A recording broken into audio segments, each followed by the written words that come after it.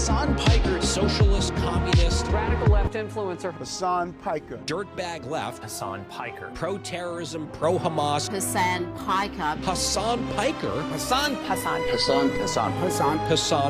Hasan Piker. Going on this vulgar rant, mocking wounded war vet for losing his eye fighting for our freedom. Have you ever heard someone mention the Streisand effect and wondered what they were talking about? This phenomena is named after actress Barbara Streisand. Sometimes when you try to cover something up, you end up bringing more attention to it than if you had just let things be. He won't condemn Hasan Piker. Remember that shit? The assemblyman will not denounce Hasan Piker, who said, America deserved 9/11, dude. the assemblyman just said in his response, Hasan Piker says America deserved 9/11. There you go. There you have it. My friends, we have toppled a political dynasty.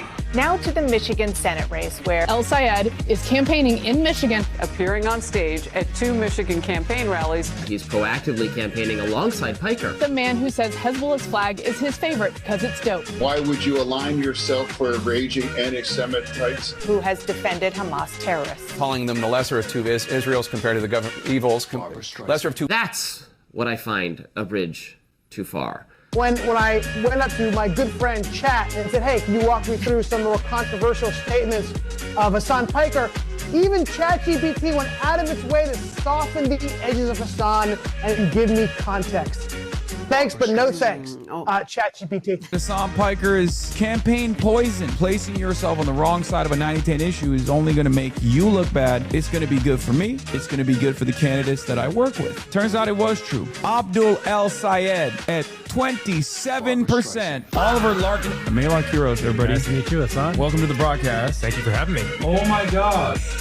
What's going on, man? What's up, dude? Good to see you again. I really enjoyed that, yeah. How you been? He's trying to get that out. Wow. What's going on, everybody? I hope everyone's having a fantastic evening, afternoon, pre-noon, no matter where you are in the world. I'm Hasan Piker, and this is the HasanAbi broadcast coming to you live from gloomy California, Los Angeles, folks. We're live and alive, and I hope all the boys, girls, and MBs are having a fantastic one because today's a beautiful day. Today's a wonderful day. Today is Wednesday, July 1st, first day of July. Pride Month is over. Pack it up, is what I say. Okay? We're live. We're alive. No more wokeness. Wokeness is done. Okay? Wokeness is done is what I would be saying if I was kidding. Wokeness is back on the menu in a way that it never has been. Because guess what? Guess what? We just selected another socialist in the Congress, okay? And the numbers are growing. Ladies and gentlemen, it's woke time. It's woke o'clock. It's over. It's done.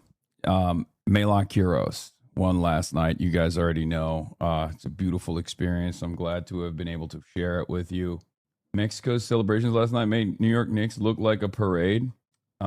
Yeah, we'll get into all of that. We'll get into all of that and more, but what a night it was. What a day it was.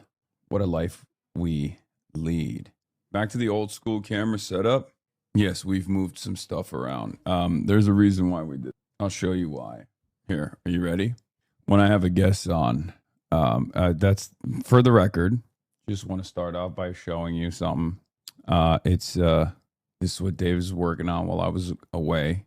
And that's what Kami says. Thank you for the 50 gifted subs. Oh my God, we're on a golden Capitran. I didn't even realize. I'm a little out of it right now. And so excuse me for being just a little out of it. But it's a little red. Okay. But that's because, you know, every time David touches the cameras, he loves tweaking it and making it red for some reason. But yeah, guest wide shot for when I'm interviewing a guest here, okay? And then guest cam single when I'm interviewing a guest here. So, and then this is my single, I guess, when I'm interviewing a guest, when I'm talking to a guest like this. So that's the situation we got, okay? Numerous camera angles. And yeah, I'll have someone clicking away on those angles. But yeah, when I have someone here that I am interviewing, I want to make sure that it's a little bit more dynamic. So that's what we're going to be doing, so that I can just like talk directly to my guest. Okay. Are you going to be talking about the New York Times? Sienna polling today? Yes. The beverage box has been moved. The bottom of the shot's blurry. No, it's just showing the monitor. Mainstream media cinematographers beat the fuck out. Yeah. Anyway, PBS getting upgraded, putting up numbers, and also trying to make it a little bit nicer as well. Victor Marx is only 1,400, 0.4 votes behind We Are Charlie Kirkmeyer in the Republican primary for governor of Colorado. HasanAbi and Scott Bottoms is doing his thing out back, taking his back shots. Milot had this cooking. Oh, no, I know. This shit was fire. We'll get into all of that and more. Honestly, 1310 suit, because you really running shit. Thank you. I'm a little tired. Not going to lie to you guys. This is part of the broadcast where I tell you about my personal news about what's going on in the world of HasanAbi Piker in between the time period where I press the stop streaming button and press the start streaming button. So help me God, that's what I'm doing. Honestly, yeah, I drank a little bit last night in celebration, as you guys saw. But more importantly, I wasn't just getting yacked out off the Henny, okay? I was off that oxygen. That's right, the oxy, straight from the source. Altitude sickness got nothing on your boy. I was fucking spamming that O2, baby. O2 boys. Oxy boys. Different kind of oxy, though. Not Oxycontin. Oxygen, okay? I was doing big whippets. Yeah. Where's oxygen, Bert? Doesn't exist. But yeah, I hung out with Maylot, hung out with Chris a little bit. And, you know, I listened to her speech. I think I took photos with every single person that has ever knocked on a door. Okay. I think like if you had knocked on a door for Maylot Quiros in Colorado 1, in Denver, Colorado, you were at that event last night and you came up to me and you were like, listen, man, thank you so much for all your work. You pulled me out of the right wing, you know, rabbit hole. And also, also thank you. Like, I'm here. I'm very excited to be here. You played a big part in that. And I took photos with everybody. That was crazy. Someone said I was Mickey Mouse. You're actually missing one because my wife knocked doors and was not there. Okay. I missed one person who didn't go to the event that was also there or wasn't there. But in any case, it was peak last night. The vibes were fucking excellent. The vibes were peak. I went to sleep and I could not sleep. And I don't know if that was due to the altitude. Could be. But I just straight up could not sleep at all last night. And I don't know how I'm going to make it through this day. I got the Professor JIANG interview. I got a photo shoot after. I got a photo shoot later tonight. Oh, it's a good thing. It's a good thing to have these kinds of problems. It's not a bad thing, you know. It's just I'm fucking busy. I got off the plane, did a bunch of phone calls, did a bunch of interviews, and now I'm here. I took a shower. I'm here. Hold on. Ask him about Pax Numerica, Patrick Bet-David presidency. Oh, you mean Professor JIANG? Yeah, Professor JIANG's going to be in the not in the building, but how's the altitude high hangover? I don't know. Don't drink boners.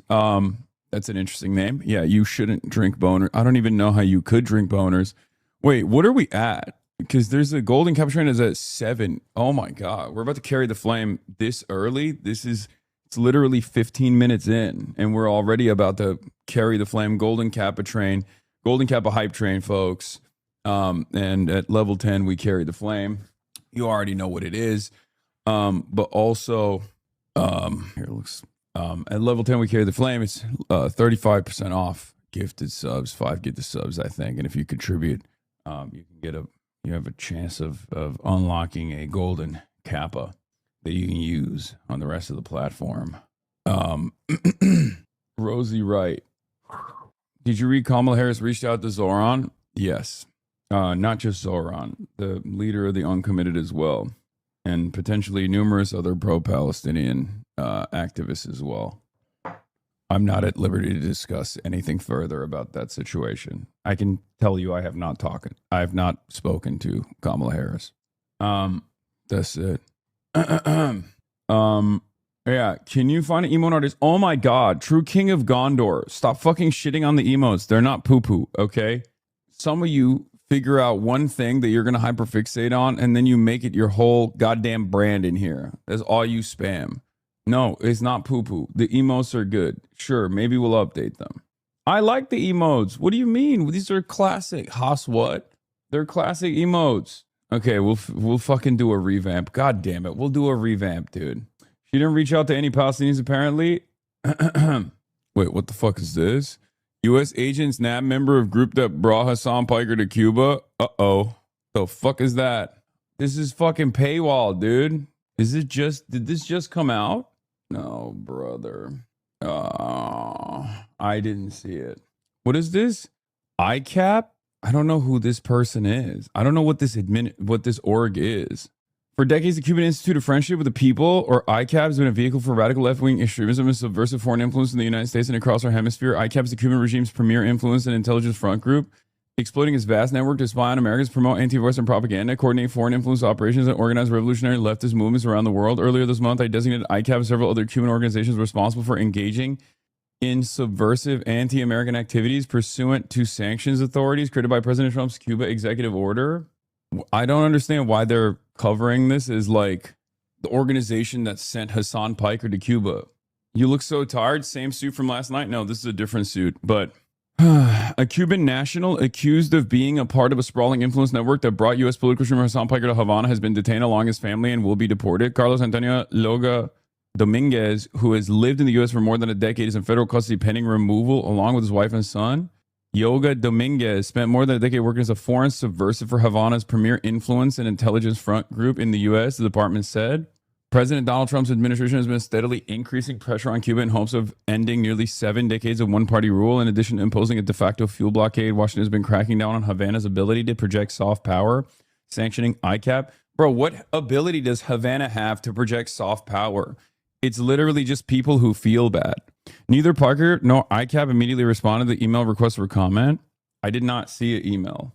Founded in 1960, the organization was thrust back into the news in March when it sponsored an international humanitarian aid convoy that delivered 14 tons of aid to the island. Among those participated were Piker, co-pick founder Medea Benjamin, and former UK Labour leader Jeremy Corbyn. Piker and Benjamin have both have been sent administrative subpoenas by the Treasury Department's Office of Foreign Assets Control in relation to that trip. Fox News reported in May. I have not received a subpoena. Neither Piker nor ICAP immediately responded to the email request for comment. Coping spokesperson confirmed that Benjamin received the OFAC request and said the administration is complying with it. Cuba insists that groups like ICAP are simply advocacy organizations, but in announcing Yoga Dominguez's detention, the State Department called it the central node in a sprawling Cuban intelligence influence operation that traffics vile anti-American propaganda. I mean, this is unbelievable. ICAP coordinates a lot of cultural and humanitarian work between Cuba and abroad and was one of the orgs that the Nuestra America convoy was partnered with. Why are you saying stop? This chatter just sends stuff to Hasan to derail the stream entirely. This is about Belly of the Beast, by the way. Let's move on from this. What the fuck are you talking about? Dog, this is possibly a news story about a far more... Oh, Denim's also... It's official. Denim's beat her court case. Level 9 train. Tell him to pump it. What? Denim's officially won her court case. Let's go. I mean, dude, so much is happening. Holy fuck. W Denims. L for H3H3 and the entire operation that they had, the entire harassment operation that they launched. Oh my God, dude, I don't give a fuck about the banner guy on the Empire State Building right now. There's like a million things that just you guys blasted me in the face with. And you're over here talking about the fucking Empire State Building guy. Jesus, I haven't even blasted off yet. And we just found out like a million things happened. Holy shit. Oh, it's too much. It's too much. Too much is going. I'm so fucking tired. I'm so tired. I'm so red. I look like I have a Mexico filter on my broadcast almost, but it's not a Mexico filter. It's like a 70s filter. Oh, and we're at level 9 Golden Kappa train. We're about to hit level 10. Anyway, all right. Let's blast off.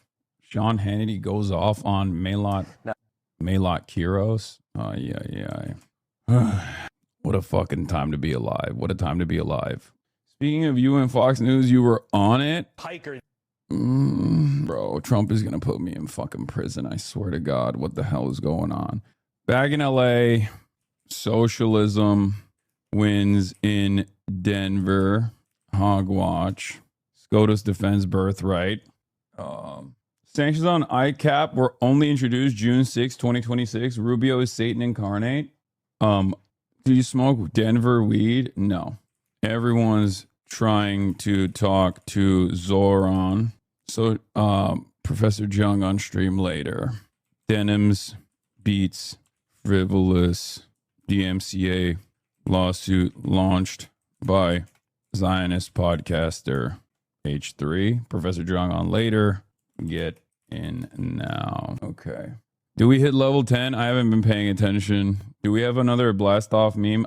I don't give a fuck about the Empire State, dude. I don't give a fuck about the Empire State. I'm sorry. Holy shit. Holy shit. The more your candidates win, the more they'll target you. I know. Dave Weigel had a really funny and really good interview with our boy Abdul El Sayed, by the way. That was fire. I know it's an Instagram link, but the McMorrow of Wisconsin has condemned you. Nice. We're about to hit fucking 1930s Germany if we haven't already hit it, and these dumb fucks are still fucking complaining about. These dumb fucks on the Democratic Party side are still complaining about people that the Trump administration is actively targeting. And they're also taking advantage of that active targeting because they also don't like us. Great. Ay, ay, ay. My Smosh vid is out too. Jesus Christ. Too much going on. All right. Obviously I'm going to play in honor of carrying the flame as always. Once again, let me blast off and then we'll carry the flame right after. Ooh. Where do I begin? Where do I freaking begin? Holy shit. All right, let's do it. Bro, you look like you're about to yak. I'm tired, man. I didn't sleep a lot. I didn't sleep at all, actually, last night. I just couldn't sleep. I was too excited. And then I got on a flight early in the morning. I got back home, and then I take a shower. I go live, and then I get hit in the face with, I'm on Smosh. My Smosh video's out. Denims wins her lawsuit against H3H3. Turns out the State Department is like actively pursuing some group that I guess like was also a part of the humanitarian aid mission that we did in Cuba that I didn't even know about. And it's like probably not the best sequence of news and events to hear about in succession, especially considering that I was kind of oblivious to what was going on. But here is carrying the motherfucking flame, ladies and gentlemen. Short time lapse of people across Denver thanking Hassan for inspiring them to get more politically involved and helping them out Kuro's campaign. And reminder that Twitter isn't real life. We will continue to carry the flame. He stood unshaken, a voice in the storm, a man of conviction, a heart reborn. He spoke the truth where the cost was high. He lived for Jesus, unafraid to die. We are Charlie Kirk.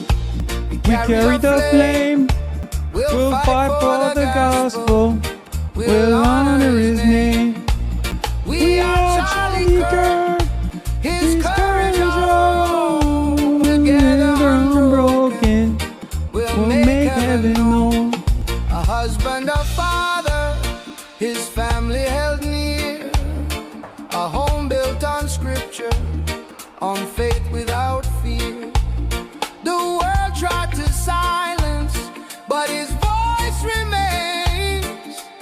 In us it echoes, in Christ it sustains. We are Charlie Kirk. We carry the flame. We'll fight for the gospel. We'll honor his name. We are Charlie Kirk. His courage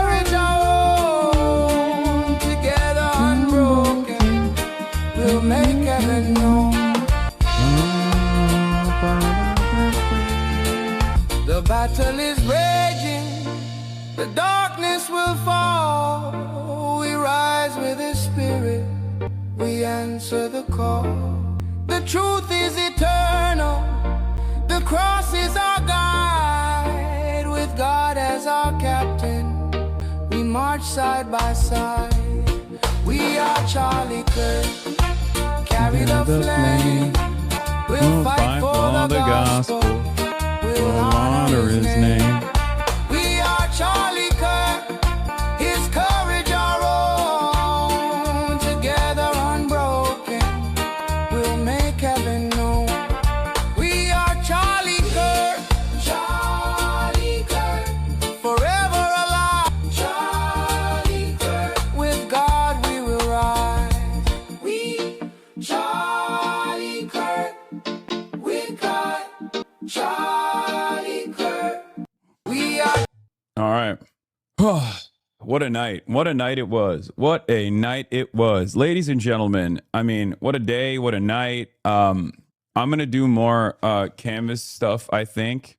I'm just going to freestyle it like we did, cuz like one of the issues when you're door knocking is you don't want to obviously like film people that don't want to be filmed at their homes. So I realized that the way we did it yesterday was really good, really impactful, really successful.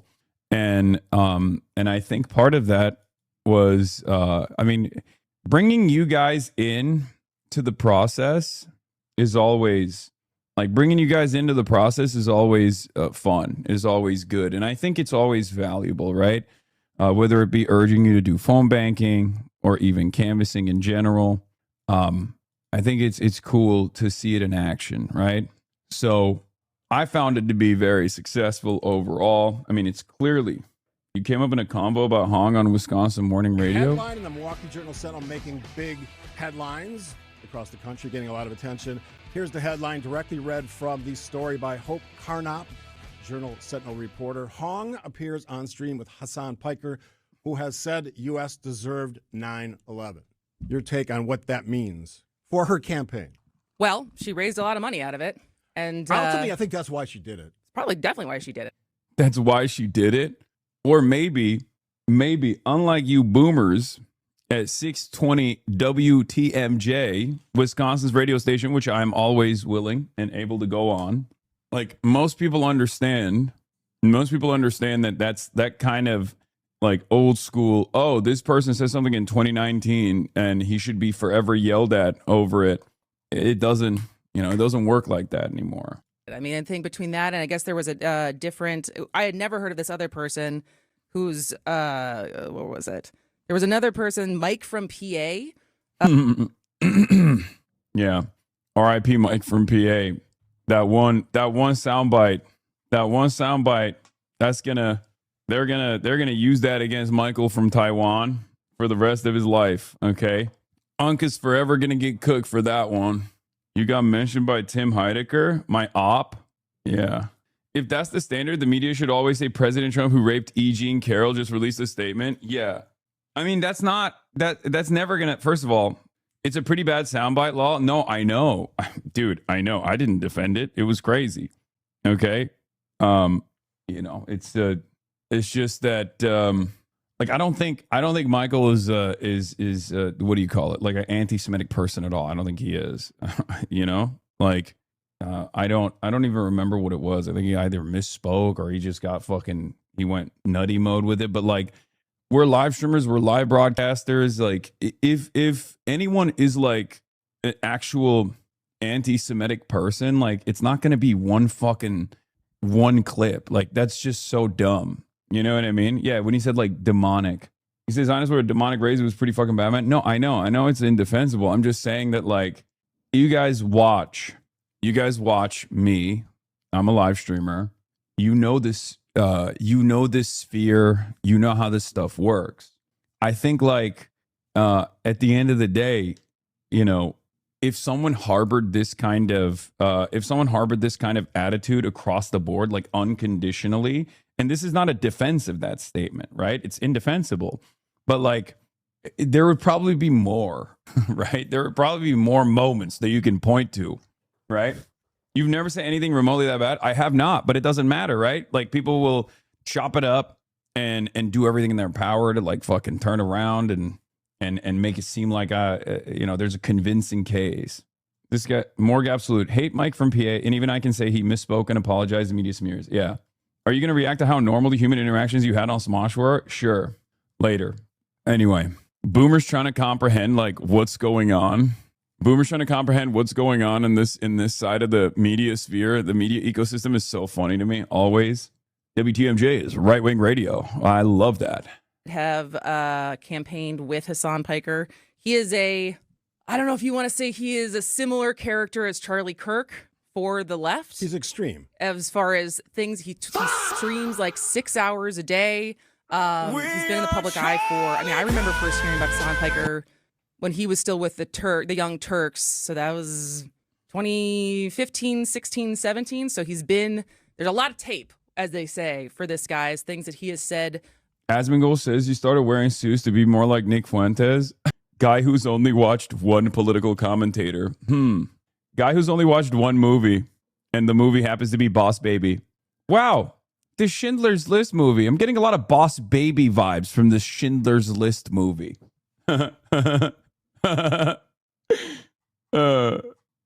Only guy in the political commentary sphere that famously wears a suit. Invented suit wearing. Yeah. This political commentator wearing a suit giving another political commentator who is a neo-Nazi who wears a suit, who happens to be the only political commentator that wears a suit. Yeah. Expand your horizon. Okay? Expand your horizon. If anyone has influenced me to wear a suit, it's Kyle motherfucking Kalinske. Okay? Asmold Potting goes to an office. Man, there are a lot of Nick Fuentes fans dressing like him in this office. I went down to Wall Street and I was shocked to see how many people were dressed exactly like Nick Fuentes. I tuned into CNN and everyone was wearing a suit. They must all be getting influenced by Nick Fuentes. Yeah, this lady clocked my ass. She said, I've known about him since the Young Turks, and it's obvious that he's not putting in the same level of effort any longer. A 6-hour broadcast, half day Hossie, except yesterday was like 10 hours, right? Over the years. And so he also has an audience of like 3 million people. And especially the people who I think subscribe to Hasan and the overlap with people who are fervent about Hong and her policies overlap a lot. So on the one side, it's hard for me to criticize this too much when we just were saying yesterday and giving flowers to J.D. Vance for going on Bill Maher, who's also said some controversial things over the years. Yeah, OG 9/11 Andy, by the way, ironically enough, like that's the OG 9/11 Andy. That like you either agree that people should be having conversations with everyone, even when you don't agree with the people that you're talking to, and that appearing on someone's show doesn't co-sign everything that they say, or you don't, right? And I think I stand on the side that that's what this show is about. We try to have conversations with lots of different people we don't always agree with, and that further understanding only happens through conversation, and the conversation doesn't mean that you agree on everything. So I think it's you either believe in that or you don't, that you can't pick and choose it, because who is the arbiter then of who's too extreme to have a conversation with and who's not? Yeah, I don't. The pattern on your suit moves awkwardly on camera. I know when it's too small. Go on this local radio show. I would, yeah. I mean, I don't disagree with that point because we made that very point on the show. I think where people will question it is people now have ballots in hand. Early voting has started. I just got mine in the mail. Is this a smart decision by a candidate who many times has been called the front runner for Democrats, and smart people like Joseph Becky said that's probably not true, but I guess we're going to find out for real in a few months, not even a few months, 1 month. It is something that you can look at, from 40,000 feet and say, is that a smart move by a candidate in the state of Wisconsin? Well, I'm not sure caution has been a bedrock of Fran Hong's campaign, right? No. Like this is. Yeah, I think none of this stuff matters. I think what matters is what you're going to do for people. Okay? I think what matters at the end of the day is what you will do for people. It's that simple. What are the policies? Are you a real one? That's all people care about. Okay? What are the policies? How are you going to help me out? And are you actually real or are you fake? That's all Americans care about. Okay? Like that's what voters should care about. And that's what most voters do care about. And for someone like Francisca Hong, like her honesty comes from her moral conviction, her courage to say the truth about certain issues that other politicians have shied away from, her consistent advocacy on certain fronts, her lack of interest in backing down, right? That's it. And what's strange to me is that these people don't get it. And I've been saying this for years. That's what's so funny about it. Like, it's almost like there's a post-Zoran universe that we live in now and a pre-Zoran universe, right? Before Zoran, I always said to run campaigns exactly in the way that Zoran ran his. It's not like I decided, oh, it's successful because Zoran won with that. That's what I used to tell the DNC. That's what I told every politician that would listen to me, right? Like, this isn't a new concept. It's actually a very basic and very old school concept. It's called democracy, okay? It's identifying the needs of your constituents and then showing them that you will earnestly fight for them. It's that fucking simple. The funniest part about this, what is this? You catch a hilarious story in this video essay around timestamp 250. Telling a What is this? Is Zootopia pro-segregation? predator that only bunnies can call other bunnies cute. You are even cuter than I thought you'd be. Ooh, you probably didn't know, but a bunny can call another bunny cute, but when other animals do it, it's a little... I am so sorry. But again, if prey are a white majority, cute is less the N-word and more... It's not really a word with any kind of heft to it, unless you're a socialist on Twitch. Side note, it's really... That's fucked up. Yeah, no, Skip and Show's dope. I feel called out, which is true. I did get clapped for that, if you recall. Anyway, speaking of candidates that made promises and delivered on them, let's start our journey. Let's go back to yesterday. And not the victory, but let's walk through the experience. Now, you guys already saw, the handshakes and whatnot, all that beautiful stuff. But there's one aspect of yesterday's experience that I keep going back to. So we did a canvas lead. We did the last canvas of the day. Chris Rabb, myself, Linda Sarsour, the GOAT, right? The legend. And we went out to an underserved neighborhood in Denver that was surrounded on all parts by factories and a newly developed data center, right? And we were walking around. A lot of people were not home, right? We had some fun conversations, but this was a really interesting moment. There was these people driving around, going to get groceries, and they noticed this big crowd and also a guy with a camera, and they stopped by, right? So we started talking to them. And we gave him campaign lit. You can see it here, right? And it was a very interesting conversation. Think about the data center that just popped up over here. We hate it. We hate it. All right, listen. So, Diana DeGette, this represented this district for 30 years in Congress, is saying nothing about the data centers because she's in the pocket of big corporations.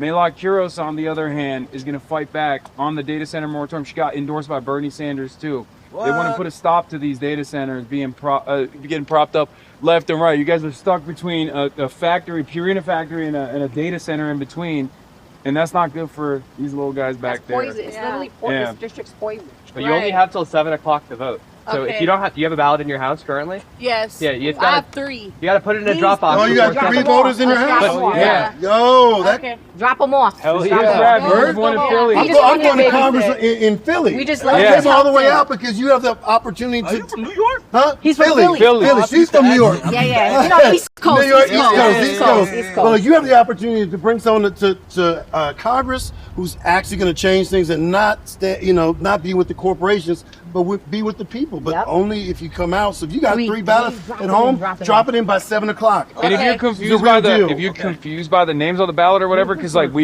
there's so many names, and it's like somewhat intimidating. There's a DSA thing, right? There's a DSA. Dude, look at Chris. He is a dynamo, man. He is a goddamn dynamo. I mean, watching him in action, it makes sense as to why they defeated the Philly machine, the Philadelphia Democratic Party machine. That man does not stop. You guys doing neighborhood canvassing without a list is insane, Lamau. No, we had a list.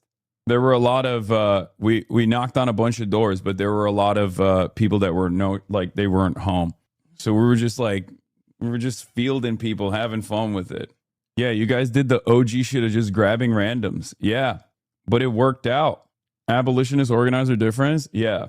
I mean, he's such a Chad. A DSA ballot so guy. Too. You have to remember, this is the pre-Van era. You used to just grab a list of voters without knowing much. Yeah. Yeah, I mean, I've done the Van stuff. I've done that for Bernard, right? Like, I have some experience door knocking and canvassing.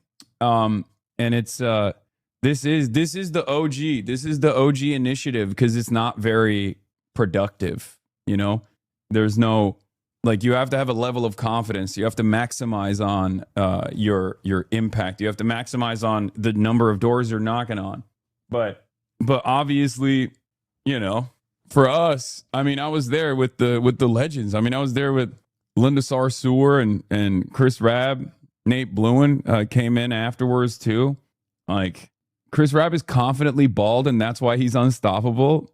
I think he's just confident, not just confidently bald. He's just confident in every way, shape, and form. He was, I mean, the man does capoeira. We don't have another person in Congress. I can say that confidently. You know what I mean? There's no one else in Congress that can do capoeira. Speaking of capoeira, I will be, when Chris is in LA, I'm going to try to get him to teach me how to do some tricks. We're going to try to make it happen. He's going to be in LA for a little bit coming up. And we're going to try to do an IRL where he just shows me a couple moves. You know what I mean? I'm very excited. Anyway, that's a secret. You know what? I'm leaking it. New capoeira filibuster tag about the drop. Dog, you're going to hurt yourself. Please stretch first. Yes. I'm a numbers guy. Yeah, Michael from Pennsylvania was right again. A few people saw that I got the New York City DSA slate predictions dead on, accurate, and wanted to see my predictions for Midnight Kuros. Here it is. Mail out by 10 to 15. Yeah, you also were wrong about Julie Gonzalez, though. You said Julie Gonzalez was going to be a marginal 1-point victory over Hicken Pooper. I mean, you were right, though. You were dead on this one. Look, I placed a lot of confidence in your predictions. I respect it. You cooked on it. ABC News, California Governor Gavin Newsom has been in touch with Zohran Mamdani. They texted each other as recently as last week. Yeah. It's got to be so funny. If you're one of these like centrist neoliberals, you got to be on fucking straight up suicide watch, right? Like if you're a centrist, if you're one of these like centrist Twitter accounts and you're watching all of these like figures that you didn't even know why you were defending, but you were defending unconditionally because you thought that represented like the moderate position in the party. Kamala Harris is trying to reach out to Zohran Mamdani. Gavin Newsom is trying to reach out to Zohran Mamdani. That's got to be a real moment of crisis for you, right? If you're one of those guys that's like, my whole life is defending the Democratic Party, and meanwhile, all of these figureheads that you've wanted to defend, all of these figures that you've wanted to defend are now chasing after my guys, our guys, okay? It turns out some of them are smart enough to recognize where this movement is going and want a piece of it, okay? Which is not bad. It's not bad. I mean, it's cynical, it's desperate, and maybe it's amoral as well if you want to consider it that, but it's not the worst, okay? So... most of them are doing the "you are here" meme, unironically. Yeah.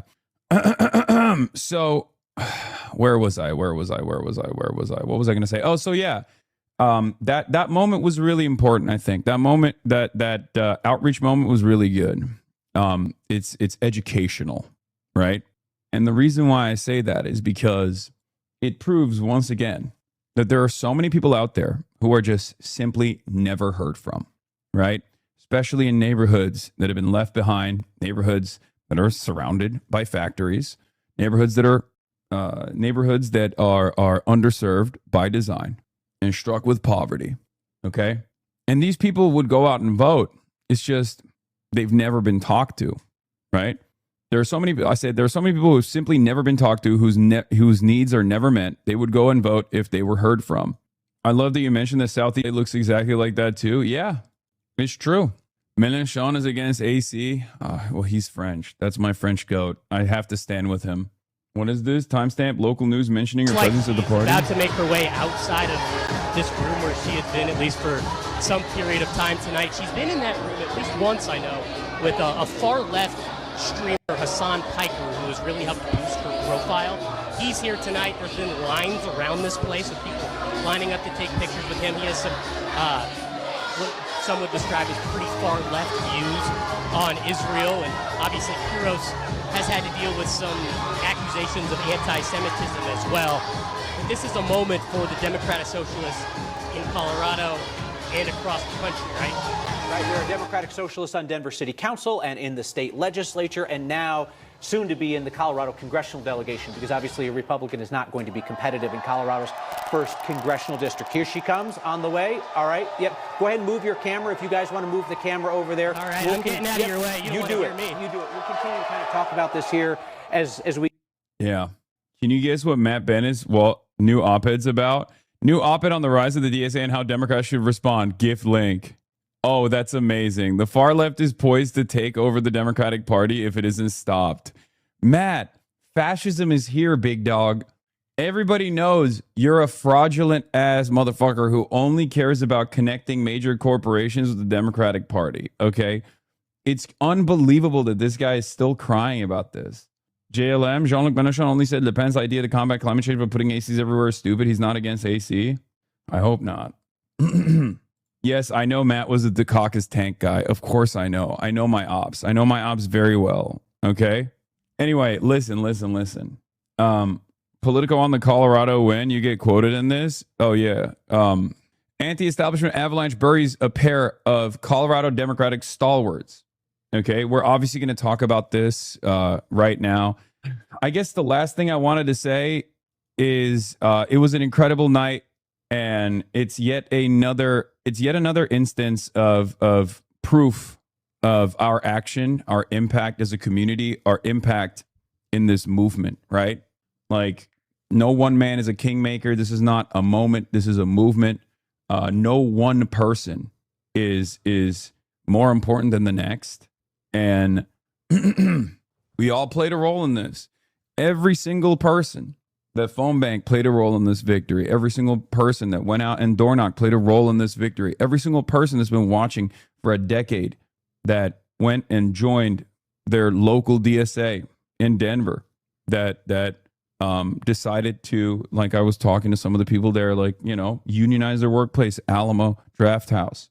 Every single person played a role in this. Every dollar raised was able to combat 3 times the amount of outside expenditure. Okay, Maylot was outspent 3-1, and in the last week, those attack ads kept coming through. Okay, and by the way, I don't even know if it's appropriate to call people like myself a kingmaker. I think it's probably a little bit more appropriate to say queen maker. All jokes aside, because goddamn, we got a bunch of queens, some kings too, but a bunch of queens in Congress is crazy. All right. In any case. Look at the vibes at the Maylot rally, and then look at the vibes at Diana Getz re-election campaign. This is a 30-year incumbent, and that's it.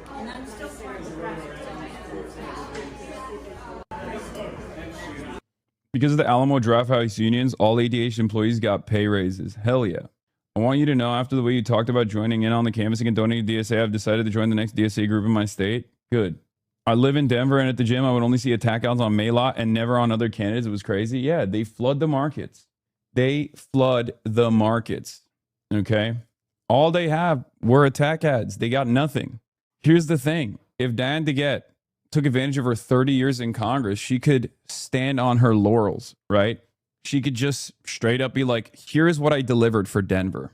Here's what I fought for.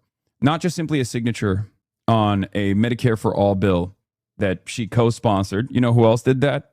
Kamala Harris, right? Not just simply being a person who sat in that role and collected paychecks and collected campaign contributions from major corporations, but someone who actually did the work. A person like that would not have been thwarted by an unknown entity that came out of nowhere. Now, of course, Melot Quiros didn't just come out of nowhere, right? I'm talking came out of nowhere for normal politics, but we're not living in normal times right now. She is, just like Daria Lisa, just like Claire Valdez, and in some ways just like Zoran Mamdani, a representative of the anger that a lot of people feel, a resentment that they feel towards business as usual politics, of the Democratic Party's feckless nature, its ineptitude, its lack of interest in representing its constituents. That's it. As long as you can actually connect with the voters, identify their problems, and offer solutions, and communicate that you will earnestly fight for their rights, fight to improve their lives, you can win. And that's where we come in, right? That's where we come in. That's where DSA comes in, right? The groundwork, the legwork, the fundraising. Because people like Melot are not going to generate millions of dollars with one signature from a massive corporation with tremendous amounts of consolidated wealth, right? They're not. This kind of movement doesn't work if we can't connect it to the grassroots. So I see myself as the connective tissue in that regard. I see this community as being able to connect with campaigns that are going to fight for all of us. Okay? I think that this community is something the left has not had for a long time. That's air cover. You can put a lot of national leftists on a campaign and give a huge visibility boost so the voters can even hear their arguments. Name rank and ad spending has always drawn us out. You give so much earned media and monetary support that a decent candidate instantly can use you as a nitro boost. That's a new factor that the establishment can't contain. You aren't part of the plan. Yeah. And that's part of the reason why the establishment does not like me and wants to take my ass out. Okay? That's it. That's a big part of the reason why so many people are frustrated with what I'm doing. Okay? I'm supposed to sit back and maybe chirp from afar. I'm not supposed to get hands-on. This community is not supposed to get more involved directly, right? And if someone is supposed to get involved directly, they're supposed to do it in the appropriate venues, right? This is an inappropriate venue because it's unbossed, unbought, unbowed, and not controllable by the party. I'm not afraid to shake things up. We are not afraid to shake things up. We are not afraid to unseat a 30-year incumbent. This seniority fetishism is part of the problem with American politics, and especially a problem with the Democratic Party. Okay? We're doing away with all of that. That's another issue. That's another broad problem within the Democratic Party, right? The idea that everyone has to wait their turn. You just have to sit around, collect those paychecks, and not really do anything, not rock the boat, never put your name out there, never put your social and political capital out there if you're a politician. You just have to wait your turn. That's what Diane DeGette had done for the last 30 years. And that's precisely what a lot of Colorado Democrats were probably waiting to do to replace Diana DeGette, trying to win favors with her, right? Never even being bold enough to try and unseat her, okay? And we took advantage of that opportunity. Diana didn't do anything, though. Do you think we can win against power brokers like Schumer, Jeffries, and Gottheimer? Gottheimer is not a power broker, and Schumer is no longer going to be a power broker anyway. And if you think about Jeffries, he's a somewhat weak power broker. He does still hold all the power in the party, power of the purse, but tides are turning. And guess what? We have to try. We have to try. We have to attempt to make these changes, sometimes by brute force. Okay? Last night was another major victory in that endeavor, in that initiative. That's it. If these guys won't fight back against the growth of fascism in this country, we'll elect those who will. If these guys won't place the interests of their constituents, the interests of the working class at the center of their movement, we'll put in positions of power those who will. That's a promise.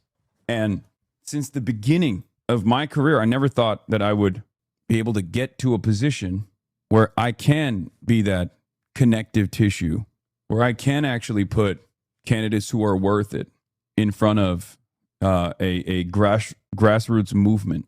Okay? Here's the reality. Diana DeGette was confronted by the Sunrise Movement, by her constituents. They said, why are you giving money to Israel? Why won't you stop the flow of weapons to Israel? And her response was, I'm going to continue doing that. Don't vote for me. And guess what? Denver, Colorado listened to that. They heard her. Not going to agree with me on this because you think Palestinians deserve to live. No, Thank you very much. No, ma'am. Did you? Hi. Yes, I did record it. Okay. Here I am. Hi, Diana. I'm Nicole Shea. Hi, Nicole. I am a delegate in Denver. I'm in 5 points. Okay. Great. Like you, I really consider myself a women's rights activist. I appreciate the work you've done. So I'm just wondering, why do you keep sending money for bombs that Israel is sending to Palestine? So actually most people think that Israel should be able to defend itself with an Iron Dome. And Oh, most people think that. Okay, got it. Oh, if most people think that, then that's fine, I guess. Oh, my bad. Well, what do you think? Do you think that it's appropriate? You know what I mean? that's what I'm talking about. But so defending themselves is different than continuing the genocide in Palestine. Correct. You're talking about different subjects, and I'm trying to ask you about the Block the Bombs Act. Okay, I'll tell you about the Block the Bombs Act. I've read the Block the Bombs Act. The Block the Bombs Act is a very poorly written piece of legislation because it's both too narrow and it's too broad. So why haven't you introduced amendments Can I finish? I Can can't introduce amendments because it hasn't been brought up. Why are you sending money to Israel to commit a genocide in Palestine? If the only issue that you care about is this issue, then you should not vote for me. And there it is. And people heard her loud and clear, right? Can you tell us how something can be too narrow and too broad? I can't. In that moment, she thought she cooked. Okay? It's that simple. Here was my farewell message Diana get last night and the Democrats at large. Night where Diana DeGette also got punished low-key for the one moment in her 30-year career where she unironically didn't do the wrong thing for demanding the majority whip position away from Jim Clyburn, who told her to fuck off. I think that's low-key part of the reason why the Congressional Black Caucus and the institutions within the Democratic Party did not lend her support. But at the end of the day, if Diana DeGette had done... Dog, you're hammered? I'm not. I was just not having a good time. I was having a great time, but I wasn't like, you're out of breath here? Yeah, dog, I'm 1.6 kilometers above water level, okay? And I'm traveling so much and I'm tired. Okay, this is on the 9th hour of a 9-hour stream after I traveled early in the morning from California to Denver. Okay, you guys need to give me a little bit more grace, please. I'm asking for it. Anything in her 30-year career, Bro, I don't know how the fuck you do it. Honestly, I was at that election party too, and I saw when you left, and I basically just woke up, and I didn't even have to fly home. You're a beast. Thank you for your dedication. Thank you, the hippie one, for understanding the amount of effort I put into this shit that most people don't recognize. Okay? would not be in the position that she's in right now. But I have to be thankful. Thank you for not retiring, Diana DeGette, because you allowed a bold Democratic Socialist to run for the seat before seniority kicked in and you were retiring, and then you hand-selected your replacement, which would have been a cookie-cutter, neoliberal, faux progressive Democrat that we'd have to defeat. We would have defeated them regardless, but it would have probably been a tougher fight. So, cheers to 30 years in service. No wonder the Democrats fucking hate me. It makes sense. Fuck, I hate me too. Here's a really simple solution though. Stop fighting the left. Join the left. Start fighting the right. Hold on. Millennial ass music. Okay, can I just say the Democratic Socialist movement that many of you are very excited about is objectively a millennial movement. Okay. Even the older, the zillennials, the older Gen Z need to fucking recognize that. You understand? That's all I'm saying. Like, millennials on top. This is my whole life. I've been embarrassed to be called a millennial. I've always said Faillennial.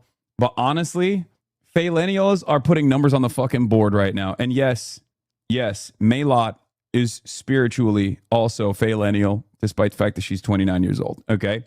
She's a zillennial and therefore a Faillennial. We went through 2016. We went through 2020. We saw the Bernard run. We saw so many defeats in the last decade. But through resilience, through steadfastness, through tireless advocacy, the Faillennials rose to the challenge and are now meeting the moment. Okay? That's it. That's it. Many of you Gen Zers who have said heinous things on the internet under the guise of anonymity don't understand how much your elders currently are fighting for you and your rights as posters. Okay? Think about the Daria Lisa campaign. Think about the attacks that she withstood. Okay? Think about the attacks that she withstood. Now, imagine your anonymous social media profile, if you were to ever run for office or any position of power, what that would look like, what your social media profile would look like. We have to just white knuckle through this process so that we can chart a better path forward for all of you. Okay? We're crawling so you can walk and then maybe run one day. You understand? We're pushing through the boomer dam that has held on to entrenched power for far too long. We're brute forcing it so that you guys one day can unseat us. Okay? When you see the elderly millennials like myself at the age of 34 doing all this stuff, I don't want to hear the slander about how we're boomers, how we don't get it. Okay? We're doing the damn thing. We're doing the damn thing. Yeah. A democratic socialist born in 1997 just beat a Democrat who first took office in 1997. Respect your elders, Gen Z. We're doing the damn thing for you, okay? For all of us.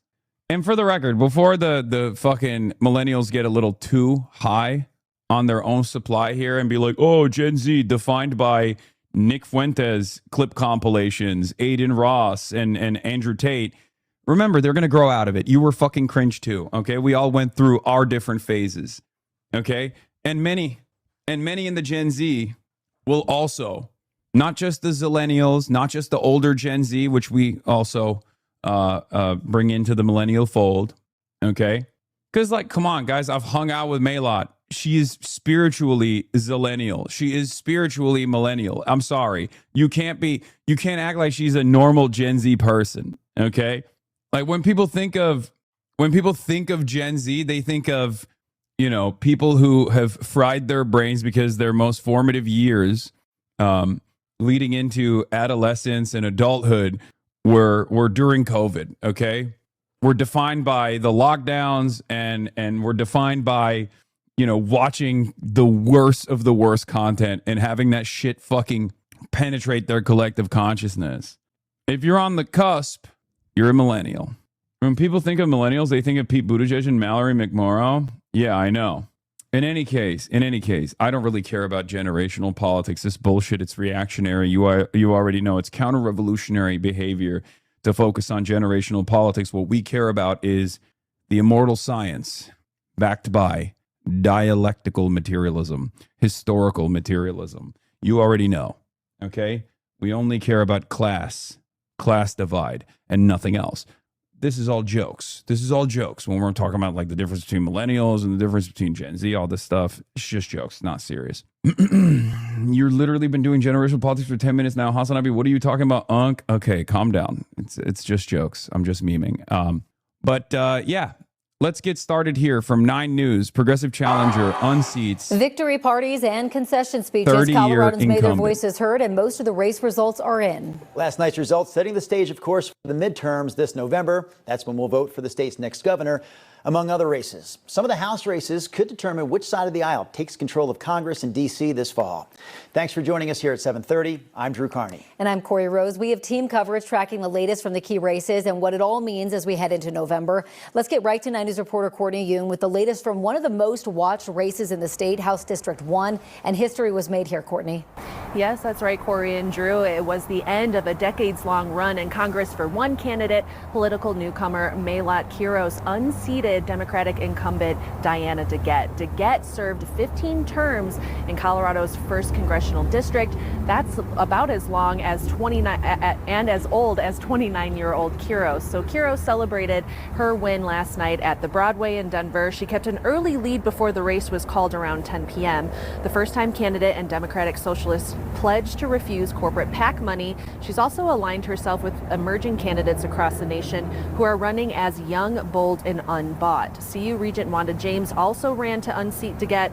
She conceded at 9 p.m. last night. Quiros has been endorsed by Senator Bernie Sanders. DeGette had support from Colorado's established Democratic House delegation. Quiros faces criticism from some members of Colorado's Jewish population over her strong opposition to Israel's occupation of Palestine. Here's her response to critics who've accused her of anti-Semitism.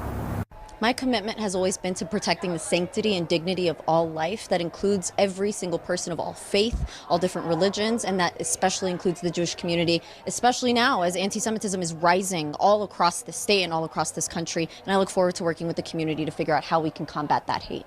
If elected in November, Quiros would become Colorado's first Democratic Socialist elected to Congress. It marks a shift towards more progressive leadership in one of the state's most reliably Democratic districts. Live in Denver, Courtney Yoon, 9 News. By the way, the chirpers that said this is a New York thing only have now, of course, moved the goalpost to, this is a plus 30 Democrat district, of course, like she's going to win there. Like, goalpost moved instantly, okay? Before they were like, oh, this only works in New York. Now they're like, well, this works in every blue city, but it only works in blue cities. And then next up, they'll say, okay, this only worked this time. It was a fluke, okay? So remember, we're just going to keep pushing through it, right? Yeah, what happened? I thought this was just a Zoran only thing, right? I thought this only worked because of Zoran. It turns out it's not a moment, it's a movement. It turns out it's not about one guy. Of course, Zoran has, been an incredible movement leader, right? He's done a fantastic job to build that momentum. But what have I been telling you? What have I been telling you? Okay? All of this is just proof in the pudding. This is literally my theory of change in action. I don't need to fucking beg people to pay attention to it anymore. Now people are paying attention to it. But what's crazy about it is that they're paying attention to it, but they're still trying to take the wrong lessons, okay? They are refusing to learn the right lessons here. They're trying to derive the wrong lessons out of this. With Zoran, they did it too. They said, oh, he's just charismatic, once in a lifetime. He's got a great smile. He's got a great social media team. All of those things are true, but it wasn't because of that. It was because he had the fundamentals. He had the policies and he had the legitimacy. Okay, you have to have the policies and you have to be able to communicate those policies in an honest manner. Did you hear Chapo glaze you yet? No, I still haven't heard Chapo glaze me yet. I've listened to some of the conversation they were having. They were clowning on Daria Lisa a little too much, okay? I don't like it. We've all cringe posted. That's my girl. Anyway, but yeah, to be cringe is to be free, okay? That's all I'm going to say. It's the same with your involvement in general. If the candidate wins, you did nothing. Candidate loses, it was all your fault. They can't make up their mind. I mean, yeah, my involvement is look, you can go and ask the campaigns what they think about it, right? And you will hear what the truth is, right? And some people have. And you've already seen it. So it doesn't matter. You are a part of it in many instances, right? So it doesn't matter what the fucking outsiders say. We know what the truth is. And ultimately, it doesn't matter It doesn't matter whether people recognize my impact or not. I don't give a shit, dude. What I care about is putting numbers on the goddamn board. Okay? What I care about is putting numbers on the goddamn board. What I care about is electing socialists, electing fighters, putting them in office. You understand? What I care about is building this movement. For years and years, I filtered this audience into the Democratic Socialists of America for a decade now. Okay? And you see that. You see that in the victory party for Zoran. You see that in the victory party in Denver for Maylot Quiros. And you see that in the victories itself, right? Sounding more like Kobe than LeBron. I don't know what that means because I'm not even taking credit for it. I'm saying we've been doing the work, and not just myself, but like these organizations have been doing the work, especially, okay, for the past decade with limited success. And the job is not finished. It's just beginning. So, you know, it's utterly irrelevant. It's utterly immaterial what people say. By the way, endorsement tracker updated. 2026 endorsement tracker updated. Contested races. Zoran Mamdani, 100% win rate. 3 wins, 0 losses, 1 contested win. AOC, 83% win rate. 5 wins, 1 loss, 1 contested win. I'm 67. 6-7. 10 wins, 5 losses, 6 pending, 2 contested wins. Working Families Party with 22 wins. It's crazy. And Justice Dems at 13 wins, 4 losses, 7 pending, 2 contested, 76%. Bernard Sanders, Papa Bernard, with 10 wins, 3 losses, and 3 contested. Now, of course, the irony here is that the best way to go about this is when all of these endorsements and all of these movements work together, right? And there are certain instances where like you can't really do that. Like with Bernie. Bernie couldn't do that with Gonzalez, right? Which we're going to be talking about in a second. Like the leaderboard that I want to look at is Jules Nader. Yeah, that's what I want to see. Update. Quiros will exceed Hamawi's margin based on the remaining votes. She might even exceed Rab still too. This result once again shows the power of the combination of Hasan the Hun and Dem socialists plus key leftist leaders. Let's go. Yeah, this is the real tracker. Okay, this is the real tracker because it shows that when there are, you know, key leftist leaders, when there are key leftist leaders like Bernie or AOC, or if it's regional, if it's New York related, then Zoran, but most importantly with the DSA, you know, I don't think there's a single race in the entire country where like the coalition of forces in some way, shape, or form haven't gotten together, right? And then we build the movement by expanding on the momentum. We build the movement by doing what? Claire Valdez was phone banking for Oliver Larkin. Maylot Quiros was endorsed by Daria Liza, right? This is something that the Justice Democrats does behind closed doors, very quietly. This is part of the reason why I was always on board with Shoykat's run, even if he didn't get the national attention from any of these other groups, any of these other institutions, any of these other organizations, right? Rab was out there immediately expanding on this victory that he put down. This is how we do it because we have nobody else but ourselves. Okay? We have only ourselves to rely on. No one else is coming for us. If anything, they're coming to stop us, right? Daria Liza was at the phone bank too. No paper endorsements at DSA.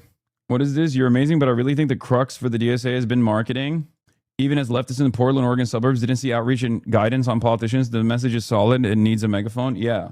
Gonzalez dropping out of that rally with Quiros was a bad move. Yeah. I mean, I'll talk about that in a second.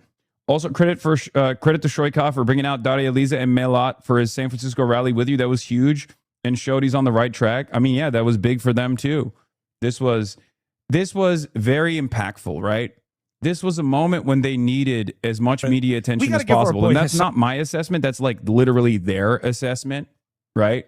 Like these are the opinions of the campaigns and of the politicians who are now going to be elected into Congress. Like they've said that. The Atlantic dropped a new DSA hit piece like 45 minutes ago. I know there's going to be more. The hits are going to keep coming. But you know what's interesting about this? I'm not so lonely any longer. Okay. Back in the day, I was the sin eater.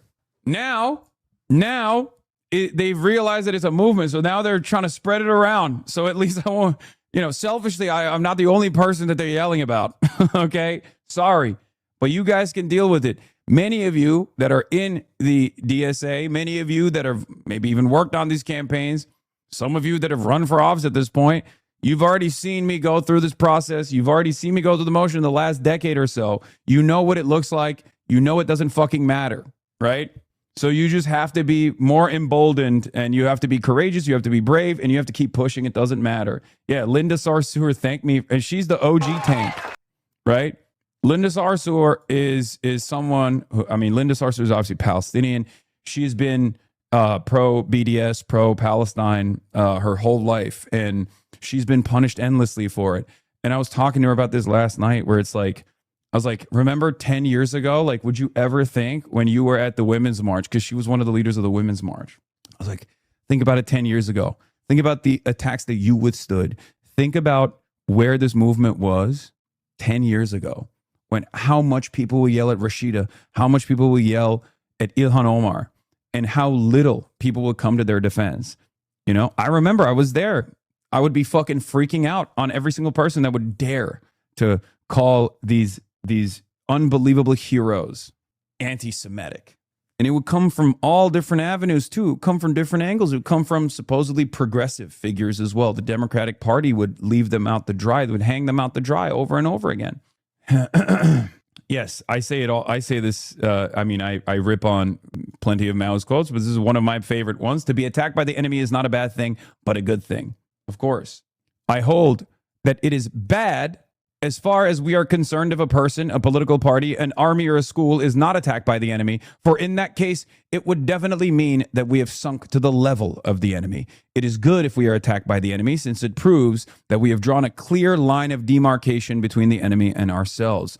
It is still better if the enemy attacks us wildly and paints us as utterly black and without a single virtue. It demonstrates that we have not only drawn a clear line of demarcation between the enemy and ourselves, but achieved a great deal in our work. That we're sending with you, because what's beautiful now is people are not going alone. You're sending a hose full of them.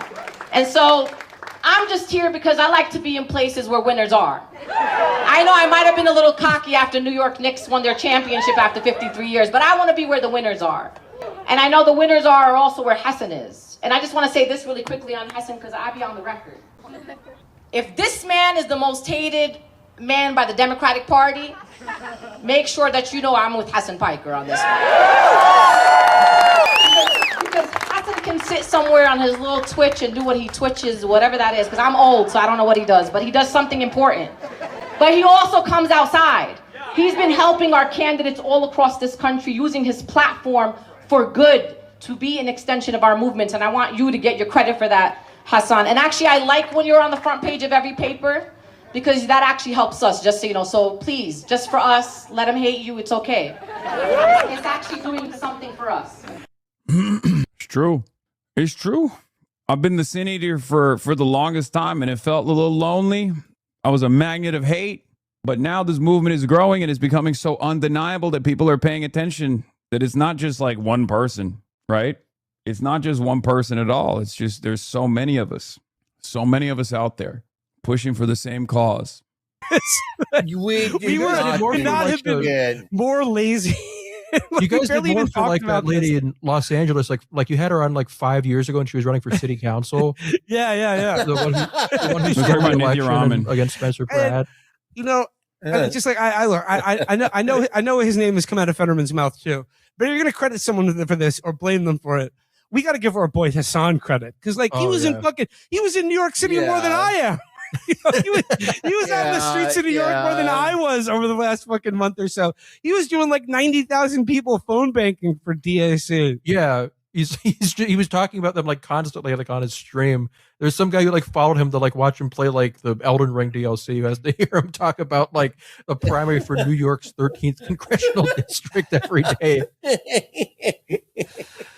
Oh man, it's the back, like as recently as 3 years ago, nobody gave a shit about any of these races, but now it's like it's a primary election for a midterm is like prime time shit. They got like Steve Kornacki bringing up the board for like a special election in Tennessee. There is so much just interest in this. So thank you, Trump. Thank you. I'll just note one other opinion piece from the Wall Street Journal. This is by Matthew Hennessy. Headline: Unleash Fetterman on the DSA. Unleash him. Unleash him. Poof. Imagine us on playing a game still. Okay, shut up. All right, I'm gonna pee real quick. Speaking momentarily but after I'll be back a in a victory second. party tonight in Denver. The 29-year-old corporate attorney turned barista has defeated Democratic Congresswoman Diana DeGette, ending one of the longer careers in Democratic political history. DeGette held that seat for 15 terms and rarely had a challenger. This year, Malak Quiros pulled off what was long thought to be impossible, and she has changed Denver's Democratic Party structure and Colorado politics in doing so. Let's listen in. Ages, of all races, of all religions, it's a clear message to take to Donald Trump. We will to put an end to genocide. So change can and show no is the message to both. That was millennial. That is millennial coded. That is millennial. I won't lie. I won't lie. The air horn is crazy. The air horn is crazy. That is millennial as hell, bro. Beer, beer, beer, beer, beer. Trump and to the entire country. I want everyone in this room to take just a moment and look at the people around you. Strangers to you just a year ago, just a few months ago. But tonight, It feels good to win, baby. tonight, together, It feels good to win. you are all, Oh. tonight, you are proof. A lot of people told us this was impossible. They said you can't win without corporate PAC money. They said you can't beat a 30-year incumbent. Establishment and the oligarchy is just too big and too powerful to overcome. That's what they said. But 1 year, 1,500 volunteers. I didn't do that. 115,000 doors. 100,000.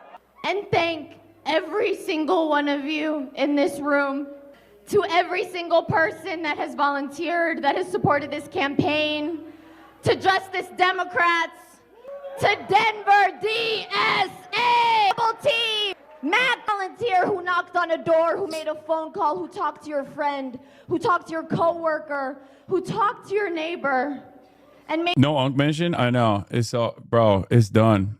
Fake. It's over. Friendship ended with Maylot. Noah San, thank you, sus. Have you worked with Working Families Party? Of course I've worked with Working Families Party in the past, and most likely will continue to do so in the future. Sure, there was a little bit of friction in the New York race, obviously, but outside of that, the Working Families Party has played a formative role in New York and many other races as well. He got mentioned earlier. Nah, I'm washed. No mention. No mention. made a choice to believe that a better world is possible if only we fight for it. Moment to acknowledge Congresswoman Diana DeGette. I am grateful for her service. Damn, she thanked me and not you. Feels bad while Bunhole gets the thanks before HasanAbi. Listen, we work real G's move in silence like lasagna, okay? And her for I'm only in it for the glaze. reproductive freedom. She helped build the community that welcomed my family to this city and to this district, and I'll always be grateful for that. Maylot Quiros mentioned in an interview today she thinks of you as a coworker and not a friend. Coworker wig.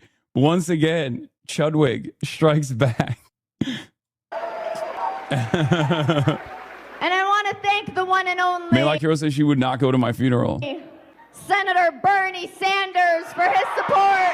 Progressive run in Colorado, across the country, across this state for inspiration, for solidarity. Tonight we saw wins down ballot. We saw Cello win. We saw Iris win. From coast to coast, from every country. I didn't do that. About why this campaign matters, because it matters for what comes next. When I wrote a letter defending students' rights to protest the genocide in Gaza, my law firm told me, take it down or you're fired. Flinch because I stood by every word and I always will. I know that will not be the only moment where those in power will tell me to change my tune, to not rock the boat. That seems to happen a lot in Congress. But here in Denver, we stand by our values and we stand for community. We are days away from embarking on the 250th anniversary of the founding of this country. I've been thinking a lot about what that means. The promise is made, the promise is unfulfilled, that this country belongs to everyone who loves it and what it stands for, not just the people born here, not just the people who look As a radical centrist, I'm deeply disturbed by this hate-filled speech. It reminds me of Zoran's hate-filled victory speech. Yeah, I agree. Talking about, is this true? If so, wild full circle moment. The law firm that fired Melot Kiros for speaking out on Palestine is where the Obamas first met. Wait, no. Could not have contrived a more on-the-nose plot twist regarding Zionism and PMC racial politics when I wrote this 2 years ago. The rise and fall of baby boomer Zionism. Zionism has long been the tip of spear aimed at the heart of the multiracial left. Local news mentioned in Denver last night. Wait, we already saw this. They weren't not only down when those older, maybe more... We saw this already. Yeah. They put out a concession speech. I want to congratulate Melot Kiros for her victory last night. And I want to wish her... Bro, last night she was like, oh, it'll take a couple days for us to know the final results. It didn't take a couple days. All the best in her future. I also want to thank Wanda James for her years of involvement and service to this community. Thanks to all my friends and supporters who have lifted me up in all of my years in public service. And thanks to my intrepid campaign staff who fought until the bitter end to get our message out. Job number one is standing up to Donald Trump and protecting our democracy. And along with thousands of constituents, I want to thank all of the staff from my congressional office, both Denver and DC, for consistently serving the residents of the 1st Congressional District over the years with commitment and compassion. And I want to thank my family, my sisters Kathy and Kara and my brother Rick and their families, my wonderful daughters Rafaela and Francesca, who have never known a time when their mom was not in elected office and whose families keep them strong and centered. Yeah, I mean, look, it's a basic concession speech. It's expected. Also, The Atlantic has continued New York Mag's tradition of not fact-checking Jonathan Chait's lazy, error-laden column. Chevalier won a primary for Congress, not the State House. He also misspelled my name. This is not his first article he's written about me, by the way, so it's kind of crazy that he's still misspelling my name. Hasan Piker, who is one of DSA's most influential advocates, campaigned for several of the candidates it has endorsed, said recently at an event, I wish they'd stop calling me a radical. None of these people, he said, gesturing to the crowd off screen, are radical. They just want healthcare. They want an end to American militarism. They want to spend money on roads, on infrastructure, on schooling, on healthcare, rather than bombs overseas, which I assume Jonathan Chait followed that up with, he is actually a radical and a terrorist, and here is why. Okay? I suspect that article that he wrote follows it up with, no, he is actually a radical. He is actually dangerous. He is actually, he's in support of, yep, here it is. Yet Piker himself has followed the DSA's militant line, repeatedly praising authoritarian regimes such as China's, Cuba's, and Russia's, as well as terrorist groups such as Hamas and Hezbollah. He has said that his closest existing model for an ideal society is China, which does not have progressive social values or especially generous welfare state, but does have a communist ruling party. I like that there is no nuance afforded to this analysis, especially considering that in that interview, I described the many criticisms that I have. I have never praised Russia, by the way. It's ironic that they say that. Doesn't really matter. It's bullshit, but nobody gives a fuck, right? And as far as the interview that I did, where I said the closest existing version, as far as the economy goes, the closest existing version of what I would like, as far as like responsive politics, as far as a centrally planned economy, would be the Chinese system. And the results speak for themselves. 800 million people lifted out of extreme poverty, unbelievable levels of rural development that has taken shape in China. That is what I would love to see in the United States of America. But there are certain concepts in the Western world that I grew up with, that I maintain is profoundly important. Due process, free speech, and things of that nature are very important to me personally, right? I'm glad you're clarifying this. Dog, I clarified this in that interview. Okay? I want our spending priorities to be centered around the needs of the working class. I want to improve the working class material conditions. Okay? These guys know, or many of them don't even know, but ultimately none of them care. Especially when he says he's praised authoritarian regimes such as China's, Cuba's, and Russia's. Like, what do you mean I've praised Russia? I have not praised Russia. I don't think the Russian kleptocracy led by former KGB agents turned oligarchs as a consequence of the shock doctrine deployed, the liberalization that destroyed the post-USSR Russia. I've never showered it with praise. Why the fuck would I do that? They think the Crimea River clip is Russian exceptionalism. I know, it's so funny. Would they always be like, oh, you said Crimea River? It's like, big dog. My position on this, albeit sometimes a humorous quip where I say Crimea belongs to the Tatars and therefore it's Turkish territory first and foremost, is utterly immaterial to what has already taken place. Okay? And it's always people who are pro greater Israel project that try to go, oh, it's hypocritical. You think I have an ownership stake in the same way that you feel an ownership stake in the greater Israel project? You think I have an ownership stake in Russian irredentism? I don't.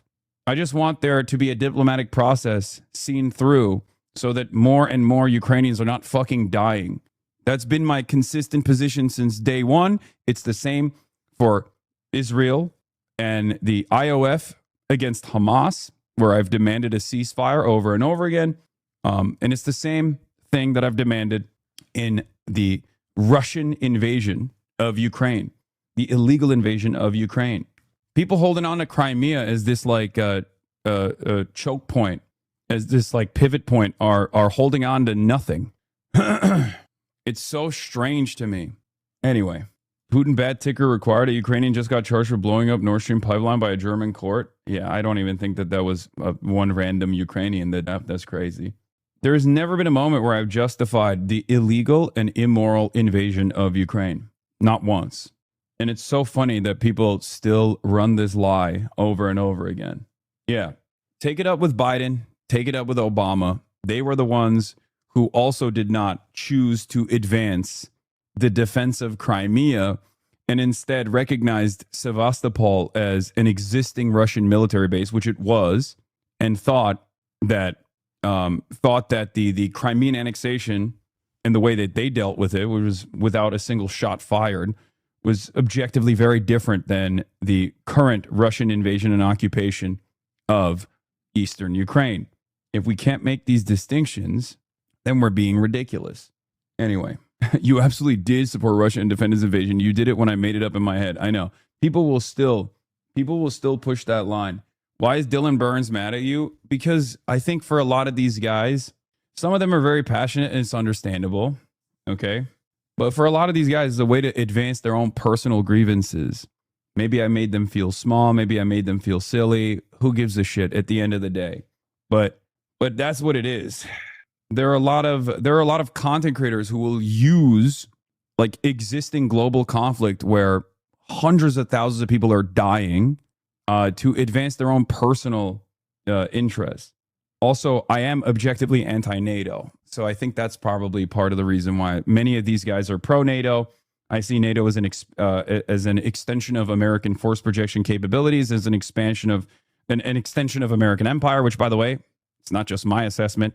Mark Rutte has openly admitted that that is precisely what NATO is, right? I'm in favor of diplomacy. So I think that's part of the reason why a lot of people will just like use anything and everything they can, because having a reasonable argument, having a reasonable conversation around what NATO is doing and what NATO has done is obviously not going to be favorable for a lot of people. I think it's far more defensible than many aspects of capitalism, by the way, from the perspective of like, being a bulwark against Russian irredentism, which Vladimir Putin has straightforwardly proven, right? It is real. It's a real fear. It's an understandable fear. Not gonna lie, your analysis had a good friend of mine call me stupid because I said Russia was definitely going to invade Ukraine. I didn't think so, and neither did the Ukrainian government at the time, because no one expected Vladimir Putin to be that fucking crazy. Anyway, let's see what Sean Hannity had to say. Mayla Kiros wants to upend our way of life, replace that with what, a Soviet-style socialist, system. Step one, getting rid of ICE. Step two, making all illegal immigrants citizens. Take a look. What's your vision for abolishing ICE? Yeah. I mean, it's just that we abolish ICE. This is an agency that started in 2003. We had immigration enforcement before ICE existed. We'll have it after it exists. But the thing that I don't think we talk enough about is also what that reform is going to look like. Abolishing ICE is just one step, right? Democrats have been in power multiple times over the last few decades and did nothing to address the immigration reform that we actually ICE need. expenditures, increased spending. Exactly. Yeah. And so I think there has to be an immediate pathway for every single undocumented immigrant that's here in this country today. Now, you might have noticed that many of these socialist lunatics are kissing the ring of a guy by the name of Hasan Piker. Now, this is a rich kid turned socialist podcaster who loves communist China. Shawnee baby, we were supposed to have a little tete-a-tete. We were supposed to have a convo in person. I was going to come to your compound in Florida. Shawnee baby, why are you talking about me but not to me? You stop responding to our emails, Sean. What the hell? What the hell? His cheeks keep getting fatter every day. It's so funny. I don't know why he's getting so bloated. Communist Cuba, but seems to not like the USA. In fact, at least unlike Jonathan Chait, he's saying I praise communist China and communist Cuba and did not say I praise Russia. In fact, he once proclaimed that we, the U.S., deserved the 9/11 terror attacks, and sadly, Mayla Kiros seems and that to he agree hates with this fucking country so much. Wait, what? this. Take a look. Was 9/11 an inevitable consequence for America based on U.S. foreign policy? This is such a crazy thing to still, multiple decades later, advance as though 9/11 was just randomly a thing that happened because they hate us because they ain't us. This is established at this point. Okay. I don't understand what the argument is, man. It's been 25 fucking years, dude. When can we finally acknowledge that American destabilization led to 9/11? I'm not even alone in this. This is one, an issue where there is academic consensus around, and two, even the people that were the godfathers of the post 9/11 global war on terror, the neocon movement, the people who were pivotal in using 9/11 to advance their own agendas in the Middle East, unironically have already acknowledged that 9/11 was a byproduct of our destabilization that led that went on for decades before 9/11. How conservatives think bin Laden chose to do 9/11? Yeah. New York Post says Colorado Democratic Socialist candidate called 9/11 terror attacks inevitable due to U.S. foreign policy. This is unironically a concept that comes across as far-fetched, I guess, in mainstream media circles still for some reason. But this is something that most Americans understand. This doesn't mean 9/11 is good, by the way. It's just analysis. Okay? That's all this is. Where is it? Oh, here's Glenn Greenwald. The level of willful blindness and emotional immaturity when discussing the 9/11 attack a full 25 years later is stunning. The U.S. wasn't chosen randomly. Of course, decades of U.S. violence and dominance in the region played a significant role in the attack. Forcing people to pretend this isn't true out of some solemn reverence for this attack is repressive and deceitful. It would be like saying that Israeli violence and repression played no role in the October 7 attacks. Even the CIA has a doctrine to observe this causal relationship. It's called blowback. Also a very famous podcast by a friend of the show, Noah Colwyn. Okay? And Brandon. Identifying the cause of X is totally unrelated to the question of whether X is justified. It's good to see that these dumb attacks are losing their potency, as the candidate who said it, Mayla Kiros, basically won a congressional seat last night in Colorado, defeating a worthless Democratic incumbent, pointlessly filling that seat for 30 years. Sex Pestany is threatening to kill you, by the way. Yeah, I know. I mean, what else is new? That's not new, by the way. That's not new. He's been doing that. He does that every couple of months, if not it increases the frequency in which he does that. You're lucky your ops don't know the true source of your power. Yeah, that's true. An army of witches casting protection spells at all times is what holds my career up. Okay, but Are you taking it seriously? What am I supposed to do, man? Actually, I don't. Like, I mean, oh shit! Sean Hannity addressed his cheeks. Thanks to everyone who has checked in. I've already addressed it several times on my radio show, but while training, I developed a painful pinched nerve on my neck. My doctor put me on prednisone to reduce the inflammation, and while it's helping, it led to laryngitis and some puffiness, which is normal for this medication. I'm fine, recovering well, and still training. But apparently, a few weeks of prednisone has generated more social media commentary than 30 years of rating success. I appreciate all the concern and well wishes, including from members of the left-wing media. Sorry to disappoint them, but a pinched nerve, a raspy voice, and a puffy face aren't taking me out anytime soon. Yeah, he was training his knees so he can sufficiently please the big dog Donald Trump. Hey, it has been months since you offered to debate me on your show, then pushed it back, asked to push it, and stopped answering my team's calls indefinitely. It's time to talk to me rather than about me. Is that good? Call him a hamster? Maybe he's challenged? Yeah, that's true. Hey, Sean Hannity, it has been months since you challenged to debate me on your show, then asked to push it back indefinitely and stopped answering my team's calls since you issued a challenge to debate me on your show. That's good. If he wants ratings better than his puffy cheeks, he should have you on. True. He's on injury timeout. I wish you a speedy recovery. Okay, that's good. He's not carrying the flame? No, that's fine. Now, Mayla Kiros wants to. All right, let's continue. Inevitable in the sense that we destabilized a lot of the Middle East, that forced people to believe that another act of violence was the only response. Now, there is one thing that these communists hate more than America, and that is the world's only Jewish state. That, of course, would be Israel. In fact, Kiros was fired from her job as That's awesome. I love when these guys immediately hit that line and they're like, they very clearly are criticizing the world's only Jewish state. How dare they?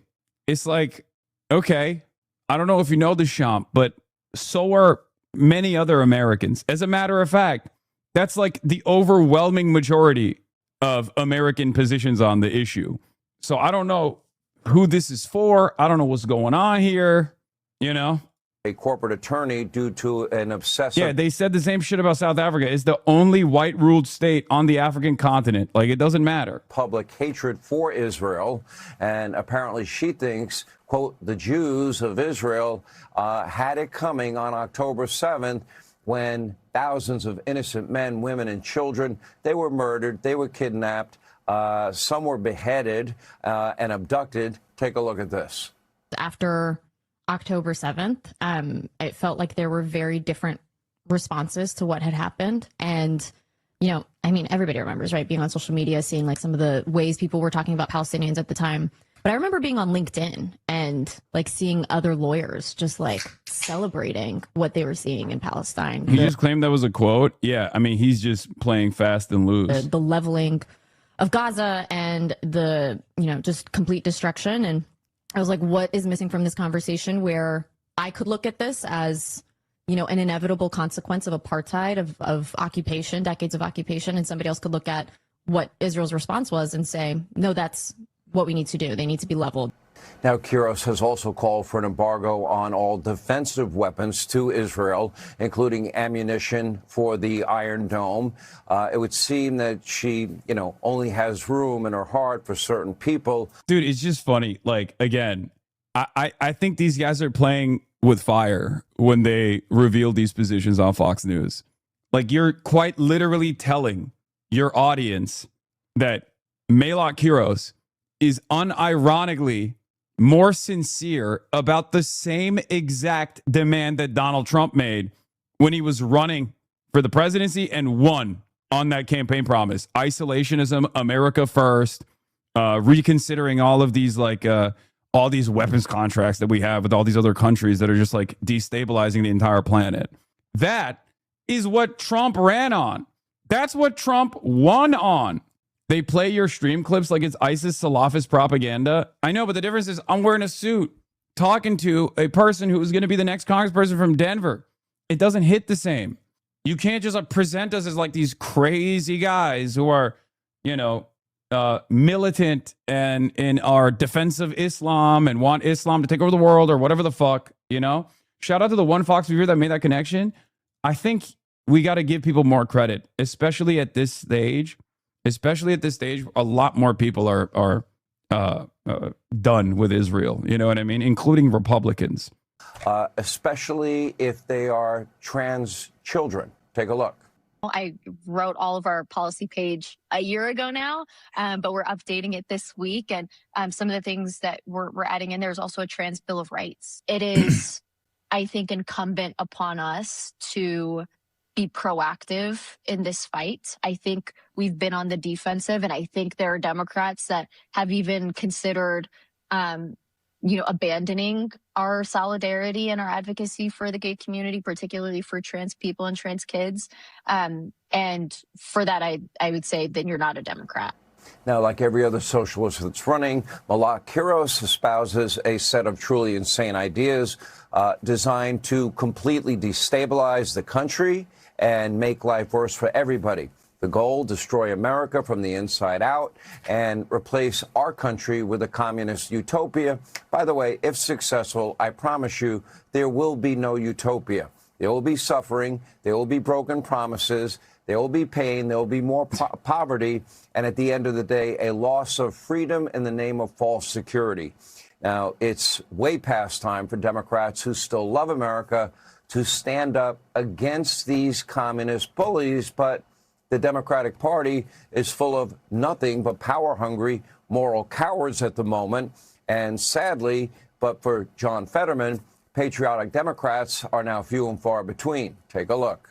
There is such a polarization, partisan split on this issue, the largest that I've ever seen. Just take a look at this. This is where it really gets interesting and I would dare say a little bit nutty. How proud to be an American. You know, among Republicans. I think it's just stupid to, like, this is to demand stupidity, okay? Like, I want to be proud of America. And there are certainly concepts that America has defended, even though the Trump administration is trying to destroy them, that are great, redeemable. We should be proud of them. But there's plenty of things that America has done that, you know, we shouldn't be proud of, right? We have this legacy. We should be honest about it. We can't advance American society. We can't change the American trajectory if we don't acknowledge some of the existing issues and some of the issues of our past. So when these guys on Fox News say, oh, these guys aren't proud to be American, what the fuck? It's like, dude, we want to fix these problems, okay? America has tremendous promise. America has tremendous potential. But we're just casting it aside. We're throwing it away at the altar of profit, at the altar of super profits for a handful of parasitic capital owners that don't have any loyalty to America or, more importantly, to Americans or anybody else. It's that simple. That's why I always say, like, look, America, the entity, is one thing. Americans is an entirely separate thing.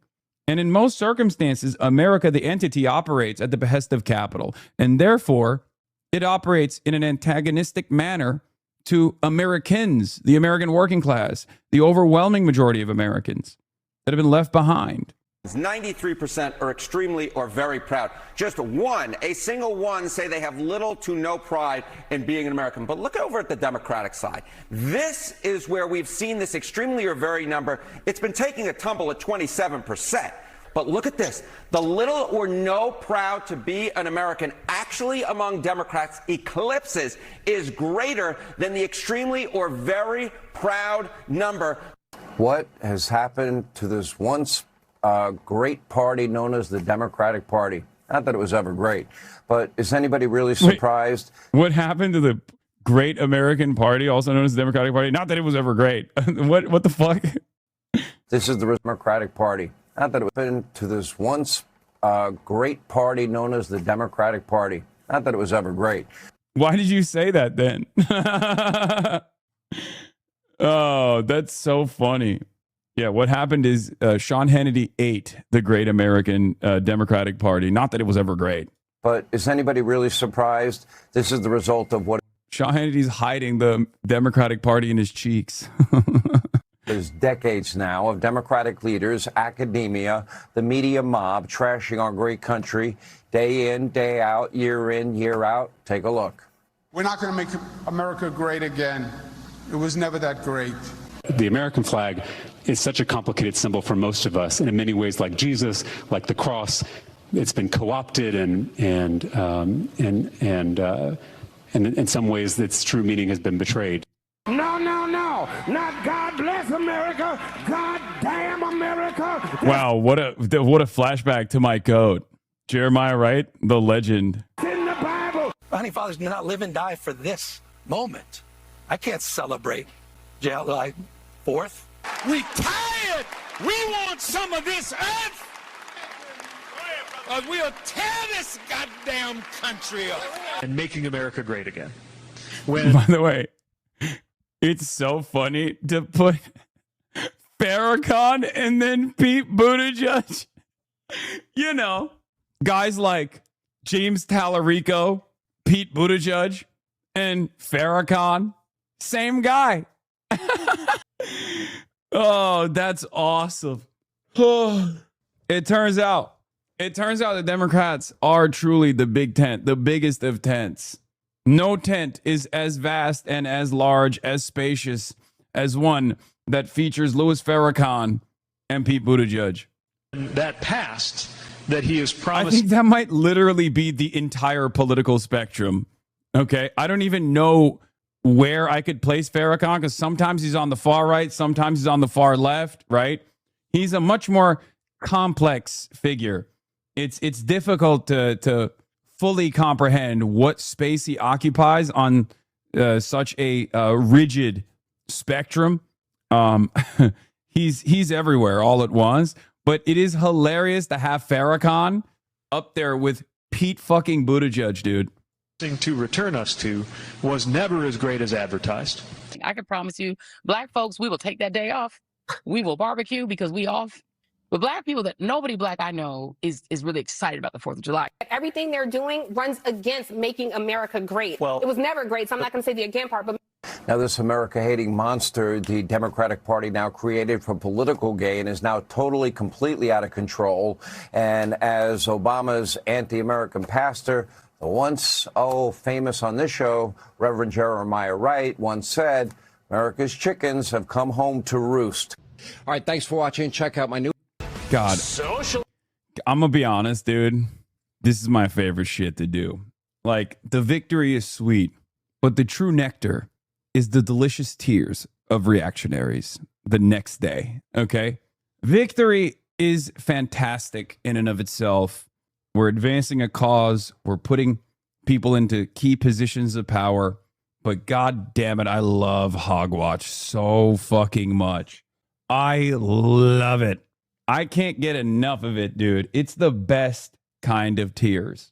Oh, how delicious the sweet nectar is of reactionaries crying about socialism growing in this country. We must put an end to it. It's not just for the Big Apple anymore. Democrat socialist Malat Quiros beating longtime Democrat Congresswoman Diana DeGette in the Denver, Colorado district primary. Watch. They're running fists in Colorado, across the country, across this state for inspiration, for solidarity. Tonight we saw wins down ballot. We saw Cello win. We saw Iris win.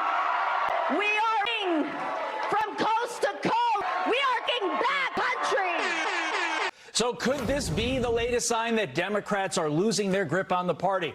Our next guest has been telling us this was going to happen, that socialists would try and take over the party and then the country. Host of Politics in Perspective, Tom Del Beccaro. Tom, is the socialist spread officially upon us with this result in Colorado?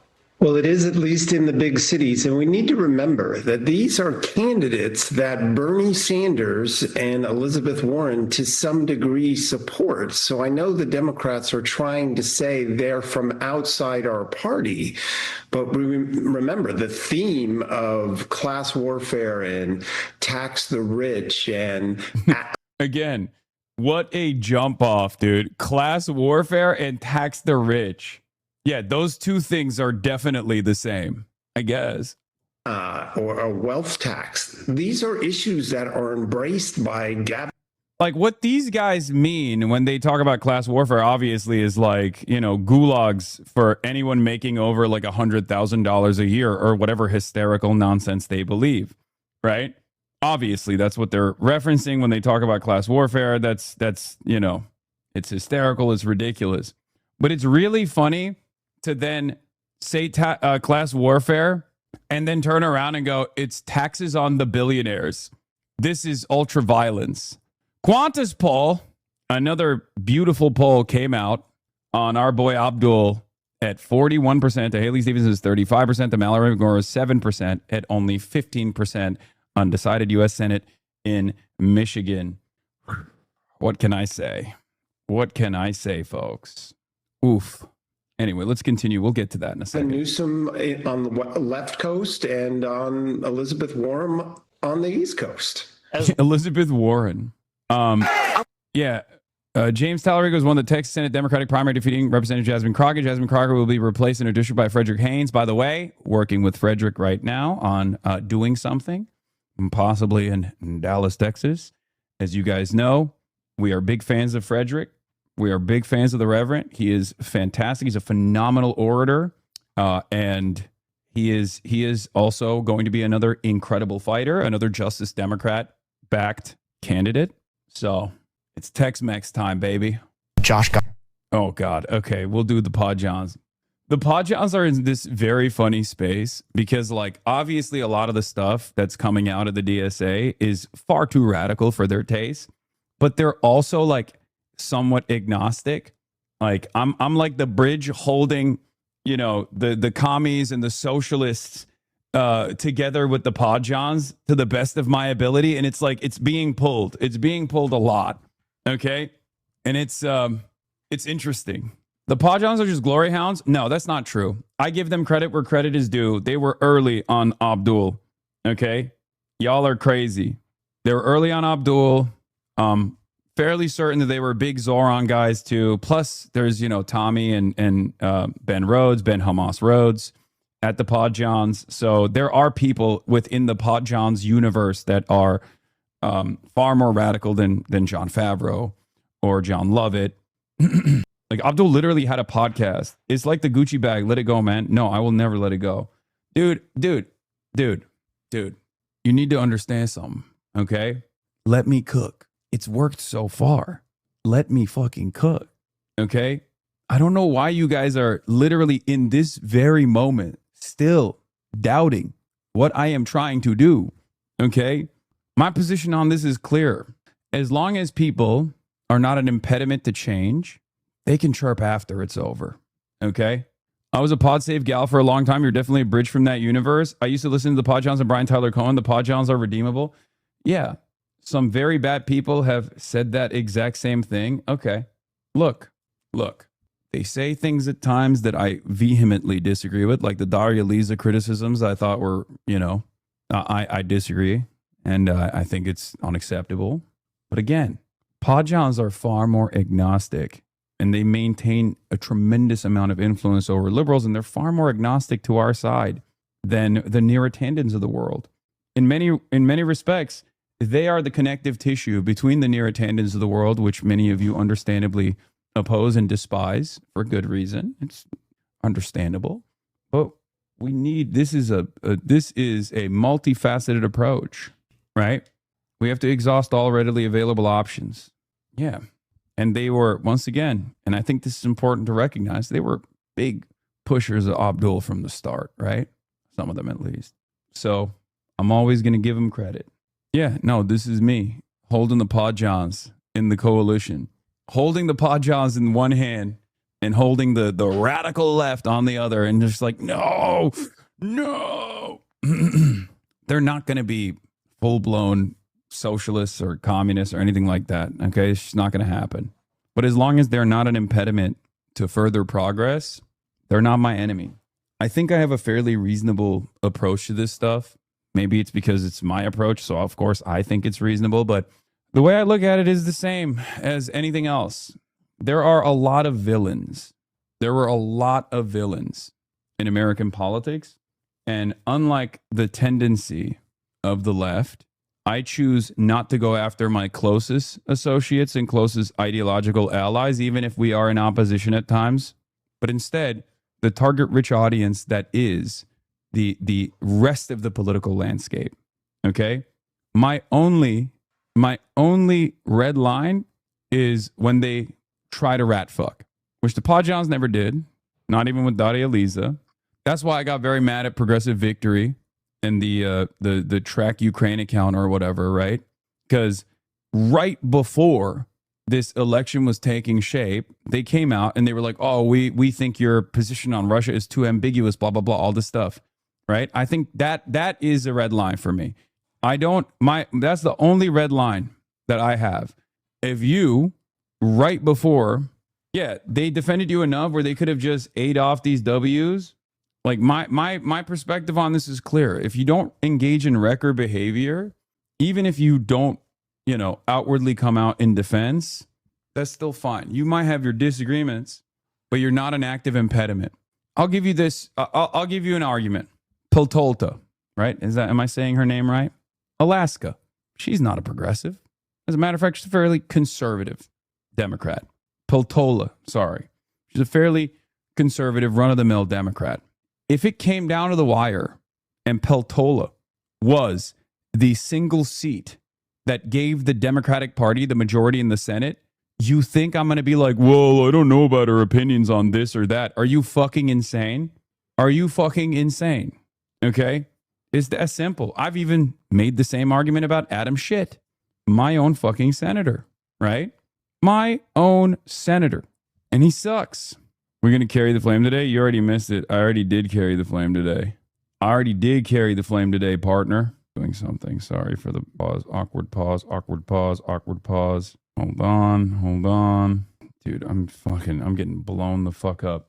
All right, let's get back to this. Well as Hasan Piker, the far left firebrand. Here's what he told Fox and said, it's just the beginning. Watch. I think progressive politics, left populism, a politics that centers the needs of the working class can work in every district, in every state. That's why I kept saying over and over again, it's coming to a city near you. Okay, Tom, but both you and Hasan actually said a key word in your answers. The word was city, because it's important to note that I said district and state as well, if you want to think about the words that I was using. I said district, I said state, I said every district. I didn't say just this district, I said every district. John Hickenlooper, also in Colorado, but in the Senate, which is the entire state primary, actually fended off his progressive far-left challenger. Yeah, and I think it's important to recognize what took place there, right? It's important to recognize what took place there, which we are going to be talking about with respect to the Senadora, the campaign that didn't make it last night. What does that tell you about the real potential for this to grow? Is this just a city thing? Have the states said, we're not going to go so far with a senator? What say you? Remember in history that the cities are always more liberal than the countryside, but it starts somewhere. So London was more liberal than the countryside, but the Labour Party grew eventually throughout the country. So this is a coming thing within the Democrats that is spiraling a bit. But I'm not saying it's going to be accepted in Indiana tomorrow, but it is a warning sign for the Democrats today as a party. The country sees it on the horizon. Switching gears to a race involving one of these far leftists. Going to Maine now. A new Fox News poll on the Maine Senate race shows that Susan Collins has a small 3-point advantage over Graham Plattner. But more of Plattner's supporters say they are extremely motivated to vote this November compared to Collins. Tom, you well know you chaired a state Republican Party out there in California. What should the Maine State Republican Party do with that information, with this latest Fox News poll? Well, remember that Susan Collins has made a living off tight races and seems to win each particular time. This is an off-year presidential election, which tends to favor the... Mike looked at this poll as bunk. I know. We'll cover it too. It's so strange, by the way, that like Neera Tanden and all of those are like, they're describing Jeet's reverse Mao. Time for a reverse Mao. First take the cities, then the countryside. Okay. You know what's funny about this, by the way? This is literally the Bolsheviks. Like, yeah, this is just called a proletarian revolution, spearheaded by spearheaded by Vladimir Ilyich Ulyanov, also known as Lenin. So that's not wrong. There's different. Look. There's many ways to skin a cat, right? That's the statement. I've always found that to be a weird thing to say, but that is the descriptive. Actually existing socialist experiment that led to the USSR. So, you know, Lenin. Yeah, it's just any socialist movement in Western Europe of the late 19th and early 20th century. Yeah, the DSA does rely on city activism, not because the cities are more left, but because that's where DSA activists are concentrated. Got to get those numbers up. No, I think the other reason why is also because the cities have better public transit in comparison to rural areas, okay? That is a huge part of this. That's why if you look at the state of California, the places where the DSA was most active was San Francisco until it got fucking eviscerated by the tech neo-feudal overlords. Okay? It's density. That's part of the reason. Because look, the proletarian revolution or revolutionary organizing in the aftermath of the Industrial Revolution took place at the assembly line. When you're packaged together, it's much easier to unlock class consciousness. It's much easier to immediately recognize the antagonism between yourself, your fellow workers, and your bosses. Okay?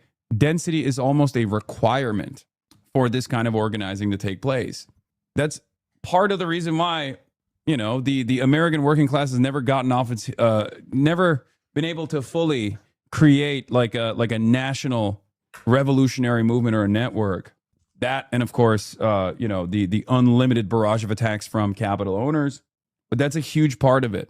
You have to be around your fellow men and women to recognize how similar your interests are, how similar your class interests are. And that's part of it. It's part of the problem in America. It's really hard to organize in suburbs or especially in rural areas. It's too far apart, too few shared experiences, too much conservative interest in property ownership. Yes. Density is a secondary factor. The big deal was the fucking lecterns who are unironically the 19th century Twitch streamers. Yeah, this is the Pravda, baby. Straight up in some ways. I mean, I don't take myself that seriously, but it can work. It's just we have to be the third spaces. We have to build the third spaces, and we have to be the third spaces.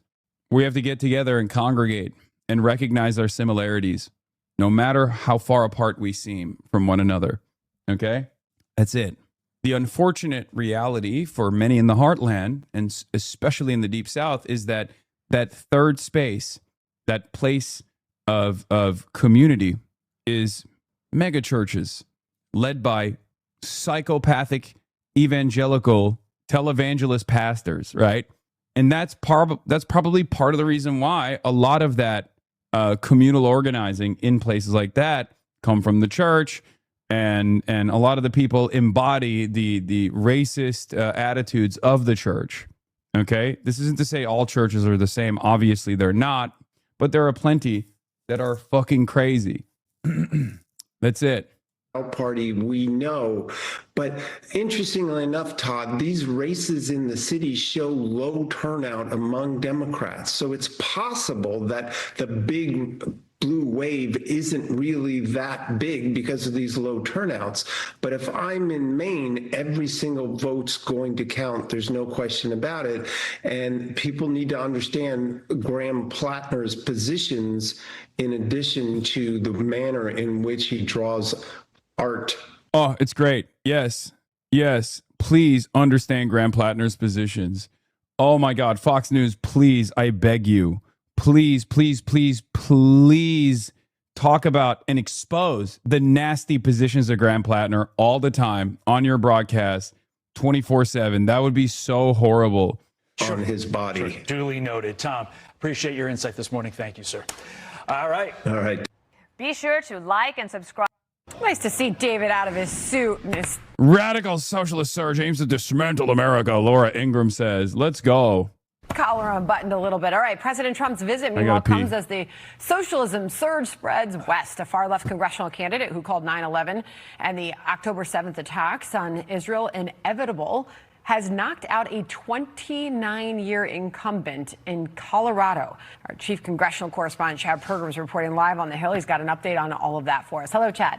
Sandra, good afternoon. Diana DeGette has served in Congress since 1997, but 29-year-old Milat Kiros beat DeGette in the Colorado primary last night.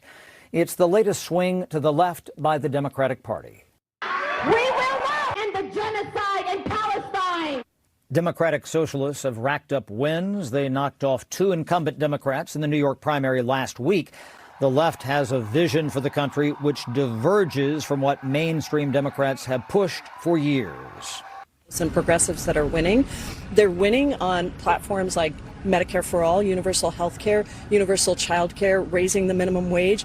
And the reason that Donald Trump has to pivot from saying socialist to saying communist now is because socialism is actually quite popular. Republicans oppose radical ideas advocated by the left, but in a strange way, the GOP believes this could actually help their party hold the House. Republicans say the progressive agenda frightens the very voters Democrats hope to court. We're no longer in a battle. Yes, Pramila Jayapal did endorse DeGette quietly, like right before the election. It's okay. She's former head of the Congressional Progressive Caucus, had to defend her, former caucus member. It is what it is. It's fine. It's the Pramila Jayapal cycle is what they're calling it. Okay. Between Republicans and Democrats arguing over marginal tax rates or the size of regulation. This election and this year and the arguments and the things that are happening in Congress right now is a contrast between people who love the country and its founding principles and those who have open disdain and hatred for them. Now, these Democratic socialists will likely win their seats this fall, but the question is if Republicans can nationalize the election. That could make it hard for Democrats to win in swing districts. Sandra? Chad Pergram live on the Hill there for us. Chad, thank you. John? All right, Sandra, let's bring in Laura Ingraham, host of the Ingraham Angle. Laura, it's great to have you with us this afternoon. Great to see you guys. Thanks for coming She's my rep. We must primary. Pramila Jayapal. Okay, guys. Pramila Jayapal is not like Diana DeGette. Okay? Pramila Jayapal, sorry. Yes, she has, her inconsistencies and whatnot, but that's crazy. Like, she's definitely done a lot more as a actual progressive in Congress. What the fuck? Jesus Christ. Focus on better targets. There's definitely better priority targets instead of Pramila Jayapal. She literally just went to Cuba. You know what I mean? Are you sheepdogging, bro? No, she's not even pep. She's been pretty critical of Israel too. Nowhere near as critical as others, but no, we have the momentum, which is why I'm not advocating the primary AOC. I mean, that would be crazy. in a bit early. So here's how Politico Playbook described Milat Kiros' win over Diana DeGette last night. Quote, PhD student and part-time barista with no political experience taking on a 30-year member of Congress who outraised her 2-1. This socialist red tide was described by many Democrat analysts and specialists who I think were more hopeful than anything. It was described as a as a Palestinian constituent of hers who has personally met with her, I promise you she is not what we need to worry about now, down the road potentially, but not now. Yeah, she's like a fairly responsive and you know, very progressive. Like, guys, she was literally the head of the Congressional Progressive Caucus. Like, she actually is a far more progressive than the average congressperson. Remember, grading on a curve, right? Grading on a curve. Grading on a curve. New York only phenomenon. Clearly, yeah, it is she has the 12th most left voting record amongst like 400 plus people. You know what I mean? It's crazy. No, I mean, remember in 2009, the Republican Party had its own eruption with the Tea Party. I was at a lot of those events. In 1979, Ronald Reagan shook up the Republican Party from the old guard, and he ended up winning huge, obviously. But this is their moment, and they're not messing around. They want the party to change dramatically from the old Clinton, even Obama era of, a period. Why not, though? Do you think she would win, or do you think this would have some cost for races elsewhere? Why not getting a better representative where you can get? Do you like her? Or do you think she's good enough?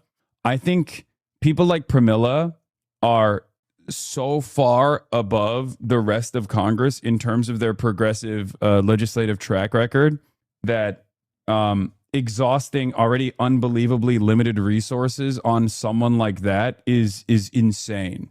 Like, I find that kind of stuff to be crazy, because those are the types of people who would already caucus with and have already been caucusing with the existing, former members of the squad. Like, that's someone you don't go after first. That's someone you might not even ever have to go after, as a matter of fact. And certainly you would go after them last. This is the same principle that I maintain when talking about, like, the ACP or the people on the edges, like people who are more radical than myself, right? I always tell them, like, there's a tremendous opportunity to foment the revolutionary spirit amongst the working class. So why are you wasting your efforts here on those closest to you ideologically, right? Why aren't you going out to the countryside? Why aren't you going out and, like, trying to convert liberals, right? Like, you're doing this here. It's a waste of time. It's a waste of air. It's a waste of energy. Like, there are far better places that you could spread your initiatives to. And it's the same thing. It's like going after people who are not your ideological opponents at all, who have been your allies for their entire, congressional legislative history is ridiculous. Do you know what I mean? I'm sorry, I'm not going to waste fucking time and effort trying to primary a congressperson that literally went to Cuba, okay? Amidst the blockade. You're ridiculous. Wake up, grow up, focus your initiatives elsewhere. Pramila Jayapal is not your enemy, okay? Yeah, we got to primary Bernie Sanders, dude. At least on the surface, to be more reasonable, not using terms like socialism or things like abolishing ICE.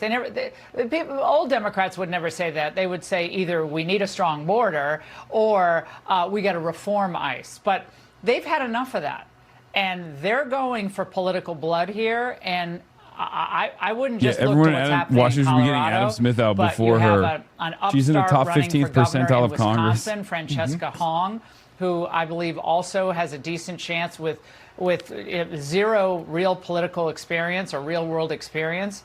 And so this is What is your real world experience? She's literally from the working class and has political experience as well. You just said that because you don't know anything about her fucking background. That's so stupid. That's so stupid. Plus, guess what? It turns out this whole, like, political experience nonsense, ironically enough, was already defended on the Republican side. Guess who had no fucking political experience and became the president, and you love him? His name is Donald Trump. That's number one. Number two, another great example of this is someone who had no experience running a city as large as New York City, Zoran Kwame Mamdani.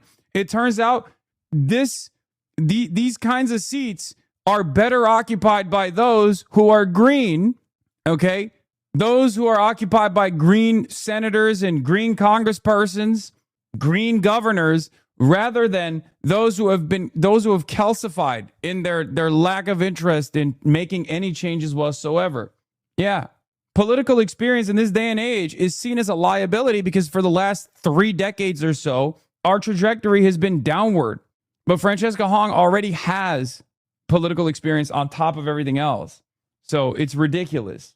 I think this is their moment. I do agree that Republicans have a massive opportunity to flip this narrative on them and really drive turnout because of what this will mean to our standard of living, our safety, our security, our border, all those basic things that most Americans, just common sense people, think we actually need. Yeah, flipping that narrative, Laura, great to have you on, is clearly what we're seeing on the part of the White House and the part of the Republican Party. This was some of the interview with J.D. Vance on your show last night. Listen.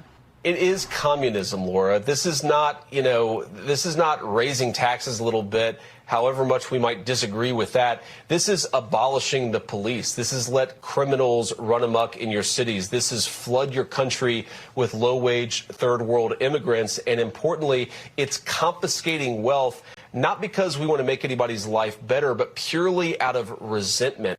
Will Republicans get through to voters with that kind of messaging, Laura? Oh, I think so. I mean, look, you had Chris Murphy the other day, a senator from my home state of Connecticut, say, well, I might not agree with everything, essentially, but they're bringing a lot of energy to the party, and capitalism really hasn't worked in many ways for many people.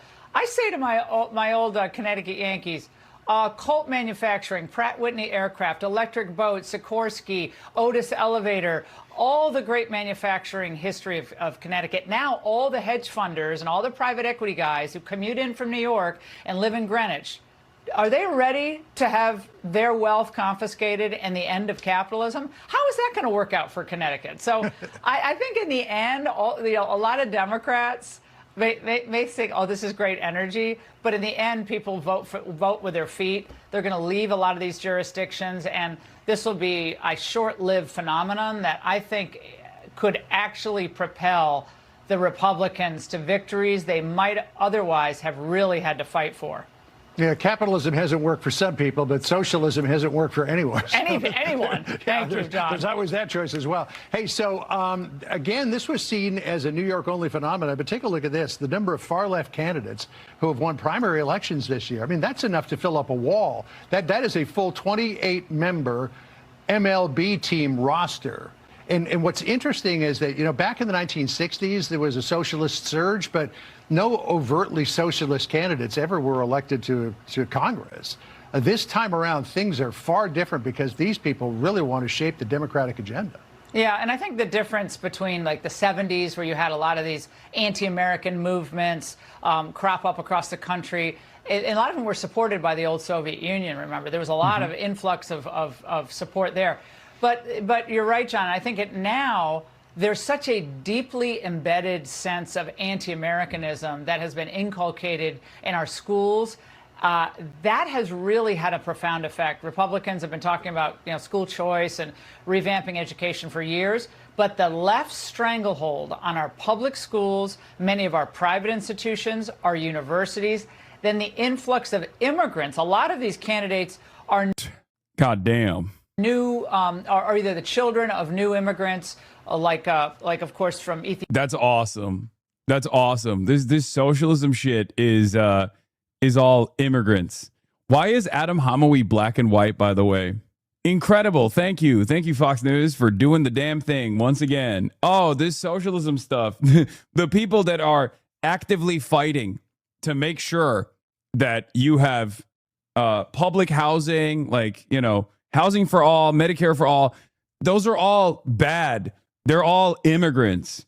Also, Frederick Douglass Haynes III and Charles Booker being plastered on this alongside Chris Rabb as children of immigrants kind of gives the game away, don't you think? Really?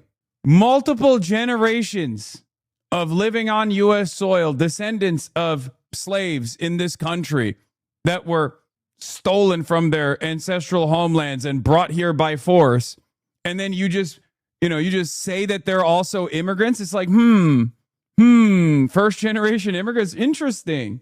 Like, what a strange thing to say about black Americans, huh? I wonder what you mean when you say immigrants. It's also very funny to put fucking Bob Brooks on there and Brian Poindexter and Graham Plattner. Like, it's like, really, those guys, those are the foreign born. Those are the foreign-born immigrants that are ushering in an era of communism in this country. Very cool. Ethiopia or Uganda with Mamdani, Ethiopia with Kiros. So they come to this country, and it's not like the old days where you come here to love the country. You come here to be American. You come here to dismantle America. That's what's new here. And that's what the Republicans really have to work on next, which is a complete educational renewal and restoration about the greatness of this country with a clear look of, our ups and downs of history, our mistakes, but If you teach kids to hate the country and hate capitalism, that's not going to end well for America. And clearly, Democrats have some work to do, Laura, when it comes to finding out who is the leader of their party or who they want to be the leader of their party. Axios, with this headline, Harris reaches out to Mamdani, pro-Palestinian activist and run-up to 2028. Harris and her team have also been reaching out to pro-Palestinian activists during the past year, including at least one who helped lead the Uncommitted movement, which grew out of opposition to former President Biden's policy on the war in Gaza. Is Kamala Harris making a comeback? No, Kamala Harris is being Kamala Harris. I mean, she's never had an original idea in her life. She's always blown with the wind. There's no philosophical underpinning of the woman who is Kamala Harris. She was a creation out of San Francisco politics, and she rode a wave. And she rode a wave to the White House as vice president, was a disastrous vice president, was even a more disastrous. I'm not saying anything, but I mean, clocking it a little bit. You know what I mean? Just a little bit, just clocking her fucking tea a little bit. Okay. Disastrous presidential candidate. And she's still trying to babble her way through interviews. I mean, this is what I'm saying. I think the Democrats should go all in. Nominate AOC in 2028, and let's have this argument once and for all. Freedom and capitalism and American sovereignty, or socialism and redistribution and open borders. All the good things or all the bad things. Just say what. Okay, I'm not. We're not bringing this back. We're not bringing this back. We're not bringing this back. Let's have that debate, because I know who's going to win that debate, and it ain't going to be AOC. So it seems, at least for the time being, a lot of establishment Democrats are kind of whistling past the graveyard about this insurgency. Listen to this short little montage. Yeah. We have a Big Ten party. That's what it says. I'm all about new leadership. I don't agree with all their positions, but I respect what the voters have done in New York. That's not reflective of the entire country. Every district determines who they want. We may not like it. Chris Van Hollen, we're a big tent party. That's what this says. Well, it's great to be a big tent until somebody pulls the center pole out of the tent and it comes down around you. Wait, Van Hollen cracks me up, guys, because, I mean, these people couldn't get rid of Kristen Sinema fast enough, right? Bob Casey, pro-life, like, they're not big enough of a tent to accommodate anyone who is pro-life. And they will try to dump John Fetterman as fast as they can. So the idea that these people are big tent, you know what they are? They're scared. They don't have any solutions for the American people. Their ideas have failed. They're celebrating Obama's library. You know what his legacy is? Donald J. Trump. That's what Obama's real legacy is. They know it. They have no answers. Socialists come in and say, we have answers. So we'll have to have this debate all over again. I'm ready for it. It's exciting. Hey, Laura, we hope you come back again soon. We'll see you tonight. Thank you so Anytime. much for joining us. Great to see you both. Awesome show. Awesome. Thanks, Laura. Appreciate Thank it. You. Be sure to like and subscribe for all the Fox News latest on YouTube and catch full shows streaming now on Fox One. CBS News is projecting Democratic socialist Malat Quiros has won the Democratic primary in the state's first congressional district. The 29-year-old political newcomer defeated 15-term incumbent Congresswoman Diana DeGette. She is now poised to win this November's general election and become the first Gen Z woman in Congress. Quiros delivered a spirited victory speech to her supporters last night.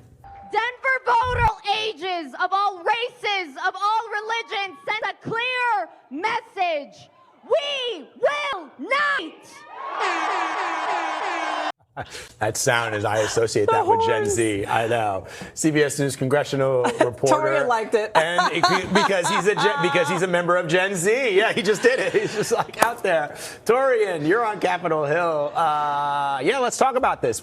How big of an upset are we looking at here? I think I saw a stat that said that Quiros was like, I don't know if she was born or she was like in elementary school when DeGette was first elected to Congress.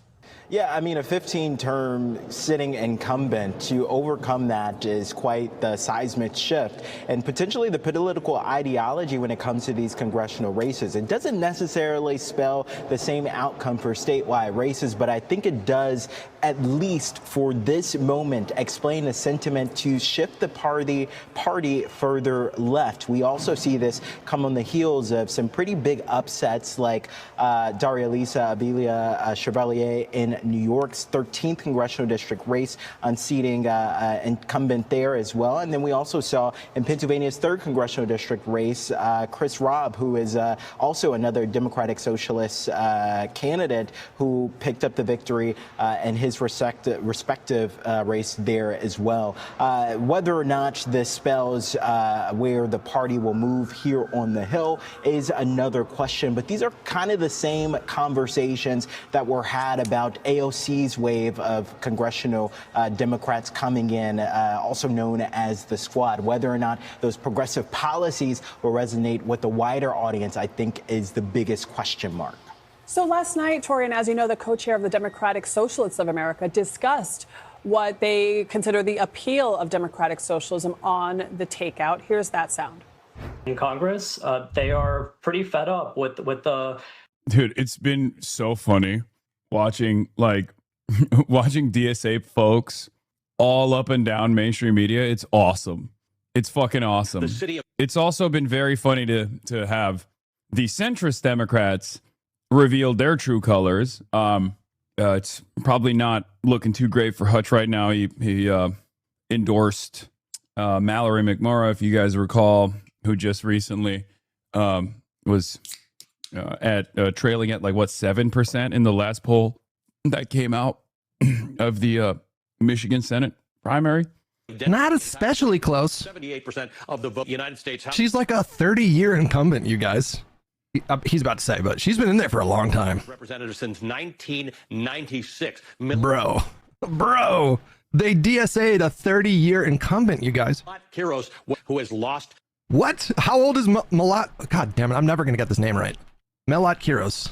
She's 29 years old. My goodness. It's just this is a Star Wars name. Let's be honest. This is a name of just. I'm sorry. What? This is a Star Wars name?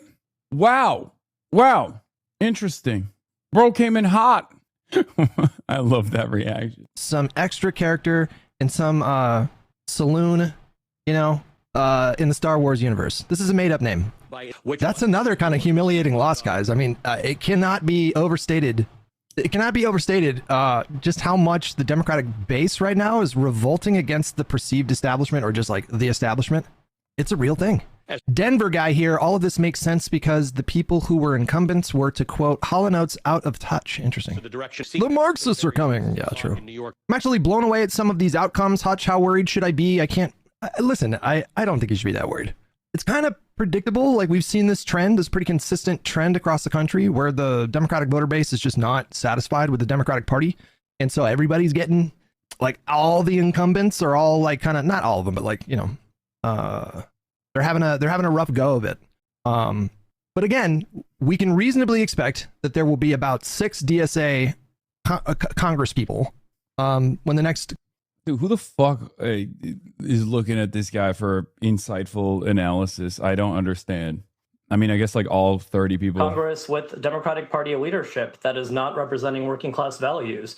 So we are organizing for policies that are popular with working class Americans all over the country, for higher wages, universal health care, to cancel student loan debt, and to redirect resources from ICE and militarism to meet our needs right here at home. But Torian, as you know, a former DSA member was not able to overcome the incumbent in Colorado's Democratic primary for U.S. Senate. So is this Democratic Socialist message perhaps not connecting as widely as some may believe? Yeah, Senator Hickenlooper is pretty popular, and I think he rested on his laurels, the fact that he has a larger name ID versus his primary opponent. As you can see there, he won handily against Julie Gonzalez, and he didn't necessarily have to preach about his progressive values to pick up the same constituency that got him in office in the first place. I think the challenge for these up-and-coming movements like the Democratic Socialists of America. All right, so let's talk about Julie Gonzalez. Okay, so here's the problem, in my opinion. Okay, obviously at this point we've notched a couple of victories in not statewide races necessarily, but races in districts, blue districts for the most part. And one of the things that I have somewhat grown accustomed to is right now for statewide electeds, especially in a state like Colorado, no matter how blue it is, there is still fear of the association with DSA. Okay. For Julie, it's a really interesting predicament because Julie Gonzalez has been a fighter, whether she was pushed by the DSA or whether she was on her own, invested in this cause, doesn't matter. Her track record was a lot more bold than the way she carried herself throughout her candidacy, throughout this election. And it was so interesting that even I called it out, if you recall, when we were having a conversation. So Julie is great. She's great overall. But I think it spoke to her instinct, because being timid in this moment and moving away from the left is not going to satisfy the right-wingers, and it's not going to satisfy the left either. So you end up losing your coalition that brought you into the seat of power. And it also kind of shows you as wishy-washy or flip-floppy for no reason. Okay? For no reason. I will. Look, I mean, this was when I directly tried to gently nudge her in that direction in this conversation, this interview. Oh. Can I give you some Yeah. I don't know what it is, but I'm seeing a lot of chatters, first of all, that don't know your background. Sure. That don't know the amount of time and effort that you've put in to all of these things that we're talking about. And you can start off by saying yes and then continue with the rest of because I know where you're coming from, but they don't. Yeah. And they're being dickheads right now. And I'm trying to, get them to chill the fuck out as well. But just you can start off with a yes, and then explain it, which I feel like would be a little bit, maybe would cause dummies in my community to be more understanding of where you're coming from. So here's the problem. That energy is something that people actually read into, right? And it's sad because when you look at Julie Gonzalez's background, when you look at her track record, at the state level, she's been a fighter. Whether she was being pushed to be a fighter due to DSA and due to other people in her coalition, doesn't matter. She was out there and she was a champion for a lot of the causes that many people in Colorado would be on board with, right? The problem is her instinct, for one reason or another, maybe because she's running for statewide office and that's the reason why she was timid, but for one reason or another, she always spoke like there was a consultant in her head. Okay? Honestly, that is, I think, part of the reason why she lost this race when it was already a difficult race to begin with. She was not going to have many allies. I mean, Bernard is not going to come out swinging against a Democrat. I don't think Bernie endorsed her, right? But you don't have to triangulate. Now is the time to be bold. And it's the time to be brave, because if you're not going to make it, you're not going to make it regardless. But it's important to attempt to show your moral conviction. Now, people will be like, oh, this is a defeat for the Democratic Socialists of America. It's not. And it's exactly what I'm talking about when I say she cast aside the DSA when she was running for statewide office, I guess because of her fear that a DSA association, the socialist moniker in statewide office, would hurt her. I think this is just how she talks. I think she did as good as she could have, to be honest. Hickenlooper is fairly popular, and she ran up the numbers in Denver. He also outspent 9-1 with some endorsements and more money. She could have had a lot more of a shot, yes. But I think one of her biggest issues was name recognition. Hickenlooper had all of it. She didn't have many of it. She didn't have a lot of it. And you can't be timid if you want that name recognition. You have to fight for it. Okay? I don't think Hickenlooper is popular. He just has name recognition. So you're wrong on that front. Okay? You got timed out by Fossabot because you wrote too long of a statement. I want to push back on the idea that support from the DSA would have changed Gonzalez's race. It was everyone's initial reaction last night, myself included, but the numbers don't support that. Within Denver itself, I'm not talking about Denver. And I'm not talking about just the Democratic Socialists of America. Okay? You're missing the forest for the trees. I'm talking about something beyond that. I'm using her unendorsement of DSA or her unaffiliation with DSA, allowing her membership to lapse, and then trying to run away from that the ideological moniker and the baggage that she thought it carried, and what that says about her instincts and how she was running in this race. The only example I can use here is Abdul El-Sayed. Abdul El-Sayed is not a Democratic Socialist. He's never been a socialist, but he is a fighter. Okay. I'm not saying that the DSA's ground game is so good that it makes or breaks candidacies at all. I'm not saying that. There are, DSA's had victories, especially in this cycle, but there will be defeats too. My point here is not about DSA. What do I always say? The fundamentals are what matters. That's what makes or breaks a campaign. If you have a candidate that has the policies and also can communicate those policies honestly, right? Can communicate themselves as an honest, hold on. Doors open. Okay. But can communicate those policies in an honest manner and show that they're a real fighter, show that they're a real champion for a real champion for the working class, then they can do that. Then people will respond positively to it. I think it's that instinct of shying away from DSA affiliations and being like kind of skittish about that background. It shows that your instinct basically is to try to moderate somehow. Even if you're like a very progressive champion of many progressive causes, like you were in the right place at the right time, you were ahead of the game. I think it's a waste. It was a waste to not try and go all the way, because I think voters look at vibes. Okay? They look at policies, but they also look at vibes. And on the vibes analysis, if they see you as being shy about your background, being cagey about your background, being cagey about your track record, I think that doesn't read positively. My impression from chat and DSA people is that they see this as proof that running with DSA would have won her race, but they just don't have the ground game outside of Denver where she already outperformed Quiroz to make that happen.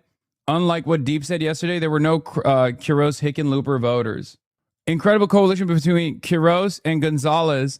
Denver's commie corridor is visible from space. Progressives also ran strong in the plurality, Black Northeast, Hispanic Southwest vote, splitting likely, though vote splitting likely helped Quiroz in the former. State candidates right now are still worried about adopting the banner of socialism.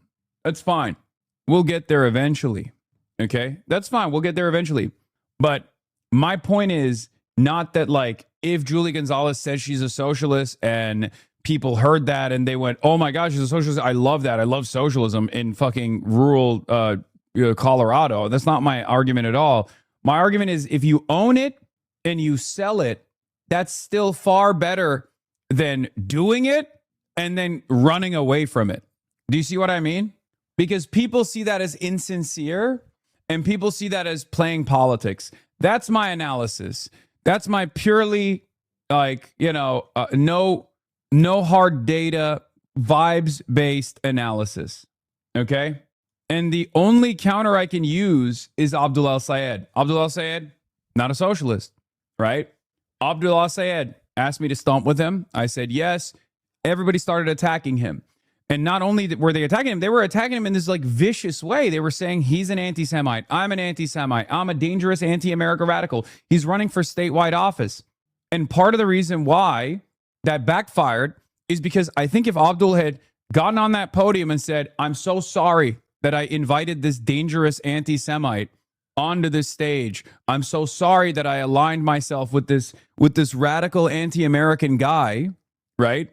If he had done that, I think people would not have thought that he would be a fighter. It's not because I'm like a super popular guy and I can make or break a race, especially a statewide race in a state like Michigan. I'm not saying that at all. But the way you carry yourself is very important. The way you carry yourself is very important when you're running for statewide office, when you're running for different districts. Doesn't matter what position you're running for. And I don't think that you ever have to concede or capitulate on your opposition's framing. And if you show backbone, if you take a principled stance, I think most people will reward you for it because they see that as a different kind of politics. Okay? Yeah, head up, chin up, 10 toes down. And we saw it. We saw that be successful, right? This, on the other hand, like days before the election, where she was criticizing Melot Quiroz for declining to call Deadly Boulder firebombing, anti-Semitic. This kind of stuff will give you better coverage overall from mainstream media. They won't attack you, but that friction isn't bad, okay? And we saw that that friction wasn't bad. Look at Maylott. She won, right? I think you have to be more steadfast. That's what I think. I think you have to be more bold, and you have to sometimes eat those attacks. Even if you're running for statewide office, you have to be proud of your accomplishments, stand by what you fought for, and also go on the attack against your opposition. You know, I canvassed a lot for Julie because I could tell from 3 weeks out that it was going to be a much harder battle. I had a lot more fun canvassing for Maylott. For whatever reason, the Maylott energy was incredible among the volunteers. People that I talked to who knew who Maylott was, sometimes very negatively polarized against her, but nobody knew who Julie was. Exactly. That's part of it. That's an uncharitable reading of what she said. They called her and asked her if she agreed with the statement that it was not anti-Semitic, and she said no. She never said anything about Quiroz. So here's the thing. There's a reason why Julie Gonzalez did not get the name recognition that she deserved if we're judging her by her past, okay? It's because she was trying to play it safe because it's a statewide office, and she was worried that too much friction would have caused negative polarization against her. And I don't think friction is bad, especially if you have conviction, if you demonstrate courage, and if you have the capacity to do the same judo that Zoran was able to do, that even Maylott was able to do. I think that is the meta. That is the new method. And I don't think Democrats recognize that yet. I think some of the more progressive candidates, especially ones that are running statewide, have not recognized that yet. I think Graham Plattner did a good job with this. I think Abdul's doing a good job with this. And those who do a good job with the barrage of misinformation and smears that the media dumps on you, that don't stand by and say, I'm so sorry, I'm going to change my ways, all this stuff, and capitulate with the hopes that mainstream outlets will stop pummeling you. Those who just are steadfast in their approach and stand by their convictions will get rewarded for it. And of course, obviously, an AOC or a Bernie endorsement would have, a Bernie endorsement would have destroyed John Hickenlooper, for the record. I will say that. If Bernie Sanders came out and was like, Julie Gonzalez is my girl, she would be the next senator out of Colorado. So it's sad. But if you can't do it with Bernie and you got to do it on your own, that's my suggestion. The way you do it is by putting yourself out there and standing proudly with your moral conviction, with your worldview, and with the policies that you have advanced, with the power that you had in statewide office, right? That's it. Yeah. That's the energy that's out there. I'm telling you. And I haven't been wrong yet. People don't want a politician. We want sickos. We want fighters. Some Quiroz, DAC, Zoran voters might not agree with all their views, but at least they seem like they actually believe in what they're saying. A lot of Trump voters also feel this way. Exactly. Have to appeal to a broader audience if they want these statewide races. But for now, it appears that establishment Democrats like himself could rest comfortably on just their name ID. All right, Torian Small reporting from the Hill for us. Thank you, Torian. Stunning losses in Colorado. State Attorney General Phil Weiser upsets Senator Michael Bennet in the Democratic primary for governor. People want to know that they're electing someone who's in this work to fight for them, who they know cares about them. And the goal of our campaign was to break through. We broke through a lot of negative ads. We broke through a lot of noise because I believe in the power of people. And then you had Maylott Quiroz beat a nearly 30-year incumbent Congresswoman Diana DeGette last night. Quiroz, the latest Democratic Socialist to win their primary. We built till change can. We fight and show no to both parties, to Donald Trump, and to the entire country. Zolan, I want to start with you because back a few months ago when there was infighting in the DNC itself, there were all these people that were like, I'm taking my toys and going home, right? Like David Hogg, I'm going to go spend my own money. Justice Democrats, we're going to recruit our own people. There was this real sense that there was going to be money spent elsewhere by different recruiters for different reasons. And I want to show the viewers right now how well Justice Democrats are doing, as it turns out. Primary winners, I think I'm looking at a count of up to 8 faces here. What are they doing differently than the DNC? Yeah, it's interesting because that fight over spending, I do think, represented a broader fight over the direction of the Democratic Party and who should lead them. And what we're seeing with this series of wins, the ones you just outlined, but also we're coming a week after and those are in Mamdani's Colorado, sweep New in Jersey, New York. California, even Texas. Right. Across the country. I do think the themes in these races speak to they resonate with something broader in the Democratic base across the country, right? In the last presidential campaign, I would often hear from Democratic voters, they didn't feel people represented them. You just highlighted somebody who won a generational race, right? Yeah. She was born a year after the incumbent won her first race. But with the views that come with that in some cases. And that brings us to Israel as well. We have seen Israel and the issue of whether the Democratic Party will support U.S. support for Israel, that has resonated, both in New York and these races. I think I'm also fascinated by that because what happened with Kamala Harris and Biden is they truly struggled to talk about Israel and Gaza when that fight was at its height. Then you have someone like Milat Kiros. I want to play one more thing from her, this Colorado congressional candidate who had a win, because she uses an argument that you wouldn't have heard from the Biden administration last fall. When I wrote defending students' rights to protest the genocide in Gaza, my law firm told me take it down or you're fired. We will reject corporate poo. We will not win the genocide in Palestine. So every key word that's a problem for Democrats and a problem especially for people who are concerned about the rhetoric around Israel, punctuated by an actual air horn. I want to play one more thing, a voter. And then, Antoine, I want you to talk out of this. I like to see that she has more socialist ideals. I think people are tired of our tax dollars being spent overseas and on bombs to kill children. I'm anti-APEC, and so I just wanted to vote for someone that was standing up against Israel, and I knew that the incumbent was for Israel, so I voted against her. People like Kiros and the DSA in general are presenting more compelling arguments about how to make this country better for everyone.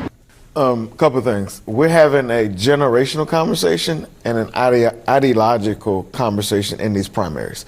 I think the common denominator is that people are frustrated, people are pissed off, and we collective Democrats are against Donald Trump and the Republican majority. How we talk about these issues has defined these primaries. But I will make the continued argument that the most important thing for Democrats to remember is 218 is the name of the game. You can talk boldly and loudly about all of these policies, but if you cannot govern, if you do not win, and losers do not legislate. And when we talk about the way that some of our more progressive candidates who are winning in deep blue districts, the issues they are talking about are going to require them to have to compromise on what they believe if they want to respond to what they campaign. Or required you and the rest of the establishment? Because that's where the money's going to have to come from. Well, I don't consider myself establishment. I consider myself just a Democrat. I think we've put these labels on folks, and I think that has been part of the somewhat division you see within the primaries. At the end of the day, when you go into the United States Congress, you're labeled as a Democrat versus Republican. We should anchor that there. But the second point is what we're seeing across the board. I think this is probably true in Republican primaries. It's easier to vote against something than it is to vote for something. So people are voting for who has been in charge and who they feel like are leading Terry, the can I parties. have you answer that? Especially to this point, I'm looking at, like, for instance, the Post response to the Supreme. It's easier to vote against something than it is to vote for something is so wrong. Let me tell you, as a guy who's done both, wrong. It feels spectacular to push for something, okay? I guess technically I've never really voted for something. I've just gotten others to be able to vote for something. Supreme Court upholding bans on trans athletes. This kind of follows what he's saying. It's easy to say no. No is easy to put in a headline. It's easy to put it in an ad. No, that's exactly right, Audie. And I think that candidates like this that are more radical, where the mask has come off, they're winning in deep blue districts, right? Zohran Mamdani is not running in Virginia. He's running in New York City, and the same thing here. It's going to be interesting to see how these new, more radically left-wing candidates fare in terms of the upcoming midterms. But it's also going to be interesting to see how they change the coalition for the Democratic Party. When President Trump came on the scene back, 10 years ago, he changed the makeup of the Republican Party. And I could see a lot of these higher propensity voters. Can I play an example? Please. Here's an example of someone who thrives in the Trump era. The Colorado candidate for governor on the Republican side. These are the kinds of questions and back and forth he's dealing. I just want to play this for the audience before we go. Your campaign website falsely claimed that you had rescued more than 45,000 women and children. You claimed that you once called in a U.S. military airstrike that killed 70 I love this ISIS. guy. This guy is the best. Dude, this guy is so awesome. He described in gruesome detail how his father made him kill a guy when he was like 7, I think. He's who Toby Durden wishes he was. Okay? Fighters. You perform exorcisms, commanding demons to come out of people. Your claim that your abusive stepfather forced you to kill a man when you were 7 years old, is that the only person you've ever killed? Well, I would say as a child, yes. It feels like the takeaway for Republicans has not been radicals don't need them. It seems like it's like certain people are more than encouraged by the current environment. I would ignore people like this. Why? He's running for governor. No, I know, but I'm from Illinois, right? Oh. And so what happens in these deep blue states where like Republicans basically give up on is which is it's not a free Colorado, by the way. It is not deep blue, but go on. Colorado's pretty blue, Audie. But look. I would look more to the states like Virginia, New Jersey. But then why run a guy like that? Because a lot of the serious people are not running in Colorado. If I was a serious candidate for GOP governor, not just run a guy, but he's leading in donations in that race as Money. well. Money, donors, probably not from Colorado, are giving him money. And what I will say is that the people, the actual voters, they feel like both establishments are screwing them over. They feel like they're getting behind further and further, and that's the Democrats and the Republicans. Dog, don't be ashamed. 39% of Coloradan Republicans voted for my goat.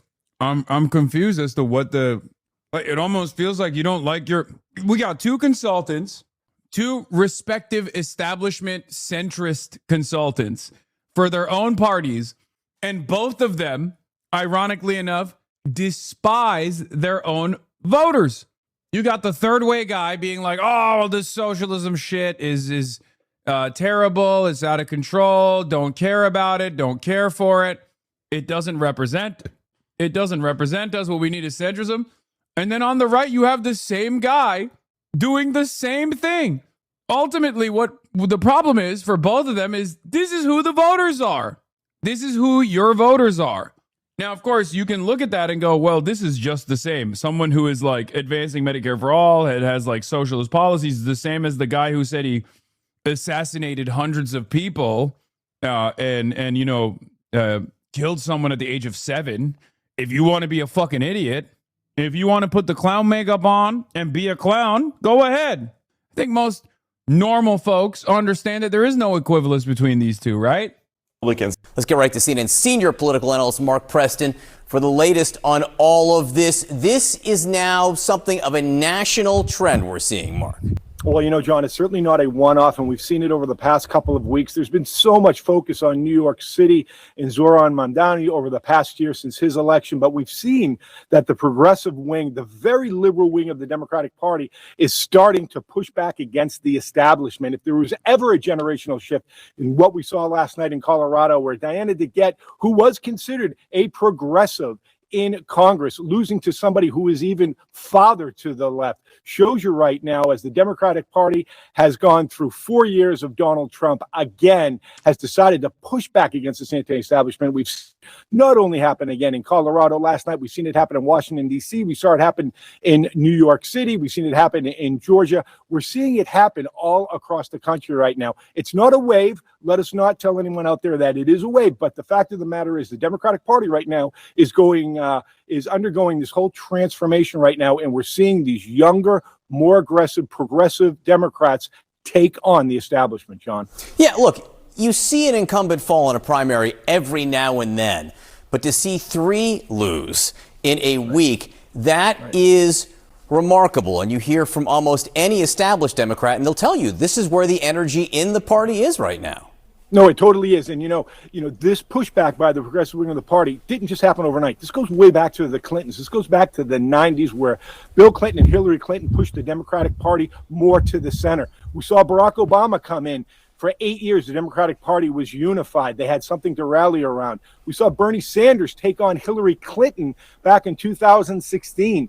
That was not well accepted by the Democratic establishment. We saw Bernie Sanders run again in 2020. Look, what has happened is that the progressive wing over the past 4 to 6 years has tried to work with the establishment. They've tried to work within the bounds of the Democratic Party, and it hasn't worked. And that's why we're seeing this pushback right now.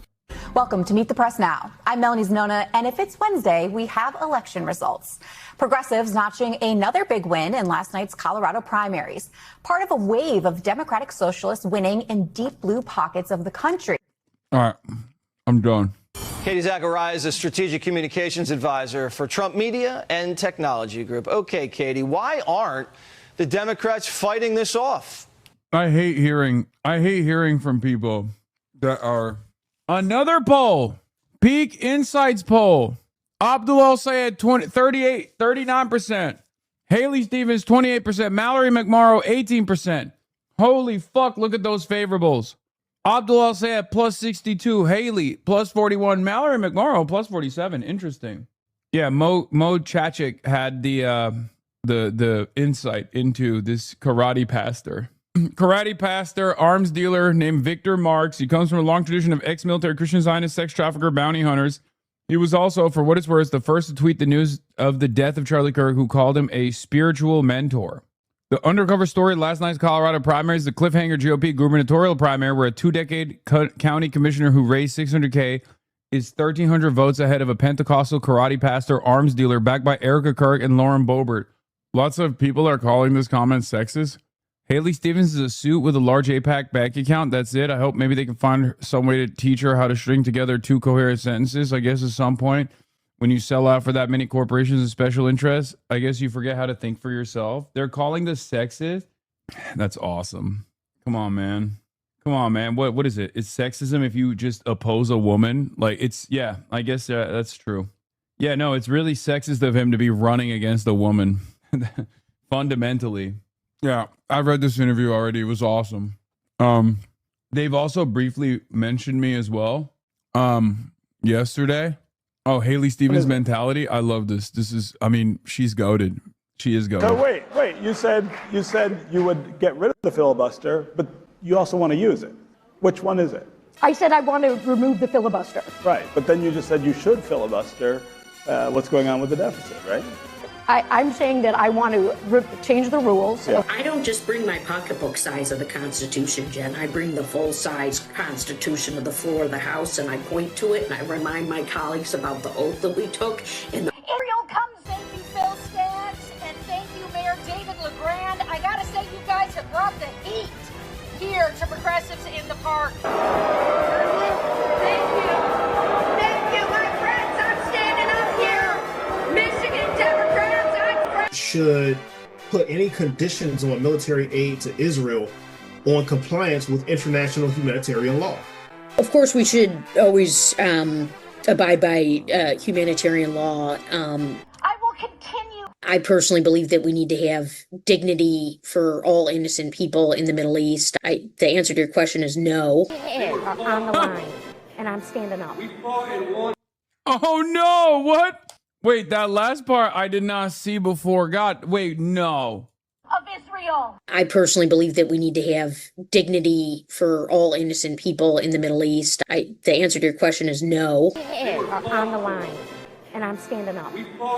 That's so funny. That's literally straight out of Veep, dude. God, I'm not kidding when I tell you this. Like, she's grown on me. Like, obviously, I despise her as a politician, but I cannot help but recognize that there's something so folksy and cute about her. She's my favorite folksy war criminal, defender of war crimes. It's the accent. Don't fall for it. No, it literally is the accent. It's not even a joke. It's straight up. I mean, I'll admit it. It literally is the accent. That is what it is. I am a sucker. I'm a sucker. When you can convince me of anything. You can convince me that Haley Stevens is a good person. Like that's what how bad it is for me. Yeah. It's comedic every time I say this is a Michigander. Yeah. Donald is talking about you. Okay, I heard that he's being crazy, dude. My two beautiful sons sitting there. I think I'm going to give one to myself, one to them, and we'll have a threesome, okay? I don't even want to know what he was talking about. Hey, yo! Now, as I see my two beautiful sons sitting there, I think I'm going to give one to myself, one to them, and we'll have a threesome, okay? Now, as I see my two beautiful sons sitting there, I think I'm going to give one to myself, one to them, and we'll have a threesome, okay? There's so much happening in this. I don't like why are those guys wearing that stuff? Trump speaks at dedication to Theodore Roosevelt Presidential Library. Why is he doing this outside of Pride Month? Like it should be illegal to say that you want to have I mean, it should be illegal to say that in general. I think that you want to have a threesome with your two adult sons. Now, as I see my... He also thought he talked to the real Teddy. Trump 80 seems to believe AI Teddy Roosevelt is real and tells Roosevelt it's an honor to be with him. The president faces storms most people never see. Keep your nerve and remember the nation comes first.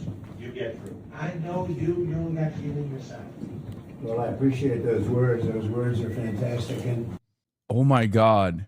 I just want to say it's an honor to be with you today. We are making a little bit of a tour. Some of the fantastic things you've done. Oh my God. Oh my God. What the fuck is what the hell? Oh my God. Oh my God. Boomers are getting one-shotted by AI, bro. Straight up. I mean, we're watching it. It's incredible. Total Brandonization beyond Brandon. Yeah, no, this is beyond Brandon. I mean, I expect this from Brandon, but I do think it's beyond Brandon. He references talking to him here, x.com. I love that he's just like so chill about it. He's like, we're just, we're here to, I just wanted to thank you for your kind words. It's very obvious that you would love me. You're very much alive. And you're saying I'm a wonderful president. And we like to think you're wonderful too. He's RPing. You forgot about this? Yeah, I don't think he is, man. I even had a conversation with Theodore Roosevelt. I said, what did you think about the Panama Canal? Do you consider that your greatest achievement? How do you feel about the fact that the Democrats gave the Panama Canal away to Panama for $1? You know, he built the Panama Canal, preceded really by a man who was he was the tariff king, William McKinley. He was the president, and I told him I got shot too. And I stood up just like you did. You got shot. I got shot. We both got shot. Only good presidents get shot. That's what I told him. And then he cheered. And it was like nothing ever before. I told him, listen, you're good. Your cousin, not so much. Not so much. Don't like it. He fought on the wrong side of a great war that came after you. He fought on the wrong side. But it's okay. We know he wasn't so good because he couldn't walk. I walk so perfect on the other hand, and you do too. You and I, we both walk. Your cousin, not so much. They took his name off Mount McKinley, and I put it back on because it deserved it. Put it back on. But McKinley actually, he was assassinated, but he made tremendous amounts of money, made our country very rich. And then Teddy Roosevelt, as the vice president, got in, and he did some incredible things, but one of them, I think, one of the most amazing. Maybe he's shilling for AI, man. Stop eating this bait. I actually don't have that much of a problem with like a historical figure having a fucking AI chatbot. I don't know what the big deal is there. I mean, that seems like one of those situations where it's not like that big of a deal, you know? You do grow a brain. Wait, really? I mean, please elaborate. Boomer ass take, really? Hire an impersonator? I don't know. I mean, I feel like if you just it's just a chatbot, who cares? It's been so many. It's not like I'm talking about I don't know, bringing holographic Tupac as an AI back to life or something. It's fucking Teddy Roosevelt. You know what I mean? It's been a long enough time. Like, it's fine. The major problem is dumbasses like Trump who think the ghost of Teddy Roosevelt is alive in AI. It can hallucinate historical events. Yeah, no, I agree. I am a Luddite, unashamed. I am an unashamed Luddite when it comes to AI usage for the most part, but there is like certain things that I don't think are that crazy. As long as it's like historically accurate, like the Teddy Roosevelt, and as long as they have like proper safeguards on it to make sure that it doesn't start talking about how great Donald Trump is as a president, not dissimilar to me, Teddy Roosevelt, you know, unless it starts fucking doing that shit or hallucinating, then who cares? It's basically a fucking Chuck E. Cheese animatronic. Yeah, man, let the AI chatbots of historical figures speak. Wait, what? Spit out historically incorrect shit? Yeah, dude, that's what I meant. That's what I was talking about. I was like, thank you. Until you have Abe saying, well, slavery actually wasn't that bad. It's easier to program an animatronic or hire someone. I mean, I think you can put those safeguards on, no? So dead inside that I read this and felt nothing. Senator Mitch McConnell was found unconscious when he was rushed to the hospital. I know. A lot of people have been trying to get me to like do the crab rave on this, but you know, I've been there too many times and I don't even care anymore. In my mind, he's already dead. Okay. I think that's what it is. We've seen it. We've seen this happen so many times that like, it just doesn't even matter. Like, did you think Mitch McConnell was alive? When I found out that Mitch McConnell was found unconscious in his home a week and a half ago, I was like, I thought he was dead. Like, I literally had totally forgotten that he is still alive. You're a genius. I'm the genius. I'm the one that I'm only kidding. No, I told the story the other day for the first time. A policeman came up to me, a big, strong, good-looking guy, and he said, sir, I want to thank you. He was almost sort of crying. I said, what do you want to talk to me about, officer? He was standing on the line. He was watching as I shook hands with people. Some of these people are extremely strong in shaking hands. They break your hand because they're so emotional. Sir, thank you very much. The guy's an NFL offensive lineman. Sir, I'd like to thank you very much. Why? But he came up to me and he said, sir, I was leaving. I want to thank you so much. Why? My 401k is up 84%. My wife was disgusted with me for years. It was just going in the wrong direction. But it's up 84% this year. And I just want to thank you, sir, because it's really helped me with my marriage. My wife is respecting me again. She thought I was an idiot. This is a big, strong guy. But the women, you know the women rule. You know that. We know. All the guys in there, you know. This guy is a big, powerful guy, and he was petrified of his wife. But you know what? He said, my wife now respects me again. She thinks I'm a genius. She thinks I'm Warren Buffett. She thinks I'm one of the greatest investors. But they are up. But everybody in this room, there's not one person here that hasn't been. Yeah, I don't know about that, man. I don't know about that, big dog. I wouldn't be saying that in a big crowd like this. You know what I mean? Yeah, there's certain things that you can use in your speech to deflect the attention away from the economy, for example. But there's only so much deflection that you can engage in. You know, I feel like this is not one of those things. You can't be talking like this when gas prices are the way they are, you know? He's in western North Dakota. He's so close to Toby Durden. In South Dakota. Going up 50, 60, 70, 80%. Your 401ks, you're making a lot of money. Everybody is. Yeah, Ethan Klein. H3H3 is Ethan Klein. L3L3 is Ethan Klein. Has lost his copyright lawsuit against Denims. He says he plans to appeal and is extremely confident it will be overturned. So that is an interesting update. Ethan Klein claims he will be appealing the ruling on the first claim in his copyright lawsuit against Denims, while once again doxing the person he is suing. We lost the Denims case, but we are appealing. According to the judge, you can react to any piece of copyrighted work in its entirety immediately. I like that he's like now made the judge his op. Like, this is cool. He's like talking about the judge like he's a snarker or some shit. He's like, oh, according to this fucking stupid ass judge, I guess you can watch any movie you want now, according to this judge. Ethan Klein be like, I'm going to sue the judge for being a snarker. Don't interrupt him. You're right. I mean, I've given up. I've given up on being like, hey, man, it's probably best to just not do this. It's probably better to just, you know, preserve what remains of your legacy. You know, you've already ruined it. Why push it further? But I guess he is very Trump coded. I know. I guess he's just, you know, he's done. You can even explicitly state your intentions to steal money and traffic from the original source. This judgment is also in total contradiction to the other judges' ruling in the same district regarding the snark mods. This is not how courts work. You remember how I always used to joke about like the way that people operate on the internet? They'll be like, Your Honor, what about all these other people? Like, that's not how this works in an individual case with an individual decision, right? With one judge, right? Like, you can't just be like, well, in the same district, another judge ruled in my stead against the snark mods. Like, what the fuck do you mean the snark mods? Is that even a copyright case? I don't know. Maybe it is. I haven't really been paying close attention. Very strange behavior from a 40-year-old man with children. But I guess it's going to continue happening until like the rest of the internet, like the commentary sphere, turns around and goes, dude, give it up. Enough. Gucci bag time. Let it go. You know? Let it go, man. Let it go. What are you doing? I'm extremely confident this will be overruled by the appellate courts and we will be proceeding with the appeal immediately. I think he's just literally trying to, I mean, he has so much money. He is just trying to advance this. His friend Asmold calls E a patriot for appealing.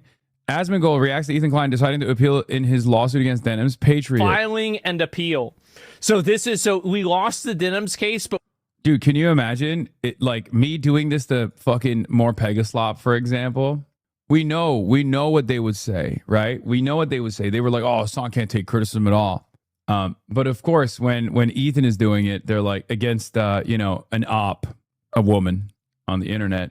It's like, yeah, it's so based. We are appealing. According to the judge, you can react to any piece of copyrighted work in its entirety immediately upon release, so long as you pause occasionally. You can even explicitly state your intention is to steal money and traffic from the original source. This judgment is also in total contradiction to the other judge's ruling in the same district regarding the snark mods. You were joking about Pegasus and they lost their shit over it, Lamau? I know. I'm extremely confident this will be overruled by the appellate courts and we will be proceeding with the appeal. Patriot! Oh, man, I love to see it. That's right. That's right. Thank God. Yep, there it is. Sounds like a fat. Could you please say the word epaulette for us real quick? Okay. Why? 100% accept whatever the court finds because I just trust their judgment, their experience, their expertise. All the way. So shout out to this wonderful judge. Asman literally made his career off of this area of law. Yeah, he's so fucking stupid. All he does is react to content. I mean, it doesn't matter. This is win-win for him, right? Like, I assume he doesn't even think at all. But I suspect that if he were to think about this critically, he would realize that this is not going to go anywhere. But if it would go somewhere, it would destroy his career. It would set a new precedent that would make it so that it's impossible. He restreamed your entire Rokana interview with limited commentary just to use it as an example. He has no self-preservation skills. Yeah. Yeah, I mean, I totally agree with Ethan. I'm totally on board with him because, yeah, it's just ridiculous. How the fuck can you go and do that? How can you go and do that and somehow... How can you go and do that? How can you go and do that? There isn't something clearly wrong. I mean, yes, obviously there's something that's a female judge confirmed. Well, I don't know really what. Bro, your audience is so dumb. Oh my God. Female judge confirmed? That's awesome. DI judge, brother. It's got to be so cool to live in this universe where you're like, well, even if it was a male judge, he was behaving like a female, which we hate. That is, I have no idea at all. So yeah, and shit judges happen. Yeah, Denham's got to the judge. Well, I don't know why they made the ruling. I have no idea. Maybe the judge. Why are you? Wait, what? So why are you commentating on it like this? I mean, I do this too from time to time, but like you've spoken about these cases far more than I have. How do you have no understanding of what took place? Like what? It's very confusing. What's also confusing is like he just refuses to read the court decision, like what the judge's decision is, because, you know, obviously it's not going to favor whatever position he's trying to generate here. But it is very funny that there are just a lot of people out there who are like, no, I want the head empty, no thoughts, ass commentary on this issue as well. Faux moi. Ethan issued podcast lost his copyright lawsuit against pro-Palestine content creator DENVE, with the judge citing Klein's own precedent to rule in favor of the defendant. Ethan Klein then doxed her on his IG account and said he's going to appeal. Isn't Issue's whole thing watching and reacting to stuff? How hypocritical must it be to think you have any right to sue someone over something you've also earned money doing? Yeah, DENVE's got to the judge. It's awesome. What is this? Hello, Hassan the Home. Would you like me as a wife? That's crazy that you just posted your own tweet with 1 like. That's crazy. That's wild that you did that. Okay. I mean, shoot your shot, queen, I guess. Shoot or shoot, I guess. Anyway, you miss 100% of the shots you don't take, Wayne Gretzky. Anyway, that stumped me a little bit. Okay. Yeah, it doesn't seem like the internet is on his side, but who knows? I mean, all the fucking slimiest weirdos who are just running on pure hatred are on board. What is this? Didn't know Republicans had access to this kind of character model. Kelly Dennison, a 27-year-old Larimer County massage therapist, won the Republican primary to represent Colorado's 2nd congressional district. What the fuck? I don't know anymore, man. Crunchy granola ladies have totally turned at this point. Judge didn't like Ethan. Maybe they just made a bad decision. Maybe they misunderstood the case, or maybe you don't wait. I'm sorry.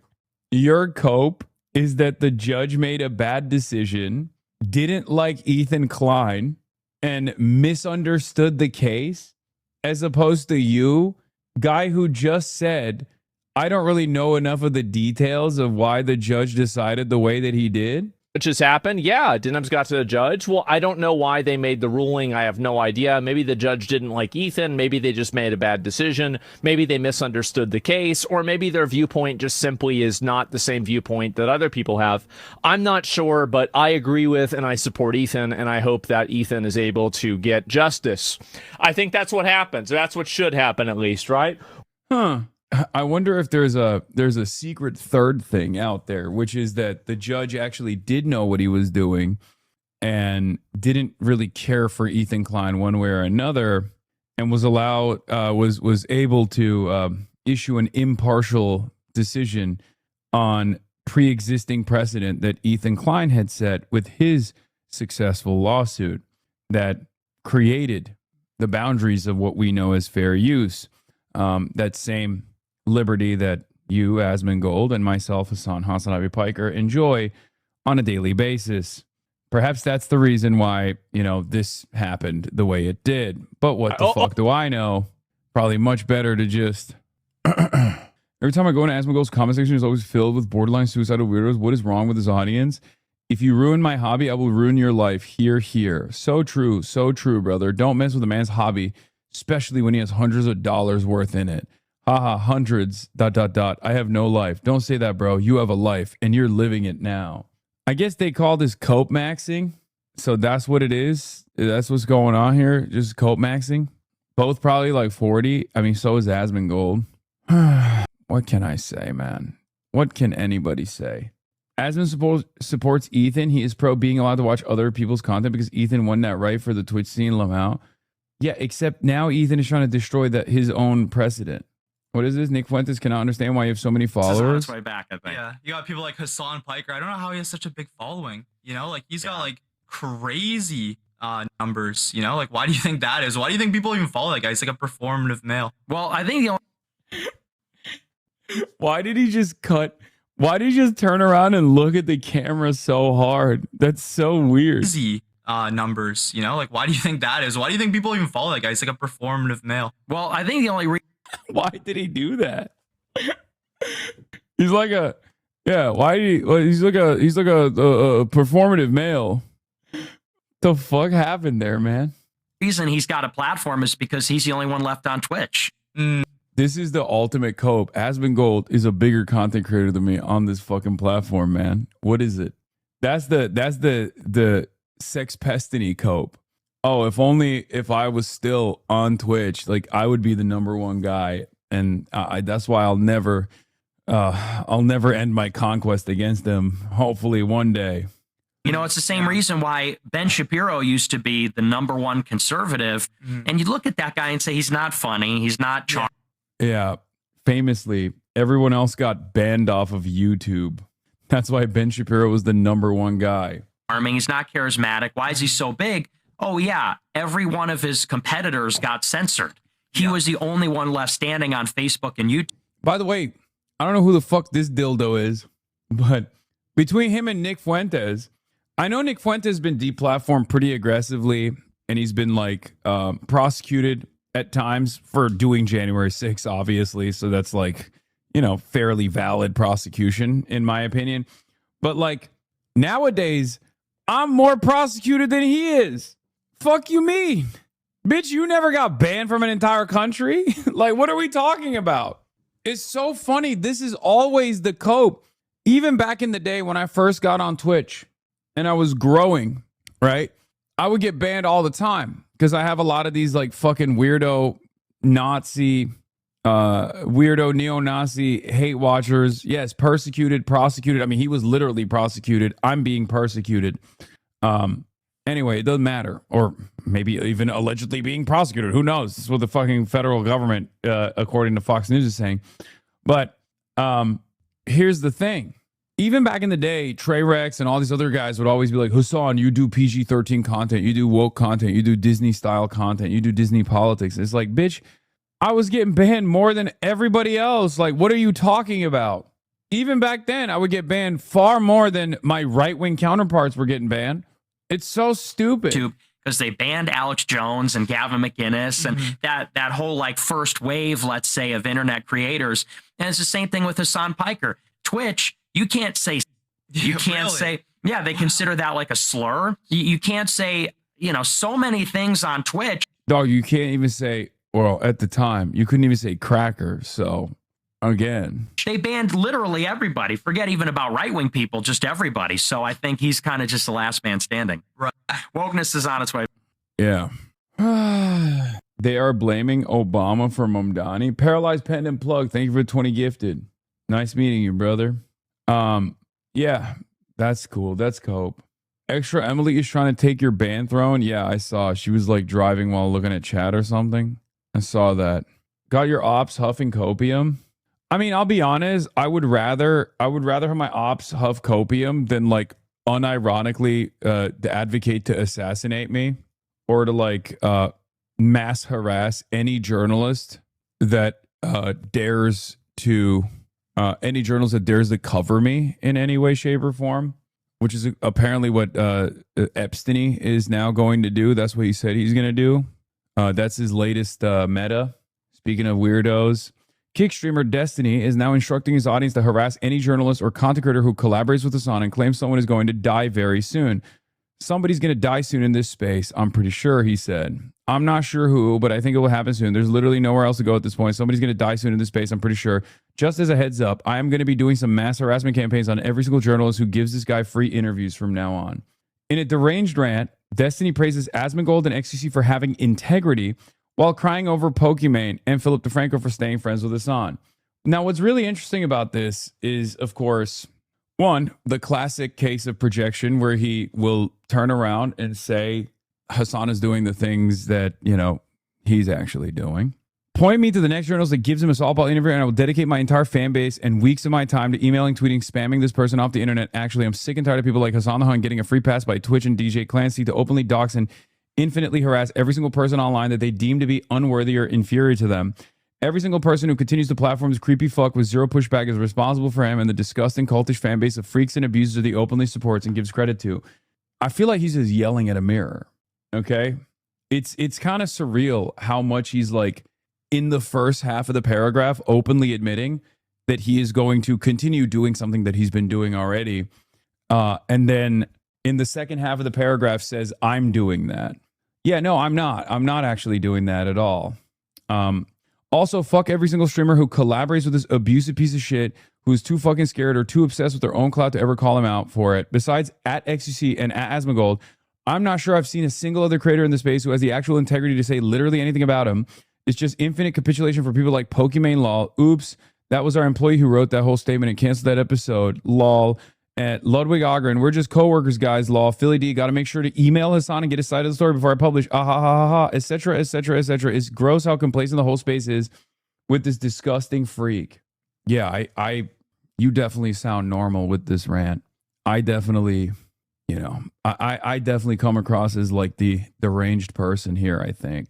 Also, he's just mad at Philip DeFranco for asking for my side, which is like normal, asking for a comment. I'm dying. They literally did the meme. They did. This isn't the first time he's called on his audience to target Hasan in public. He previously advocated to live track Hasan's location so someone could kill him. His location should be publicly available at all times while he's live streaming. If Dan wants to do something useful and still be a Hasan hater, he should create a Track Hasan X account that posts his current location when he's out at protests. Yeah, strange stuff.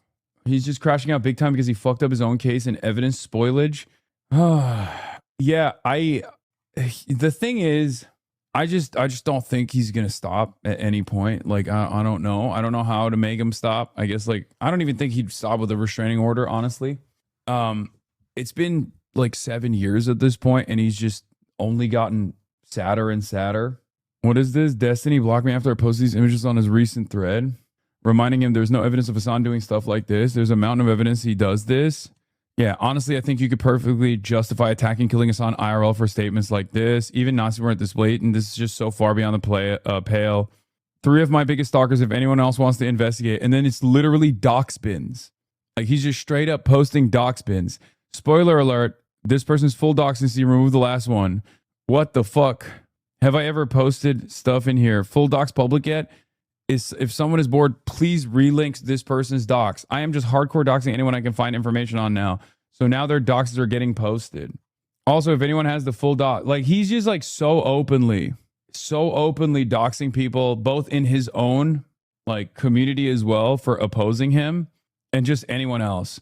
Just a heads up, I do not support anyone going after Connor's family, but since Connor's defending people who are making arguments about going against my family and someone might act on that, if someone did go after Connor's family, I think they would see that as fully justified, by the way. And then he turns around and he's like, why am I fucking banned? Do you feel bad for making him go crazy? No, man, I don't. He's a fucking 40-year-old guy. He could just not do any of this shit. It's kind of crazy because like he could have just straight up been a cookie cutter neoliberal Democrat. Okay, instead of spending the last 7 years of his life actively trying to make my life worse. If he just focused all that time, energy, and initiative on, I don't know, focusing on politics, like actually trying to make an impact in the realm of politics and wasn't such a fucking creepy, narcissistic sex cult leader, and instead genuinely had a vision that he wanted to, you know, enact some sort of change on, he could have been fine. Like, it just stick to fucking debating some of the dumbest mouth-breathing right-wingers, and you would have been fine. Yes, I saw what he posted today, talking about how, you know, he's just, someone's going to die in the space soon or something like that. Just like ominous shit. Yeah, the issue with guys like this, he agrees with Asmold that Western culture is superior to Muslims. They've been glazing each other back and forth. Yeah, I know. They all operate off of like one singular thing. I'm the number one op. So even if they supposedly hate one another because like Asmongold is the biggest Trumpy and Destiny is supposed to hate Donald Trump more than anything else, they literally don't mind dropping all of that stuff aside because that's just totally secondary. It's just pure theater for these guys.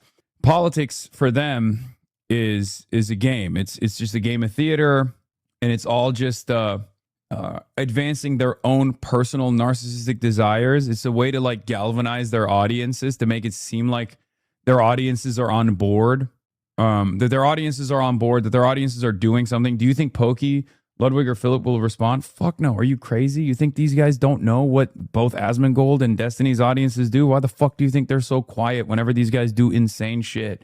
Their whole, dude, it's ironic because Destiny will constantly talk about like how, you know, I'm bullying people. Every single content creator in this space knows exactly how Asmongold operates, knows exactly how Aiden Ross operates, knows exactly how Destiny operates. They literally never talk about these people for that reason. Not because they like agree with them politically or whatever. It's because they're just like fucking terrified of being on the receiving end of, you know, a 7-year smear campaign that I have experienced. Yeah. Everybody else sees the fucking harassment that I receive and they don't want any part of it. And why should they? I do understand why people would shy away from it. Anti-Western, I guess, if that makes sense. Because like, Destiny explains why he thinks Hasan always loses to Asmongold in their verbal spats on Twitch, especially in this format. Asmongold will always win because Asmongold can engage with the facts more honestly. Hasan is having to fight Asmongold on like 2 or 3 different levels here.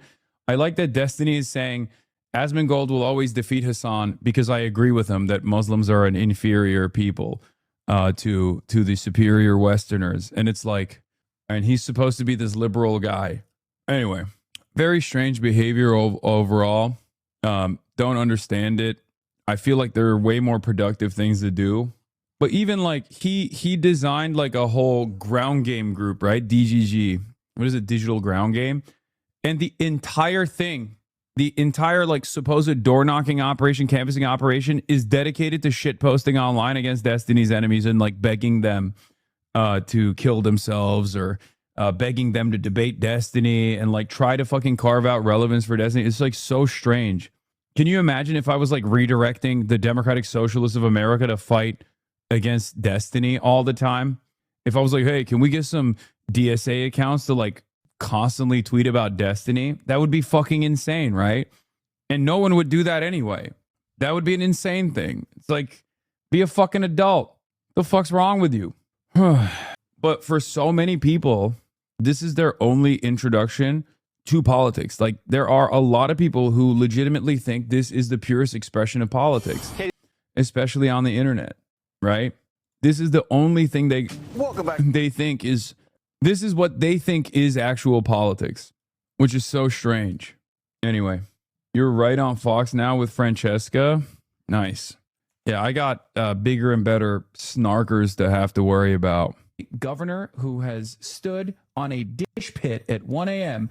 understand about working people in the state that a career politician fundamentally does not. We understand the pain. We knew from the get-go that we would have to be the campaign that out-hustled everyone. And I think that service industry workers were built different. She went on to say they're the best and most important thing in any restaurant. Okay. Cute, but her prescription for Wisconsin would lead to the same Wait, outcome. you're going to shit on that socialism someone has for delivered working in a fucking every dish country pit? where it's been tried. And that's real, Real pain. working class rhetoric And like from the rest Laura. of her ilk, she obviously hates traditional America. She can't even bring herself to say the Pledge of Allegiance in state government. Watch. We could stand for the pledge, led by Representative Canoto. Pledge allegiance to the flag of the United States of America and to the republic. What is this, bro? One nation, under God, indivisible, with liberty and justice for all. I see her there in the green skirt. Well, let's remind everyone. Trump won Wisconsin. Hong's Commie Canard may work in Madison. It may be really cool in Milwaukee, but it's going to turn off working class Dems in the rest of the state. Smart, sensible Democrats, and there are some, see where this is all headed. Hey, Democrats, you get suckered. This whole democratic socialism thing, it's a loser in a general Of course, election. Donnie Deutsch. Understand that. You're getting sucked in. 70% say socialism is a good thing. Losing proposition. 70% are against Israel. It's not going to win in a general election. Period. Get that through your dumb democratic skulls. Dumb skulls, numbskulls, including Illinois Governor Mr. Pritzker, whose entire family fortune, of course, in the hotel business was made because of capitalism. And now he's trying to pretend to throw in with the abolish capitalism crowd. Yeah, after he has his billions. That's going to resonate. I think what's good is that there are Democrats who are standing up and fighting what Donald Trump is trying to do to raise prices on people. I think those are the people who are winning. I'm just suggesting that that is the recipe for winning in 2026 and I think beyond. Now, as usual, Pritzker, who cannot stop businesses from fleeing his state, is spectacularly wrong. The truth is, Mamdani and his political progeny present the greatest opportunity. I'm not for gonna the lie, I do Republicans since the appreciate late 1970s. I appreciate DSA's existence for this reason too, because like it just makes these guys so unbelievably open about their pro-capital propaganda. Because the Mamdani Where it's like mafia business is so owners are great. If you're radically poor, you anti-American, deserve to die. Republicans now have Actually, the chance to expand on Trump's success by building an even stronger, broader, multi-ethnic working class coalition. Because in their heart of hearts, they love America. That's why a lot of these folks came to America. They don't want to see it destroyed. okay. So it's time to go on the attack and educate voters about these candidates' true intentions. No ICE, no borders. They're going to open up the country to 8 billion people around the world. They'll kill capitalism. That equals a stock market crash. With mammoth new taxes, mandates, and regulations, by the way, on everyone, not just the billionaires. Mainstreaming trans They'll agenda mainstream in the schools trans and agenda beyond. in schools and Okay, beyond. at least they started doing this thing where they started lying about it. Because, like, for the last couple of weeks, they were just, like, openly saying what the DSA is about, which I think wasn't helping them. Because they would just be like, they want free healthcare. They want to tax the billionaires. And then everyone was like, wait a minute, that's fucking awesome. So now they're like, they want to transgender your daughter. Maybe all those inmates can come live with him and his lovely wife in Gracie Mansion. So in the end, while all of these pro-Palestinian crusaders and the DSA are having their moment in the big cities, there's just not a big constituency for the nightmare that socialism never fails to create for regular working people. But think about this by contrast, when Republicans were mad at the multinational corporations for outsourcing and doing everything they were doing, terrible globalist policies, what did we do? We elected Trump, who pushed policies that actually work. Wait, what? When did he do that? No tax on tips, no tax on overtime, tariffs on China, tough border policies, and pro-family policies like Trump accounts. So yeah, my prediction is that the DSA crusaders will end up driving sensible Democrats away from the party, and meanwhile, it'll boost Republican turnout in races that we've been covering. In Texas, Paxton is going to beat James God is gender fluid Tallarico. In Maine, Susan Collins will beat Graham, I didn't know it was a Nazi tattoo, Plattner. Others from the DSA will crash and burn as well, eventually. And that's the angle. Here with their analysis is Ari Fleischer, Fox News contributor and former White House press secretary. Mark Meadows, former White House chief of staff during the first Trump administration. Gentlemen, the energy in the Democrat Party obviously is with these new socialists, communists, Bolsheviks, Jacobins, whatever you want to call them.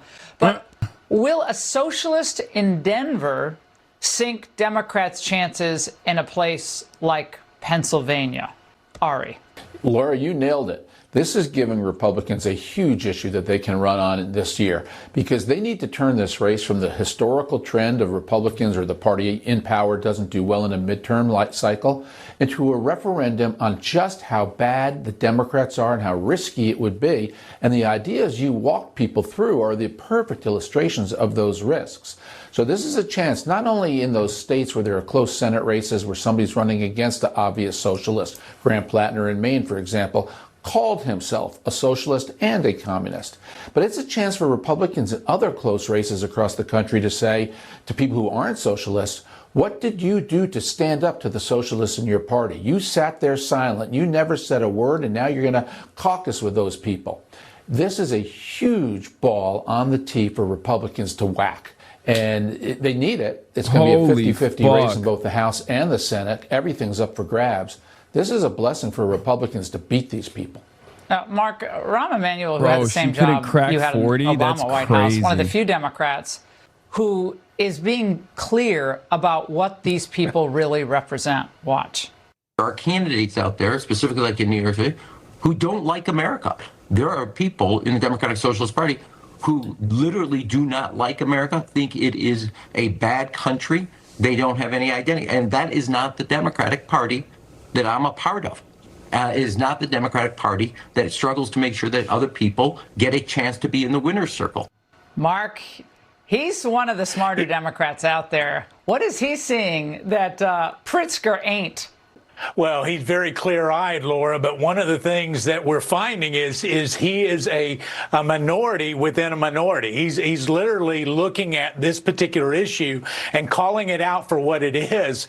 But everybody else is running to embrace Mamdani, embrace this communist in Denver. And Ari's right that this presents a great Connie opportunity. Chen. But what is more important is This that is the so statewide funny. elections, Deborah when you Haaland. start looking at either having Some to of these distance candidates, yourself. they just get sucked into this wave and are just being called socialists on Fox News for no reason. Like Deb and what's Haaland, going to happen Connie is Chen, that that's they're so funny. actually going to run the other way in states like Pennsylvania that you pointed out. This is chaos. You can't run this far to the left, but it's a great opportunity.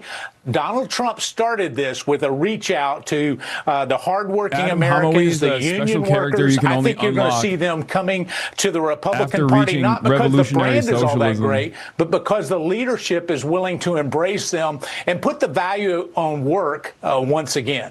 Yeah, like, Ari, you think of Bashir down there in Kentucky, right? Like he thinks he has a big future in the Democrat Party with this crowd, you know, as the litmus test. So Bashir thinks, oh, I'm a kind of a middle of the road, sensible Democrat.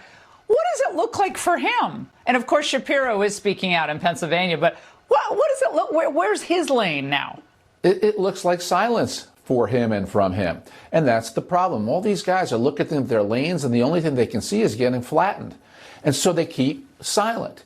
Where is the principled Democrat leader who says no to socialism? That simple. No. We won't caucus with you. We don't want your support. We are Democrats. We're not socialists. What's wrong with them saying that? But they won't say it because they're scared to say it, because then they get primaried.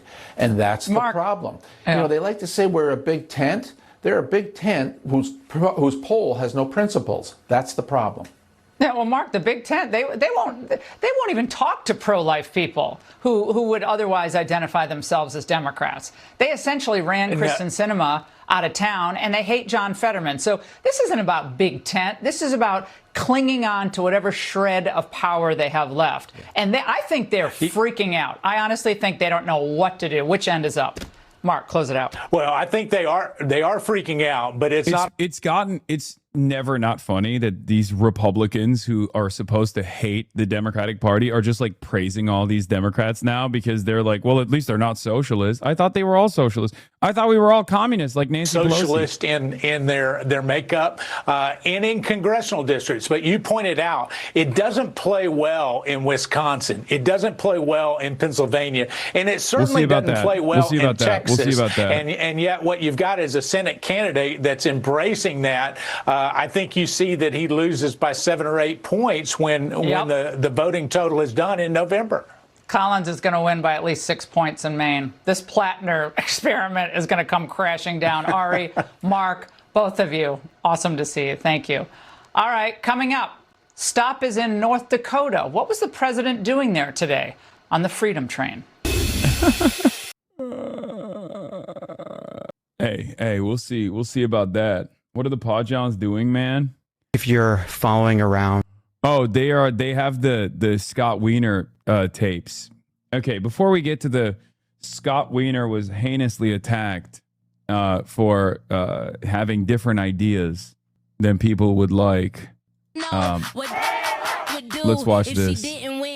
I guess we'll never step out the swamp to the motherfucking stage. Cut my mic off cause I'm about to misbehave. Will she ever lose, man? I guess we'll never know. Will she lose her cool? I guess we'll never. I hopped out the swamp, gave a bitch props. Where you been? Will she ever lose, man? I guess we'll never know. Guess we'll never know. Guess we'll never see the day that falls. Guess you'll never live to see the day that don't she loses. Don't she don't win on these, don't she mutants. Don't she don't critique or seek improvement. Right now is my time, my moment. Thank you to my swamp and thank you God I was broke. Stepped up the swamp to the motherfucking stage. My mic go cause I'm about to misbehave. Will she ever lose, man? I guess we'll never know.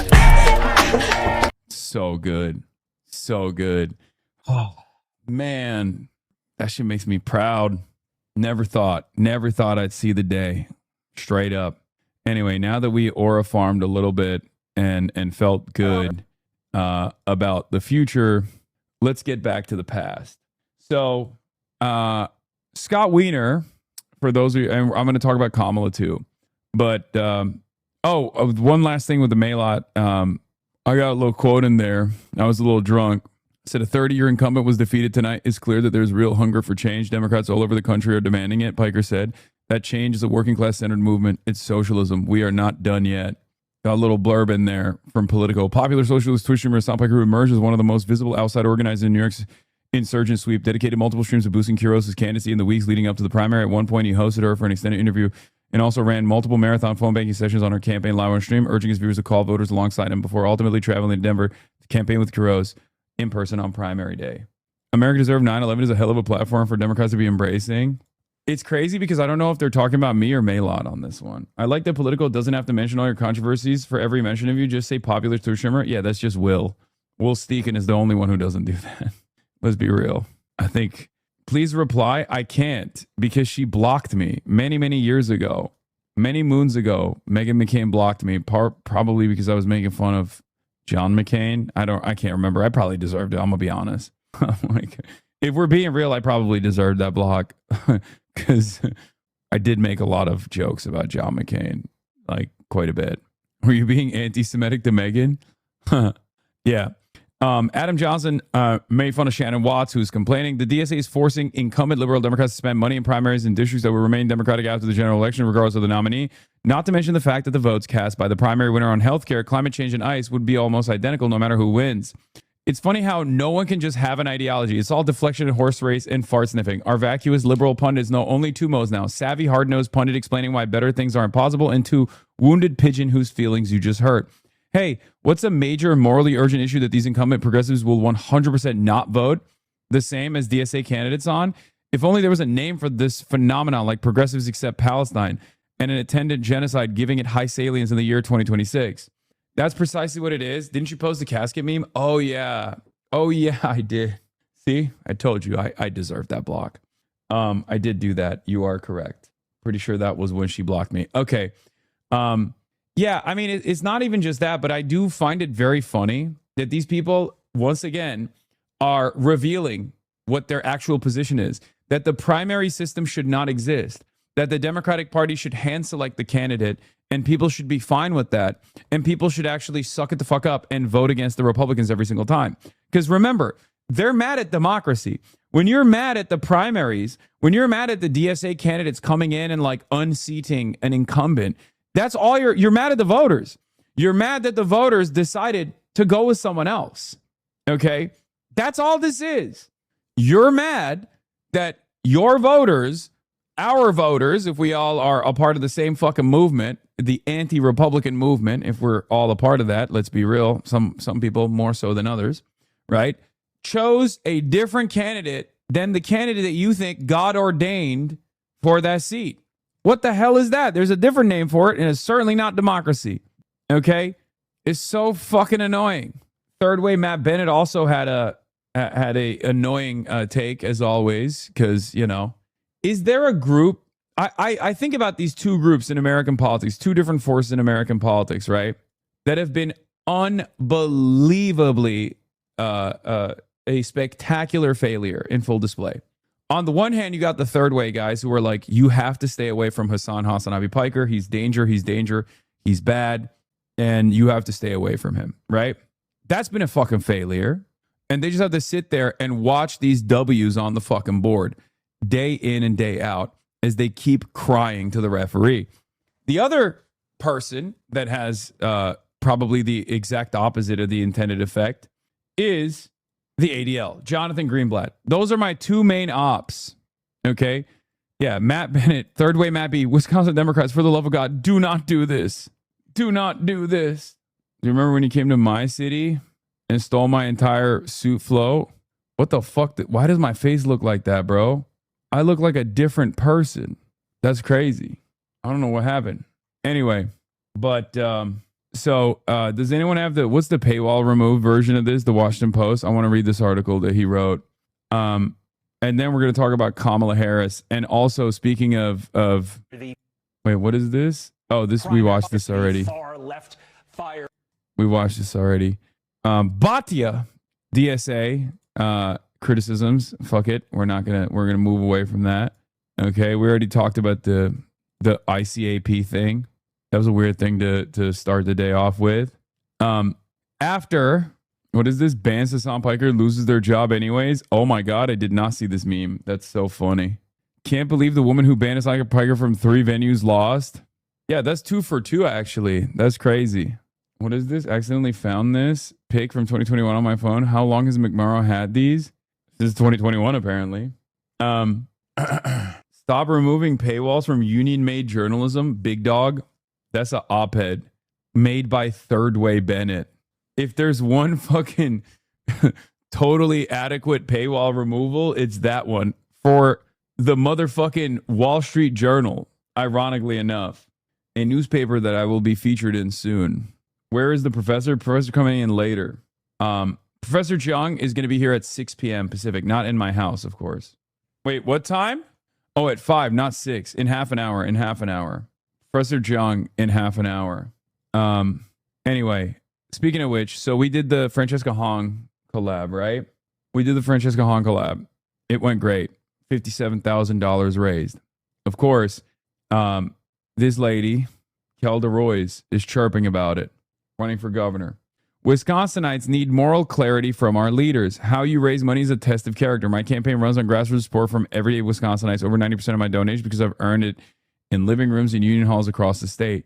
Fran chose to fundraise alongside Hasan Piker and Mike from PA, a commentator who profits off of anti-Semitic and divisive rhetoric.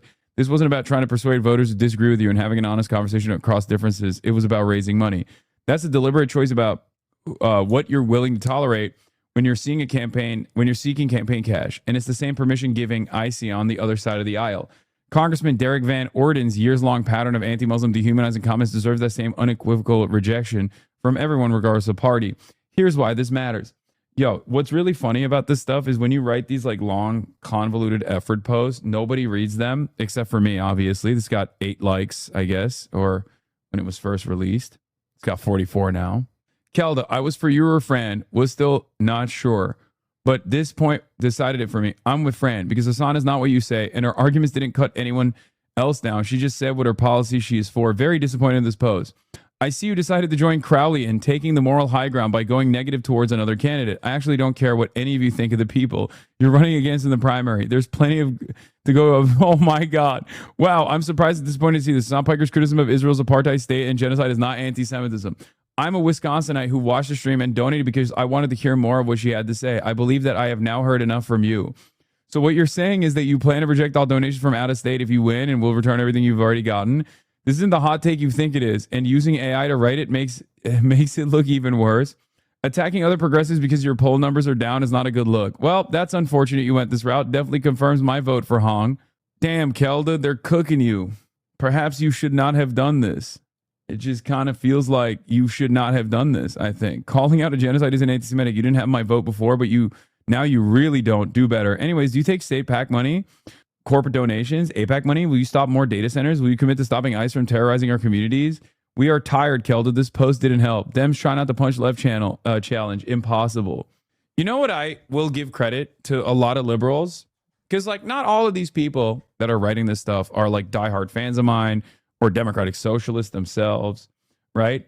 There are a lot of liberals who have like maybe seen some of my videos or some of my advocacy or some of my commentary, or don't even know what it is about at all. And they just simply see someone go, oh, you're farming donations from an anti-Semite. And they instantly understand that that's not what this is about. And it's just like criticism of Israel being packaged as a cheap dunk to associate criticism of Israel with anti-Semitism, right? I think that's what it is. And people have no appetite for it, okay? They have no appetite for it. You come across goofy. You come across silly. This already happened. This already happened with Mallory McMorrow against Abdul. You know what I mean?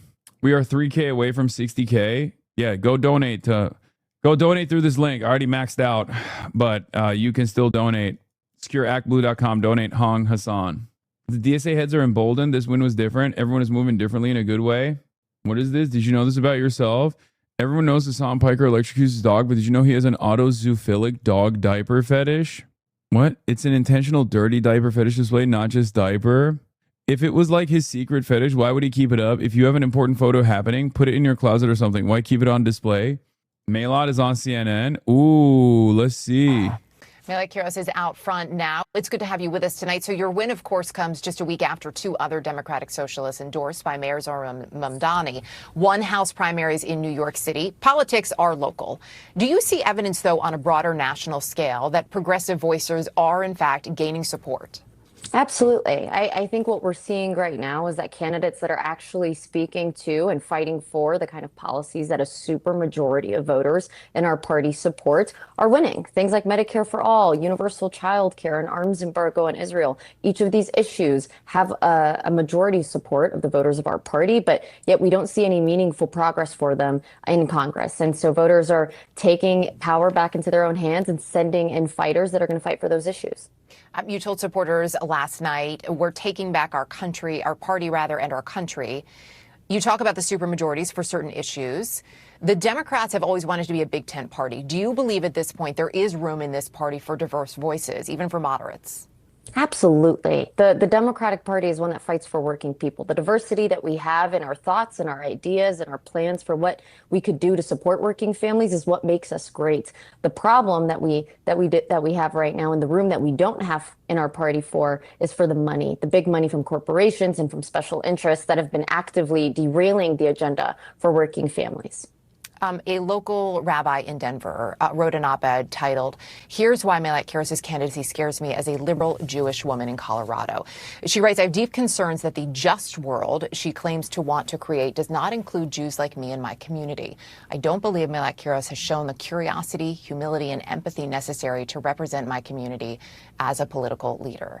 Rabbi Coburn said that the Denver Jewish community has repeatedly tried to engage with you to discuss their fears, their concerns, but says time and again we have been met with dismissal, indifference, or silence. Are you open to those conversations? I am, and our campaign has been in communication with folks in the Jewish community about some of the things that we're talking about. At the end of the day, my commitment is to protecting the sanctity of human life and dignity, and that includes combating the hate and the rising anti-Semitism that we are seeing not only in this city and in this state, but across the country, and standing up to combat that hate and protect our Jewish neighbors in our district is one of my top priorities. I sincerely believe that part of that fight is going to be decoupling the conflation that we are seeing right now for the actions of the state of Israel and with the Jewish people and with Judaism, which is putting them in greater risk. And so making sure we're combating that conflation, combating the hate that is rising as a result of it is a top priority for me. So you say that's a top priority for you, that your campaign has been in touch. But what about you personally?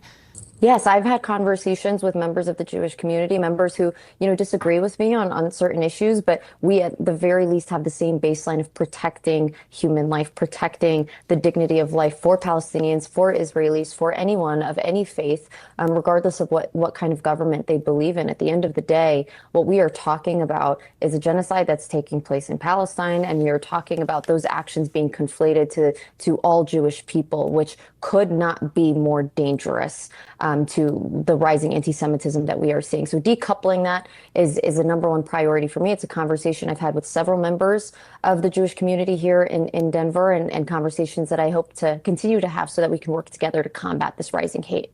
It would be good to hear if you and the rabbi actually are able to sit down. Please let us know if you do have that conversation.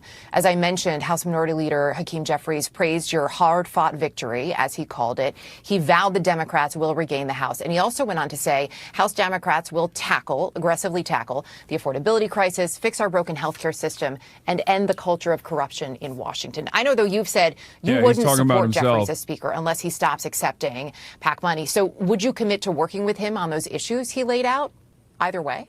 Absolutely. Absolutely. That is the goal here, right? At the end of the day, a lot of the victories that we are seeing across this country are so important because what we are showing is that the fight is with the oligarchy. The fight is with the corruption that we are seeing in government. And we have to work together to be able to find the solutions necessary to get that done. My commitment to not voting in any leadership that takes corporate PAC money is the standard that I think we should be setting as a party. If we want to be winning again, corruption is a number one issue for voters, and we should be setting the standard for what a truly functioning democracy looks like, and that means getting money out of our politics. Good to have you with us tonight. Thanks for joining. Thank you, Erica. Out front now, Larry Sabato, who, of course, is the man behind Sabato's crystal ball. So, Larry, you have said these seats. Is it not weird that every single interview with progressives needs to address kids still posting from random tribunes of the Jewish community? Yes. No, that's what it is. And there's also like this endless hysteria where I see people after every victory of a person who is quite literally openly against anti-Semitism, but is anti-Zionist. I see so many people just like whip themselves up into a fucking frenzy to be like, it's over. Jews are under attack again. Like, this is the pogroms. It's taking place already. And it's like, you could choose not to do that. You know what I mean? You could choose to not do that. Dude, what are you doing? Stop posting your fucking username and password. What are you, crazy? Yeah. If you actually believe that Jews are on the brink of being pogromed in New York City, I think you should be involuntarily hospitalized for being a threat to yourself. You are not mentally competent enough to make decisions seriously. But it's just it's so crazy to me to be like, well, that it's obvious. Well, you see it again. This person who's anti-Israel is very clearly trying to kill Jewish people. And it's like, why do you choose to whip yourself up into this fucking panic, into this frenzy? Especially because, like, who believes this? This is fucking psychotic. Oh, is this? Hassan Piker is dancing because he's happy that Charlie Kirk drowned in his own blood after another leftist. Man, please stop. Never show me another Drew Pavlovian dog tweet again. We're putting a ban on Cypriot Australians on the broadcast. Sorry. Okay. Perma ban on Cypriot Australians that try to get themselves involved in American politics. It's unbearable. We don't need to hear from them. Whether it be Drew Pavlov or Bad Empanada, don't want to hear from them. U.S. New Hampshire Democratic primary, Chris Pappas, Karishma Mansour at 29, change from April 2026 is plus 11. This is another progressive, right? Okay. No more appeasement. Democrats need to fight the DSA. The far left is poised to take over the Democratic Party if it isn't stopped. This is from John Cowan and Matt Bennett, Boo Boo Bennett, my ops from Third Way, an establishment pro-corporate think tank that is at the heart of virtually all of the Democratic Party's ineptitude in the last couple of decades since the Clinton era. Senator Bernie Sanders first ran for president as a self-described Democratic socialist a decade ago. Since then, the Democratic Party has hopped on the movement, hoped the movement would simply fade away. It didn't. The Democratic Socialist of America now claims more than 100,000 members. Its candidates have won major local elections, and after last week's bloodbath in New York City and Tuesday's win in Colorado, have defeated mainstream Democrats in important congressional primaries, complaining that the voters are not voting the way you want them to. I feel like you're mad at democracy. Okay. Despite having little success outside leftist strongholds, DSA aims to become a dominant force in national politics, but the DSA's radicalism makes it not a faction to be appeased. It's a movement to be opposed. The organization's ideas are electoral poison, defund the Defense Department, abolish carceral force of the capital estate, eliminate the presidency, the Senate, the Supreme Court as they currently exist, draft a new constitution. These are not caricatures invented by the MAGA right. These are the policies the DSA leadership laid out in its new platform, according to City Journal. It will reportedly debut at the DSA Socialist Summit later this month. Daria Liza Avila Chevalier, the Democratic Socialist who won the Democratic primary in Congressional District 13 in New York, has called for seizing the means of production and the abolition, abolition of police, prison, and borders. Archived social media reposts included favorable references to communist leaders. In the wildest precincts of the online left, these ideas are resonant. But in suburban Milwaukee or Phoenix, the places that decide control of Congress and the White House, this rhetoric hands Republicans attack as their right themselves. And those ads will run against every Democrat. See, if the Democratic Party truly was a Big Tent party, by the way, they would just shut the fuck up about this stuff. They would never talk about it ever again. And if they were ever forced to address it, they would just be like, look, there's differences in opinion in the party. I believe the things I believe. Here are the policies I'm laying down. Here, advocate against them or not. Because ironically enough, a lot of Democratic Socialists have to do that regardless. Okay?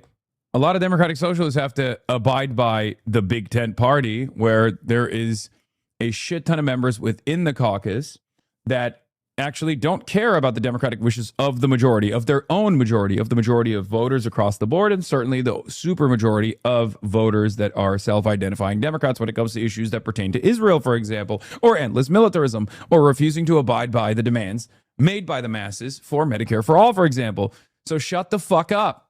This is just reactionary posturing against your left flank for no fucking reason. The reason why you're doing that is not to show yourself as a reasonable moderate to the masses. It's because you're losing your grip of power at the heart of the party. And that is precisely the reason why you're doing that. Okay? That's why you're doing it, because you're scared. Anyway, in a study, Third Way and others conducted after the 2020 elections, we found that the defund the police slogan a few Democratic candidates endorsed helped lead a dozen unexpected House losses for the party. The DSA's rise could do the same. Every viral statement or nutty policy from a socialist would become a mailer in the swing districts where majorities are built. Far-left governance has also been a failure. The DSA claims it is the answer to a legitimate rage about a broken status quo, but the policies it supports makes matters worse. When activists took over San Francisco in 2020, the city drifted into rampant shoplifting, retail fight. Again, almost entirely made up. Like entirely made up hysteria, propped up by capital owners that obviously local news outlets leaned into. Then is used in perpetuity against the left flank. Okay, just made up. This was straight up made up. I called it out at the time. Everybody yelled at me. Everybody said I was fucking pro-theft, if you remember. And then lo and behold, I was fucking right. Remember when the fucking Walgreens chief financial officer came out and was like, yeah, we lied about that whole shoplifting craze. It turns out it wasn't that. Turns out it wasn't happening. Chicago Mayor Brandon Johnson, who's backed by the City Council Democratic Socialists, has a favorability rating of only 34%. In Seattle, Mayor Katie Wilson, a Democratic Socialist, has been in office only 6 months and has already retreated from far-left policies. Police have began cracking down on open-air drug markets in ways she campaigned against. Governing as the far-left demands, even in some of the blue cities in America, is wildly unpopular. Wonder why they're not talking about Zoran. Anyway, but the DSA's most dangerous threat is commitment to hollowing out the Democratic Party from within. The DSA aims to primary Democrats in blue districts and replace them with ideological zealots, which is not what Third Way is, by the way. The right experienced a similar battle in the early 2010s when the Tea Party movement began an insurgency against Republican sellouts that cost GOP half a dozen winnable Senate seats. For years, that looked like self-sabotage. Then a charismatic outsider, yeah, exactly. And now the Republican Party is more popular, or less popular, but more powerful than ever before. So who gives a shit, right? Because if politics is about acquiring and seizing power and maintaining power and enforcing your will amongst the masses, well, then that movement won. That movement won. It worked. Donald Trump was the torch bearer of that movement, and he's the motherfucking president. And I would say probably one of the most successful ideological presidents for a movement, for an outsider movement in generations. He opened up a totally new wave of American politics. Single-handedly rewrote the entire contemporary politics in this country in his own vision, right? Anyway, the movement handed the GOP to Donald Trump. Democrats who assume a takeover can't happen have learned nothing from the death of the party of Reagan. The DSA's building, he's like talking about the party of Reagan fondly. DSA's main target isn't moderate incumbents, but progressives. Avila Chevalier knocked off Rep. Adriana Espaillat, the first formerly undocumented immigrant member of Congress. Yeah, he's not a progressive. Okay. Just because he's a member of the Diana DeGette, also do nothing Democrat. Be warned, liberal Democrats. For the radical left, there's always someone insufficiently pure. Eventually, that someone will be you. Democrats should be clear. There's not a broad political realignment. Nationally, the DSA has 22% favorable rating compared to 47% unfavorable, according to our polling. And DSA candidates routinely underperform with the working class voters they claim to represent. Both Clara Valdez in New York 7th District and Avila Chevalier won areas with young college graduates, but lost precincts with older, less college-educated voters. Now is the moment to fight the DSA. Mainstream Democrats must emphasize that they are not a radical socialist party and will not become one. They should definitely do that in the primaries where they're facing off their political opposition. That would be really funny. I don't want to give these guys any ideas, but it's really funny that they have none, right? They can only just be like, we're not the Republicans and we're not the guys that are telling you you deserve free healthcare. I can't stress this enough. I need you to understand we are not the guys who are going to fight for healthcare. We're not going to fight for unions. I just need you to understand any association you have with those sorts of radical communist ideas, that's not who we are. Please vote for me now. You must vote for me. Isn't that awesome?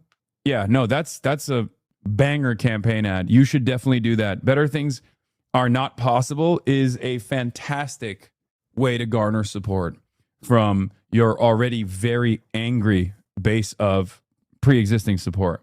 Yeah, by the way, 22% approval for DSA, and I think the Democrats are like, the Democratic Party is right there as well.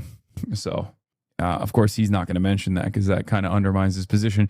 Taking on the DSA has a proud president. In 1947, liberal leaders, including Eleanor Roosevelt, Hubert Humphrey, and Walter Reuther, founded Americans for Democratic Action because they refused to let the communist-aligned left speak for American liberalism. and then hit the red scare button. They drew a bright line, condemned those who would not renounce the radical project, and the next year helped Harry S. Truman crush Henry Wallace's fellow traveling third-party challenge. They understood that liberalism's survival required a center willing to stand up to the left. That clarity led to the coalition that passed the Civil Rights Act, Medicaid, and the rest of the Great Society. Oh my God. Every step of the way, governments were actively murdering the people that were the radical left that were pushing for all of these things. Ironically enough. Anyway, the DSA is disciplined and growing, but it can be beaten both in the elections and in the fight for the soul of the Democratic Party. Mainstream Democrats must rally to this cause. If they don't, the consequences for the party and the country will be catastrophic. Yeah, there's no audience for this. There's no market for this.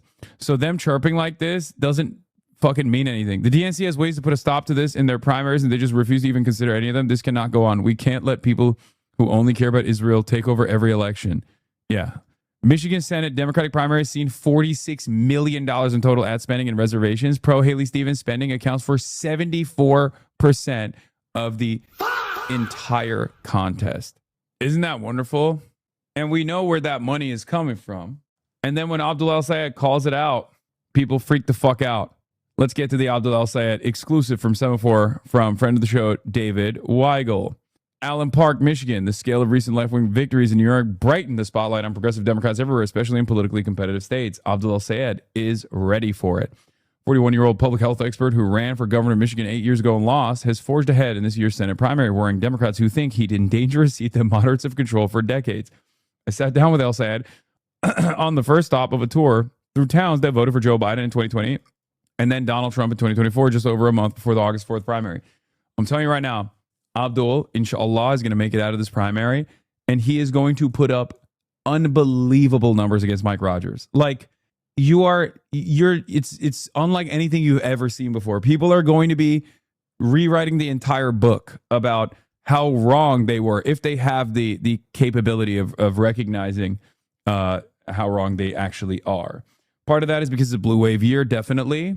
But the other part of that is because he is an incredible fighter, an incredible candidate, policy first. And also on top of that, Mike Rogers is unbelievably weak and could not even defeat Elisa Slotkin. And Abdul El-Sayed is so much better than Elisa Slotkin. Oh my fucking Lord. Left populism.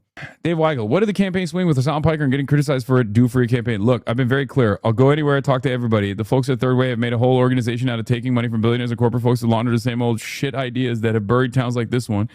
And they want to do this sort of platform politics that feels more like a bunch of folks wanting to live in a West Wing episode than real life. I think their style of politics is about as old as their ideas and about as stale. So when they came after me, all they were doing was telling on themselves. And when we doubled down, they realized that I'm not playing games. When Fox News is booking you and covering you, might that be for the same reason Republican PACs spend to help progressive candidates, that they see you as easier to beat? It's amazing to me how deeply they're misjudging this. I'm like, you have never fought a counterpuncher. The number of times I'm going to define and redefine Mike Rogers. We're talking about an anti-charismatic old school politician who doesn't even know what he believes except for he wants to make himself rich off the rest of us. You know what I'm going to do to that man? By the time I'm done, his best friends are going to look at him and think what I think, say what I say. I'm going to define him into eternity. Good. Help me beat the crap out of you. Little parts of your vestiges politically are going to be scattered all over the state of Michigan, never to be seen again. You say Mike Rogers, it'll be like, remember when Abdul just completely demolished that man's political future? By the time I'm done with him, people are going to be calling him $5 Rogers. Why $5?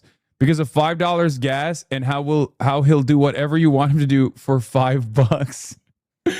Oh no. Abdul, my man is cutting wrestling promo, dude.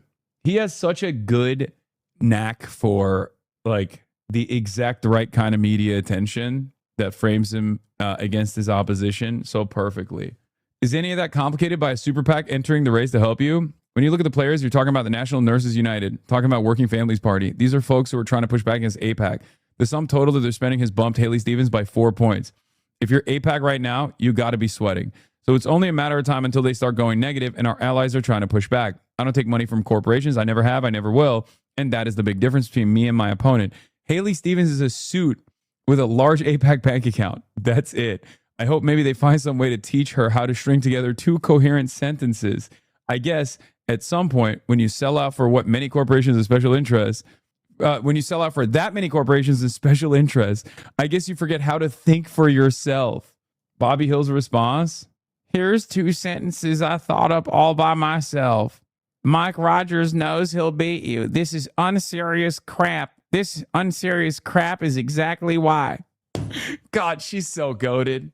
I heard her voice in my head. You're just a playground bully.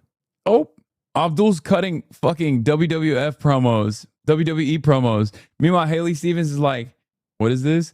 Oh my God, I love Magdi Jacobs. I love her so much. Bro, she is the most mentally unstable person who I think I really appreciate that she has no chill. She has no like self-respect at all. And she just lays down the cards on the table face up every time. She's like, I'm insane. I'm out of my fucking mind. And now that's your problem and everybody else's problem. I love her. Okay. When I say this, and for the record, I hope she doesn't see me say this because she's going to be like, you're just like my ex-husband, because she has said that about me in the past. And that's exactly the type of insanity that I love, when someone is just like, wow, random guy who's like fighting for democratic socialism, fighting for healthcare, fighting for workers' rights, fighting to end senseless wars. You remind me of my abusive ex-husband. You're just like him. That is so insane. And it's very funny because her whole worldview unironically revolves around, her whole like political operation revolves around being like, you were abusive to me in a dream, and now that's your fault. Okay. So I try not to project, but I can now objectively say he sounds exactly like my ex-husband, because this is exactly what my ex-husband has literally said. Why would anyone demand Democrats be in a relationship with someone who sounds like my psychopathic ex-husband? Why? Ask him what he thinks about Ted Kaczynski next. I'm sure it'll be illuminating. I'm not triggered per se. You definitely don't sound triggered. But I do have a distinct memory of not being able to escape from my ex-husband, and then also having to hear, let's talk about Luigi Mangione and wanting to launch myself in the fucking sun. Now the same thing is being forced on all of us. Bro, what the fuck? Does their propaganda work? From my perspective, no one would fall for this. No. What are you talking about? Who the fuck would look at this and be like, well, that's a reasonable and sound opinion? Hello? Lucky for me, she moved on from me to Graham Plattner as to who reminds her of her ex-husband now. It kind of sounds like Abdul El-Sayed actually existing socialism. Kind of sounds like actually existing socialism is imitating Hasan Piker, but with slightly more complex clausal syntax. Yes. She's tweeting about Maylot now. I love her so much. Magdi Jacobs, you are awesome. Never change. Okay? Everywhere she goes, she sees her ex-husband. Yeah. You know, I was checking out at the cash register. Cash register looked up at me, said free parking is that way. I thought he said free Palestine. You know what that reminded me of? My abusive ex-husband. I immediately called the manager to get him fired. He's now fired. Turns out he was an undocumented immigrant. We called ICE on him. He's going to El Salvador. Also, what I wanted to do to my ex-husband. Everywhere I look, I see my ex-husband. Mamdani's elevation of Valdez over Reynoso shows he values something more than substance improving constituent services. What is that something? I'd posit his movement and his own power. It's not a good look. Velasquez and James are rightfully pissed. Who else but Magdi Jacobs could deliver an insight like, the mayor prefers when members of his own organization win rather than those who aren't? This is what you learn at Poli-Sci 101, okay? Yeah, freelance writer at Harvard. You don't know about this stuff, okay? You don't understand. This is good politics. Yeah, Magdi Jacobs is awesome. She's basically our very own homegrown Eve Fartlow, and I love her for it, and I hope she continues doing this. It makes me very uncomfortable when men speak about women like this. Haley Stevens is a successful legislator who is clearly intelligent. El-Sayed's comments are objectively misogynistic. The demeaning and aggressive tone makes them worse. I can't believe guys like this that have been virtually the only voice that's been heard in Democratic Party politics in perpetuity failed to deliver a fucking mandate that could defeat Donald Trump. How is that even possible? I, for one, am shocked. Shocked, I tell you. What a shocking revelation. Hold on. Let's figure out which camera is the right one. Okay. All right. I'm now going to be talking to Professor Jiang, ladies and gentlemen. Hold on. Hello, Professor Jiang. Can you hear me? Yes, I can. Wow. Okay. What an honor. What an honor to have you here. A big time fan, first time listener. That's what we say in radio, which this is not. Hold on. I'm gonna fix. I'm doing a real time live production right now, so it's going to take a little bit to. No worries. To size you up, to fix you up on the screen. But I know that you are now also doing live broadcasts because I saw you talk about, the trials of trying to communicate to an audience in real time and how difficult it is. So now, we're one and the same. You need about 4 brains. Yeah, What? You need about 4 brains to do. You need about 4 brains to do it properly. Thank you. It's the ADHD that I have. For your title, what would you like? You can just call me Jiang if you want. Okay, I'm going to say Professor Jiang, and then I'm going to say future predictor, predictive history. Sure. Okay. All right. Boom, boom, boom. Okay, so Professor Jiang, you have been on the broadcast of numerous academics and also Sneeko, who is not necessarily an academic, but but you've had conversations with the likes of Dugan and many others. Very excited to have you here. You did an interview with Breaking Points.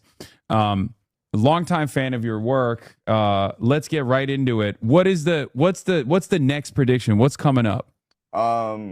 My next prediction, my big prediction is that I think Trump will get a 3rd term. Okay, that's a little wild. All right. What makes you say that? Well, first of all, he and his family have been stealing billions of dollars. That's a lot of corruption, and it's really unprecedented.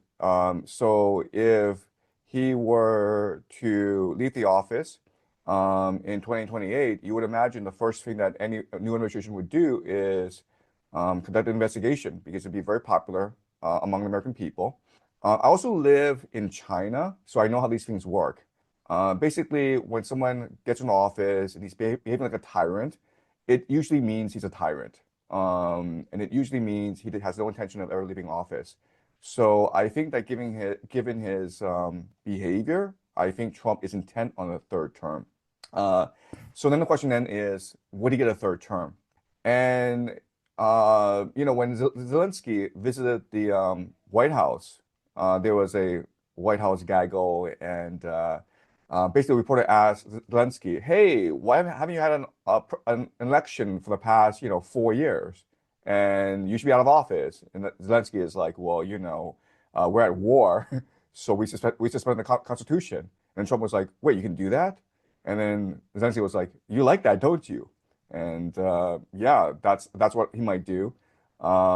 He could also run as a VP and have his son, Don Jr., at the head of the ticket. And then when he wins, when they win by cheating, they can, his son can abdicate and he can be the president again. So there's one complication there. It's actually unconstitutional for him to be the vice president. Like right now, Barack Obama couldn't run as a vice president because he's already carried out his 2 terms. Because there's a constitution, there's a constitutional hurdle there, but maybe he can climb it. I don't know. That is up to debate, because if you talk to any law professor, he or she will tell you that it is unconstitutional. It violates the spirit of the Constitution. But the problem with the Constitution is it doesn't state explicitly that you can't do that.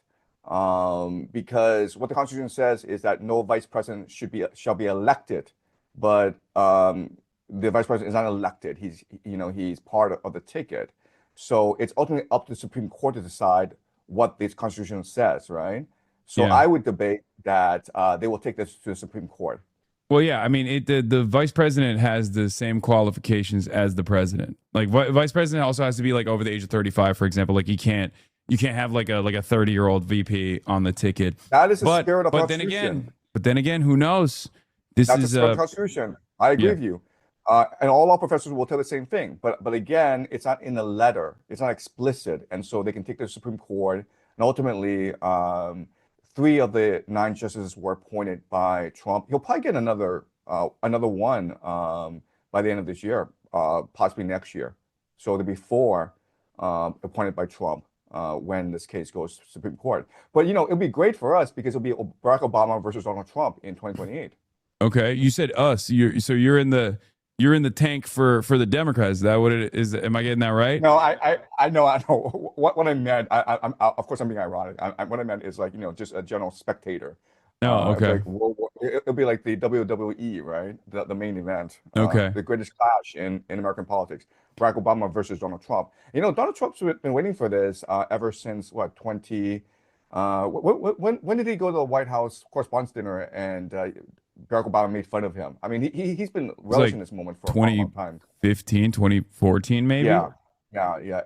No, he's been relishing this moment for a long time. They're saying 2011 in my chat. Professor Zhang, is it possible to raise your volume on your end? I tried to do it on mine, but it's already maxed out just a little bit from your microphone. Sorry. Because you're a little bit quiet. Sorry. I'll put my mic closer to my, yeah. All right. There's no way to crank up the volume on your end through the Zoom maybe? Yeah, let me try. Okay. All right. Right. It sounds fine is what chatters are saying now, but it's crazy because, and I'm sure you've already gotten a little taste of this, when you were also live, they always complain. You know what I mean? They always complain, and then they're like, and then they complain nevertheless, even when you fix it. Yes. Okay. All right. Okay. So, is this better now? It's a little bit better. I'll just lower my own volume to adjust it to yours, so that people can, people can lower their volume or increase their volume. I think we should be good this way. All right. So getting back to it, so you're famous for your predictions. You use game theory. A lot of people have called you out on it. I don't fully understand how game theory factors into your predictions. Sure. Do you mind elaborating on how game theory factors into your predictions on geopolitical events?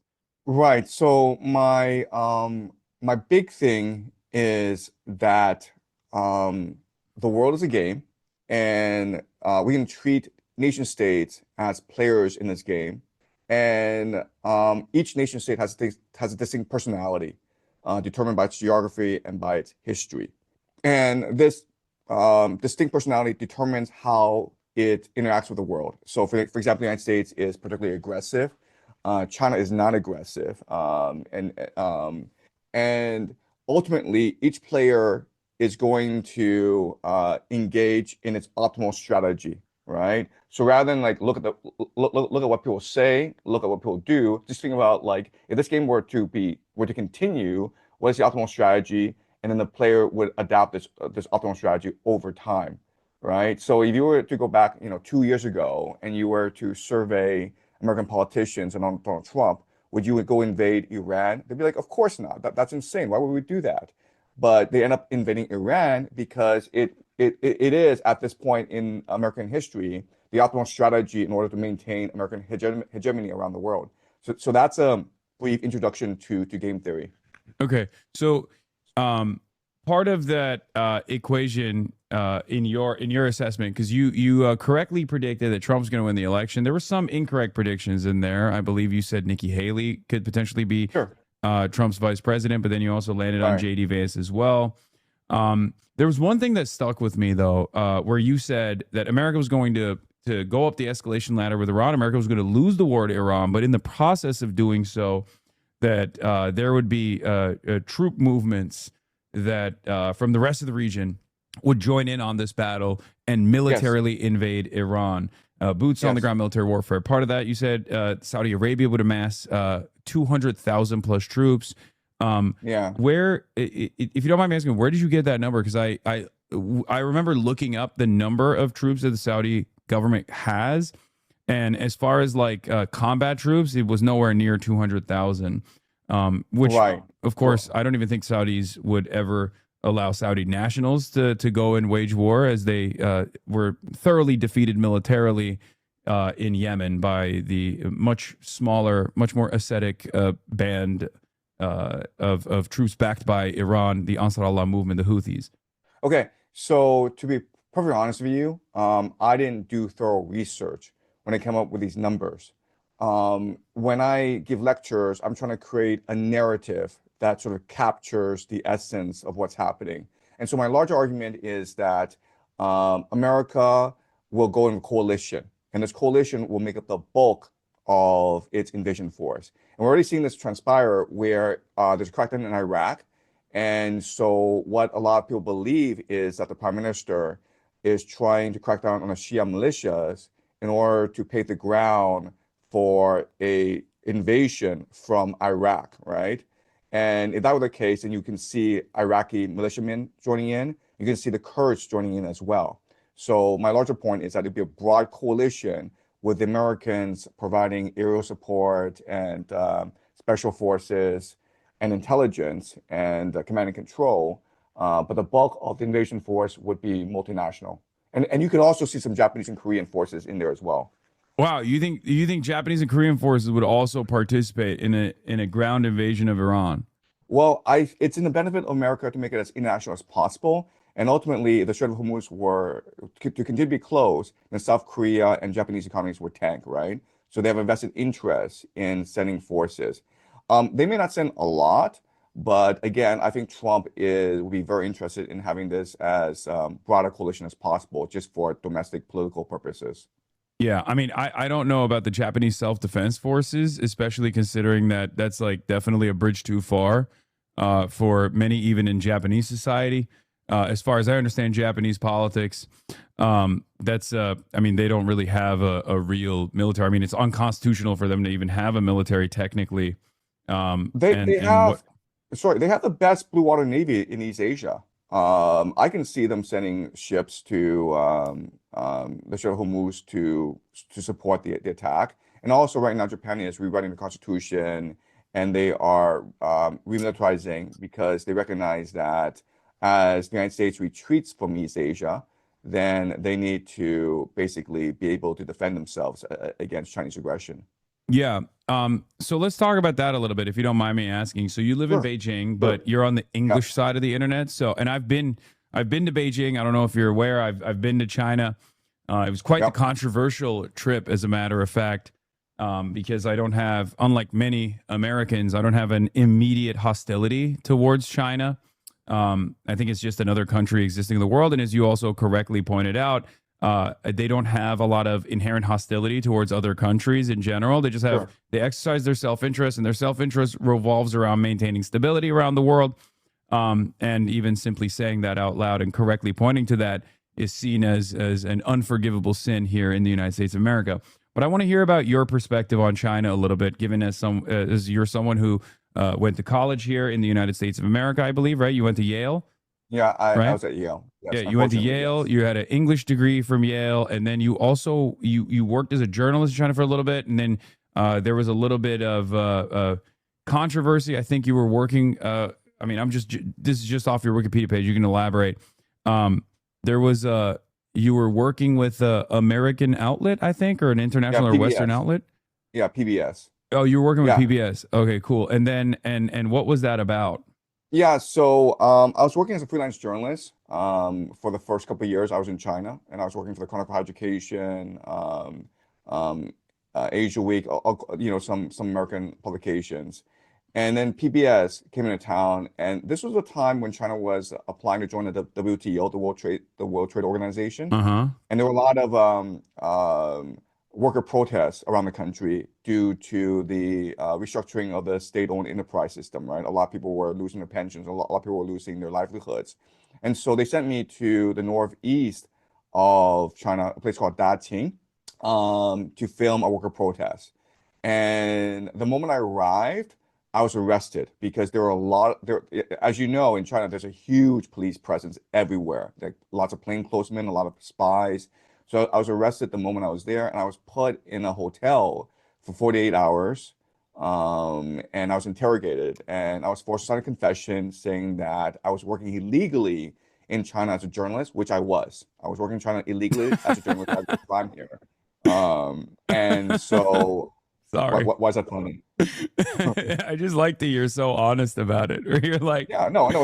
It's illegal to work in China as a journalist. And then I was deported but I was not charged with a crime. There's a difference, right? Uh-huh. So I was deported and I was allowed back in the country anytime I wanted, but they wanted to deport me in order because I mean, like you can imagine when a journalist gets arrested in China, like when you got stopped at Tiananmen Square, that's big international news, right? Yeah. So they, I mean, even when I got detained for like 3 seconds at Tiananmen Square, that was all over Western newspapers. They're like, "Oh, the communists have arrested him." I mean, it wasn't, but yeah. Yeah. So they said you can come back anytime, but we have to deport you because you're getting too much attention. And so after a year, I was trying to write a book, didn't really work out, and I was trying multiple possibilities, but then I ended up going back to China to do documentary filmmaking, and then I worked in the United Nations of Afghanistan, and then after that, I started to work in education reform in China. I built a couple of schools in China that were pretty successful, and then I got fired because I'm a tyrant. I have a certain way of doing things. I have a certain way of educating students, and it didn't really align with Chinese culture and Chinese tradition. I want to teach critical thinking. I want to teach the Socratic method, and they just wanted kids to get into Yale and Harvard. And I was doing that, but they didn't want the education reform, and so I was fired from my position. I wandered around China for the next 10 years before I met my wife, and that's what really changed my life. After I met my wife, we had 3 kids, and so I needed stability in my life, and so I started to go work at a private school, and that's when I started to film my lectures. So I was teaching both geopolitics, game theory, as well as great books, Homer, Dante, Plato, and that's what made me popular online. I've seen the videos. So the videos that you have on the internet, you actually have students in the room with you. Like that's a lecture from high school. I assume is it high school? It's a high school, and I have like 1 student in the class. Yes. You have 1 student. Sometimes 2. Sometimes if I get lucky, I get 2. But yeah, usually 1 student in the classroom. Yes. And what's the like? I've looked into the website a little bit, and I feel like it's one of those schools where it's like the goal is to try to get these kids to like American college, right? Is that what it is? Yeah. So we are a private school. I've left the school, by the way. But you have? Okay. I have left the school to pursue other possibilities.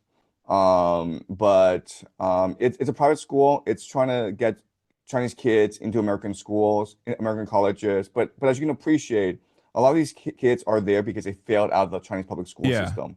The Chinese public school system is very, very rigorous. It's intense, and a lot of kids, I would say the vast majority of kids, flunk out because they develop a lot of depression, they develop psychological issues, and these parents are rich enough to send their kids to America. So I deal with like rich dumb kids. Yeah, that's what a lot of Americans don't realize this, but yes, the children of rich kids in other countries with like a public education system oftentimes will send as a secondary option their children to private school in America because it's much harder to get into the best schools, the top schools in China. Same thing with Turkey as well. I'm a dumb rich kid who had to go to private school in high school because I couldn't get into any of the good schools because I didn't fail, but it's just like I wasn't competitive enough in 8th grade in my test results. And the grind starts at like age 2 or 1. It's crazy what the parents will do to make sure their kid succeeds on the national entrance examination. I mean, like these kids are doing cram school at age 3 or 4. They're learning math, they're learning vocabulary, they're doing a lot of sports, they're swimming. I have 3 kids, and it's impossible for us to raise a family because our kids can't find any friends. Everyone's too busy studying, and we are very progressive with our kids. We want them to be happy. And so all other parents look at us and think we're like, just serial killers, like cannibals. Like how could you do this to your child? Don't you know that at age 6 or 7, your child's future is already determined? Are you happy with your child being, like a drug addict for the rest of his life? We get a lot of stares, and people talk about us behind our backs all the time. That's wild. But so what's your plan then? Are you planning on bringing them to the West, or are you planning on raising them in Beijing? Yeah, so my long-term plan is to start foundation schools around the world and I want to promote a new model of education. And there'll be three major pillars to this new model of education, and they are great books. I think that in the digital age, it's now the most important thing to read books, especially the great books, right? Homer, Dante, Plato, Shakespeare. The second pillar is game theory, like teaching you how to understand geopolitics, how to understand current events, and understand the social forces that determine these events. And the third is their cult, religion, right? So I'm interested in teaching the Kabbalah. I'm interested in teaching Sufism, Vedic philosophy, Taoist philosophy, because I feel that, if you really want to understand the world, you need to understand religion, because the reality is that most people are religious and people take their religion seriously. And I think that it's very hard to understand what's happening in the Middle East unless you look at it from an eschatological lens. Unless you appreciate that there are crazies in the American government, like Peter Hegseth, who believe they're actually crusaders, that they are going to go and bring in the second coming of Jesus. A lot of these Zionists are driven by end times eschatology as well. They really believe that they are going to build the third temple, and this is going to bring back not bring back, but like usher in the coming of the Messiah, and then God will bring heaven to earth. They all believe that. They all believe this. And unless you really appreciate this, it's very hard to understand how the world works. I mean, I believe in dialectical materialism. So my understanding of the world revolves around, in some ways, it's not dissimilar to game theory, self-interest on the basis of class, and how societies are organized around the means of production, and everything is downstream from that. But I do think that there are some, spiritual and ideological ways of thinking that might lead people astray. But I think ultimately is still, it's still the self-interest of the capital owning class. But it seems like you were not a believer in Marxist theory or Marxist thought at all. I'm sympathetic. If you actually research the Kabbalah, you would appreciate that dialectic materialism comes from the Kabbalah, right? So if you look at Marx and his genealogy, both his maternal and paternal sides of the family, they come from several generations of rabbis. The guy's an aristocrat. Like just go and look at his Wikipedia page. He comes from he is Jewish, but he's also very critical of religion in general, and I do feel like the philosophical basis comes from Hegel and not Kabbalah. But maybe I misunderstood it. Right. So I mean, my first point is that you're still influenced by your environment, right? I mean, if your parents, your grandparents are talking about Kabbalah every single day, you could reject that, but it's still going to influence how you perceive the world. That's point one.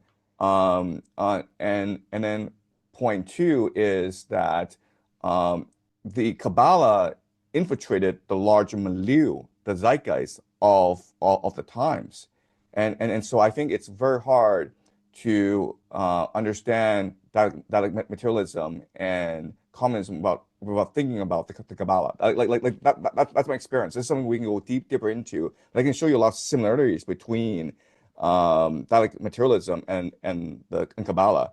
So I would love to hear more about that, actually, because I feel like it's what you're describing is like almost foundationally diametrically opposed to my understanding of materialist thought, especially when paired with the concept of dialectics, which is to disavow the spiritual, which, Hegel's dialectics, yes, was more so about the spirit of certain things, whereas like materialism is all about, the real world, simply put. Right. Okay. So have you looked at the Tree of Life? The Tree of Life. No, what is the tree of life? Okay. I mean, I think I know what that is, but I don't know. Right. Okay. So the tree of life is what Kabbalists believe to be the fundamental underlying logic of the universe. Basically, how God thinks, basically how the universe moves. Right. So in their understanding, the universe is energy, and this energy has a certain vibration. It moves, and what the tree of life shows you is how this universe moves. If you actually study the tree of life, what it is fundamentally is thesis, antithesis, synthesis. Okay, so the idea is like everything produces a polarity, and then this polarity in itself combines to create a new force, which then creates a new polarity, and that's dialectic materialism, right? Marx's great innovation is to say, okay, I'm going to take this idea and apply it to It's economics. dialectics, yeah, but I wouldn't say it's materialism, but Right. Okay, go on. I shouldn't have stopped you. You're Right. lecturing. No, but I'm saying that's what the tree of life teaches you. Like the fundamental force of the universe is the thesis, antithesis, synthesis dynamic, right? And you can also say this as the generative force, productive force, and then creation. And what Marx's great innovation is to recognize that, okay, the priority then is economics, okay? And that's how he came up with dialectic materialism. And before, people appreciate it as maybe thought or religion. And Marx says, no, we can simplify it by prioritizing class differences. Okay. Okay. I still don't fully understand how that is similar, but maybe I just don't have the brain power to comprehend it. But okay, so what's your spiritual analysis then? Because you said everybody believes something, right? Like everybody has like some kind of spiritual understanding of the world, some kind of religious worldview. What would you say yours is? Right. So 4 years ago, I was a very happy atheist. I was like you. I was probably more sympathetic to Marx than anyone else. I really believe in dialectic materialism. Wait, that was 4 years ago? You said? Yeah, 4 years ago. 4 years Okay. ago. And then these past 4 years, as I'm teaching history, as I'm teaching the great books, as I'm seeing how things unfold in the world, I have this crisis of faith. And so when I'm looking at what's happening in Iran, I can't explain it simply using game theory. I can't explain it just using, geopolitics. I think there's something much larger going on.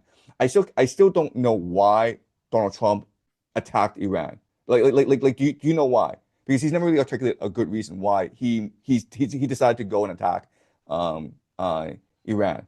Why do I think he attacked Iran?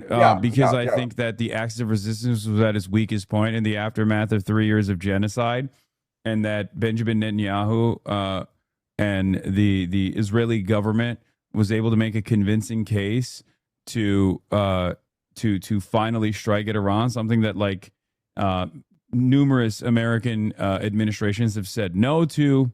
And then he believed foolishly that a regime decapitation would actually create ample ground for regime change, with the Kurdish militias on the ground, foment sectarian conflict, things of that nature. Of course, it didn't happen. I think Benjamin Netanyahu probably utilized the Venezuela victory as well to his advantage.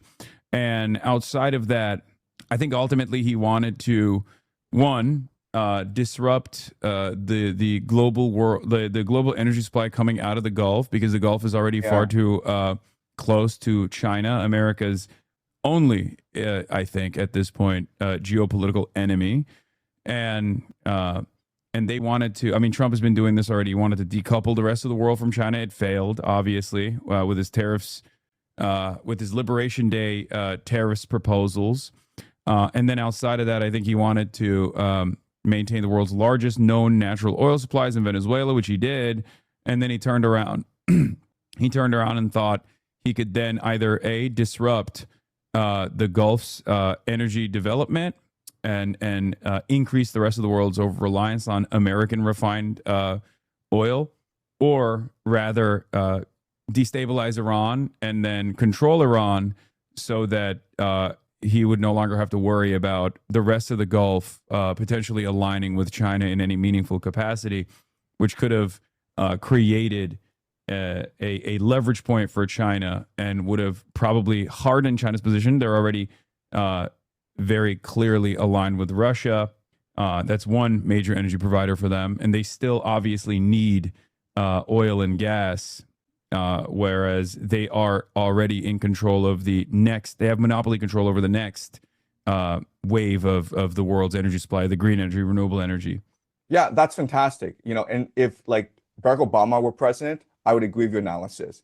We're talking about Donald Trump, right? So the thing about Donald Trump is, in his first term, they tried really hard to debrief him. Like, there's the presidential daily briefing, and they recognized this guy doesn't actually read. So at first they tried a paragraph, like instead of one pager, let's give him a paragraph. And it was impossible to focus his attention. He just did not care. So then they were like, okay, like we'll do bullet points. Okay, didn't work either. They're like, okay, we'll draw pictures, and like didn't work either. Okay, even if you drew pictures for him, he could not keep focus. He could not absorb what you were telling him about geopolitics. And then they recognized the only way to get his attention was to appear on Fox News and tell him the message there. Okay, so this is a guy who has problems paying attention, who has problems being consistent, who has problems putting together coherent thought. So I think he's very emotional. I think he's very instinctual. He believes his own intuition.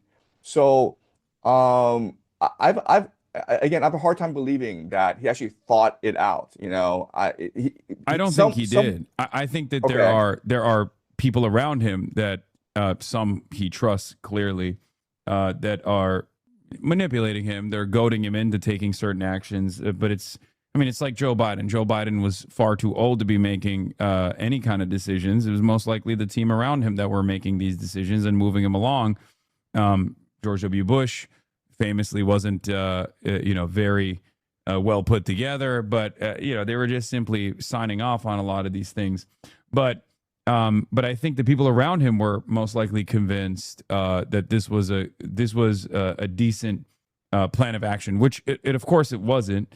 And they had to push back the Chinese summit once. And then when Donald Trump inevitably appeared alongside Xi Jinping in the China summit, because he had to, it was clear that he did not have any leverage. As a matter of fact, he was bargaining from a position of weakness when he went there. And that's part of the reason why he went back on $14 billion arms transfer to Taiwan, which went against like previous American foreign policy and probably played a major role in normalizing relations across the strait. But again, that's because he lost. But you said there was a spiritual reason that like you saw you saw Trump moving against Iran, and that caused your spiritual awakening. So how did that happen? Right. Okay. So it was a series of events. Okay, but my first great epiphany was when I was teaching Dante, the Divine Comedy. And it was my first time reading Divine Comedy. And it took me a long time to try to appreciate its beauty, its truth. When I did, I recognized that this could not have been written by a human being. It is just so beautiful, so perfect. And it revealed a deeper truth. And my only conclusion is this was not written by a human being out of his own free will, out of his own experience. A lot of things I felt he was channeling God. I felt he was channeling the universe, and then explaining the truth in poetry.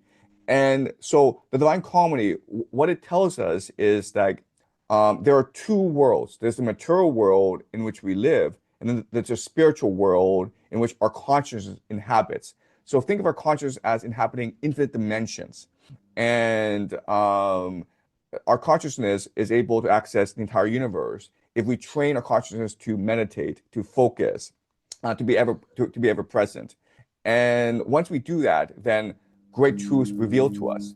And I look deeper into this, and I recognize that this is what every single great religious and spiritual tradition has taught before, that ultimately we are part of the divine, that God is in us, and that we are in God.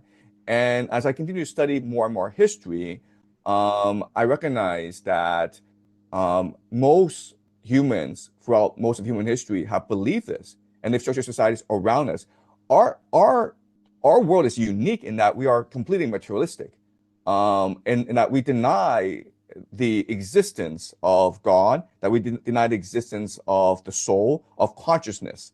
In neuroscience, no one has actually spent any research into the nature of our consciousness, and that's kind of weird because we spend most of our time thinking, right? So like why haven't we looked into where our thoughts come from, how we structure our thoughts, and how we communicate our ideas? So the Divine Comedy was a great awakening. And then, like, as I studied history, I recognize a great paradox in our history, which is scientists know that our minds, the way that our minds are structured with the frontal lobe, our minds have been this way for the past 200,000 years, but we only have like 10,000 years of recorded history. So what were we doing before the Ice Age? Like were we just like, you know, in caves, freezing to death, or running around chasing monkeys? Like what were we doing for 300,000 years? And then you look at places like Göbekli Tepe, you know, in Turkey. You look at places like the Amazon forest, the Grand Valley in the United States. There's so much evidence of previous civilizations in these places before, and so I don't know how much of our history is real. So these past 4 years, I've been on a journey, and also I've been looking into certain conspiracy theories, such as a moon landing, such as JFK, such as 9/11, and the evidence is kind of overwhelming. Overwhelming in what direction? It's just fake. In the government is covering things up, right? I mean, like, just look at 9/11, and you just Google World Trade Center building number 7. You're like, oh, wait a minute here. I thought 2 buildings came down, right? Because there were 2 planes, but 3 buildings came down that day. So how did that happen? Right? And like the moon landing. Oh, okay, we got to the moon, but apparently we lost all the technology. We lost all the data, the telemetry data, and we lost all the footage. So I'm like, oh, how did that happen? You know, like you have this huge bureaucratic organization, and they lost all the technology. So Yeah. what do you think is going on? Like you think they just like faked all of it? Like they set up 9/11 on their own to like go to war in the Middle East to create sufficient cause? Is that what it is? Again, I unless you have a full appreciation of the cult and its impact on the imagination of people, it's really hard to understand what their motivations are, right? But once you understand their cult, once you look into secret societies, they really believe they have a religious mandate from God to remake the world in a certain way that welcomes God to our world, right? So look at artificial intelligence. And, you know, like this New Yorker article by Ronan Farrow on Sam Altman, where he interviews some OpenAI researchers, and they say like, oh, we're trying to summon demons with AI. Like, they're being literal about this. They're not joking about this. They're not being metaphorical. They're being You literal. don't think that's just self-interested to greatly increase the potential impact of AI and how scary it is in an effort to justify all the additional billions of dollars in fundraising? Because there's 2 different schools of thought on this, right? Many people don't believe that AGI is truly possible, and then there are some who are simply trying to feed the bubble to the best of their ability. And part of that is to say that AI is going to take over everything. It's so scary.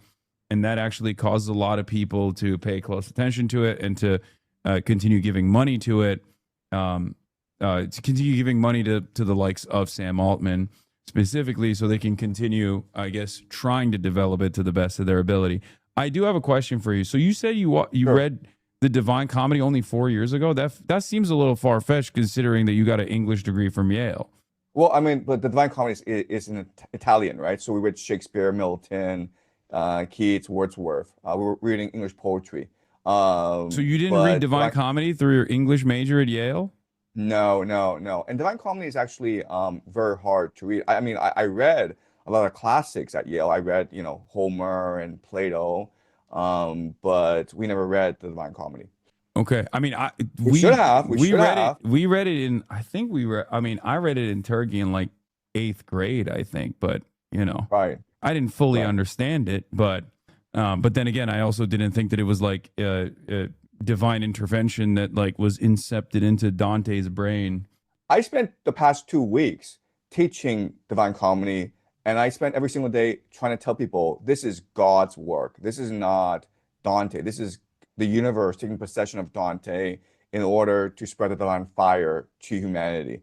I spent the past 2 weeks doing that, and it's on my channel. So okay, and you're okay. So you read Divine Comedy, and that just like one-shotted you. It one-shotted your mind. Yeah. And that somehow ties back to Donald Trump's invasion plans of Iran, and that put you down this journey. But that happened, you know, that didn't happen 4 years ago, right? That happened 130 days ago is when Donald Trump kickstarted Operation Epic Fury. So the timeline is a little messed up for me. I'm trying to understand. I'm trying to. Okay. All right. So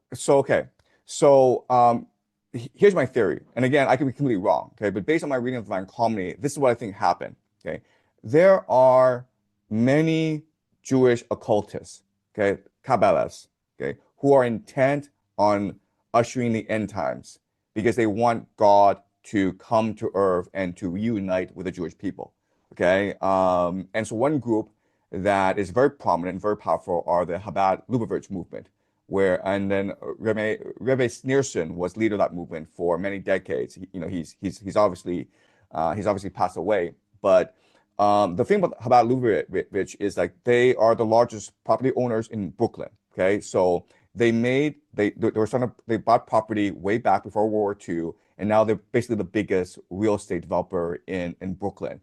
And a lot of people that are in real estate are maybe front people for the Chabad Lubavitch movement, including like the Kushner family, right? And Donald Trump would obviously have had dealings with Chabad Lubavitch. They're not interested in the mature world. They don't care about that. What they're interested in is fulfilling their end times prophecy. There are 3 major pillars to the end times prophecy. The first is the completion of the Greater Israel Project, right? Second is the return of the Jewish diaspora to Jerusalem. They want all Jews to return to Israel, and they're fanatical about it. They're very serious about it. And the third is the building of the third temple, because that is where God will live. Okay, so if you just go into the Chabad Lubavitch movement, they're fanatical about these 3 objectives, and for decades they were planning this. Now, the thing about these religious Jews is they spend all their time meditating on the Torah. You know, wait, Professor John, before we move on, I have to ask you some questions here. So you're saying the Chabad Lubavitch movement predates Zionism as an ideology, and that it was actually a foundational ideology before Zionism, pre-Theodore Herzl, pre-Jabotinsky, and the like, and that they are responsible for Zionism as a prominent ideology, as a settler colonial ideology. Okay, so let's be precise. So after the Protestant Reformation, the idea, there were many different groups, including the Freemasons, including the Sabine Frankists, many different groups who are interested in the second coming of Jesus. Okay. People like Isaac Newton thought that now that you have direct access to the Bible is the divine plan, because the Bible is literally the word of God, right? And if you read the Bible in a certain way, right, if you focus on the books of Daniel, the books of Ezekiel, and the book of Revelation, this divine plan is going to reveal itself to you. And this divine plan calls for all 3 things, okay? So it's not just the Chabad Lubavitch people, it's also a lot of the Freemasons, a lot of different secret societies. They believe that for God to return you need to meet certain conditions. And again, this is a fringe group of people, but unfortunately, this fringe group of people tend to have all the power in the world. Okay, so I mean, I don't know if that's the case. Like, I mean, I think Zionism is, broadly speaking, a fairly dominant ideology amongst a lot of evangelical Christians, and certainly many American or Western Jews as well. But having said that, I don't know if it's not even that I don't know. I don't believe that this is a foundational ideology that predates the inception of Zionism itself under the likes of Theodore Herzl. There was plenty of discourse around it when it first was being discussed. Many Jews were against it. As a matter of fact, Jews were primarily against it, both for theological justifications, different sects of Judaism that understood it as I don't know what the term would be in Judaism, but heretical, right? As in that Jews are not supposed to maintain a nation state before the return of the Messiah.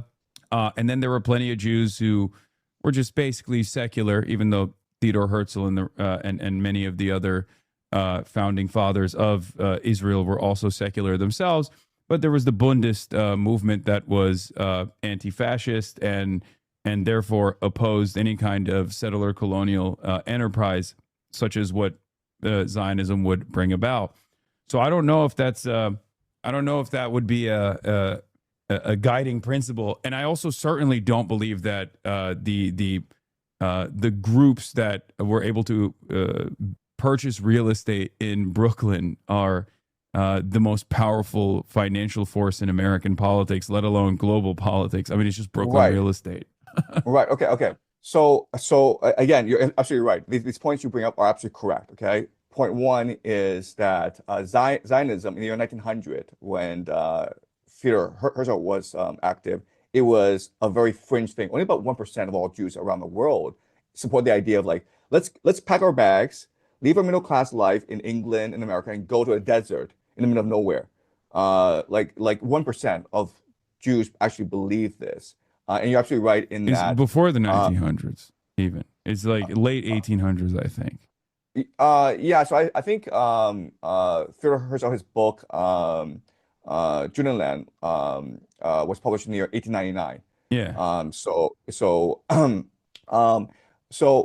at this point in history, the idea of return to Jewish homeland, Jerusalem, it is not popular. But as you point out, the other issue is that it is heretical, right? Because the very basis of Zionism, Christian Zionism, is that you can actually manipulate history, and that goes against God's will, right? It is God's will that the Jews be dispersed around the world because of their sins, because of their lack of faith in God. And when God has chosen the Jews already, then He will send a Messiah to take them back to the promised land. Okay, that's the order of things.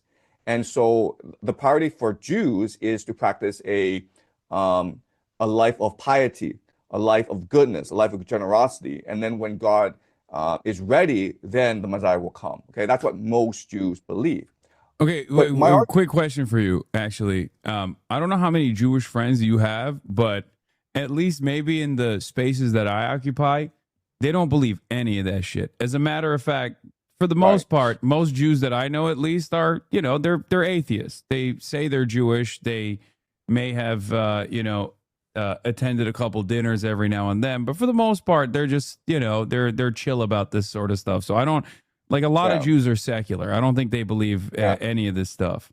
So I don't know if we're. I went to Yale. So I didn't know a lot of Jewish people. But so the Jewish people that you met at Yale, they were like, this is what we're about. We got to live a life of piety. No. They were secular. They were extremely intelligent.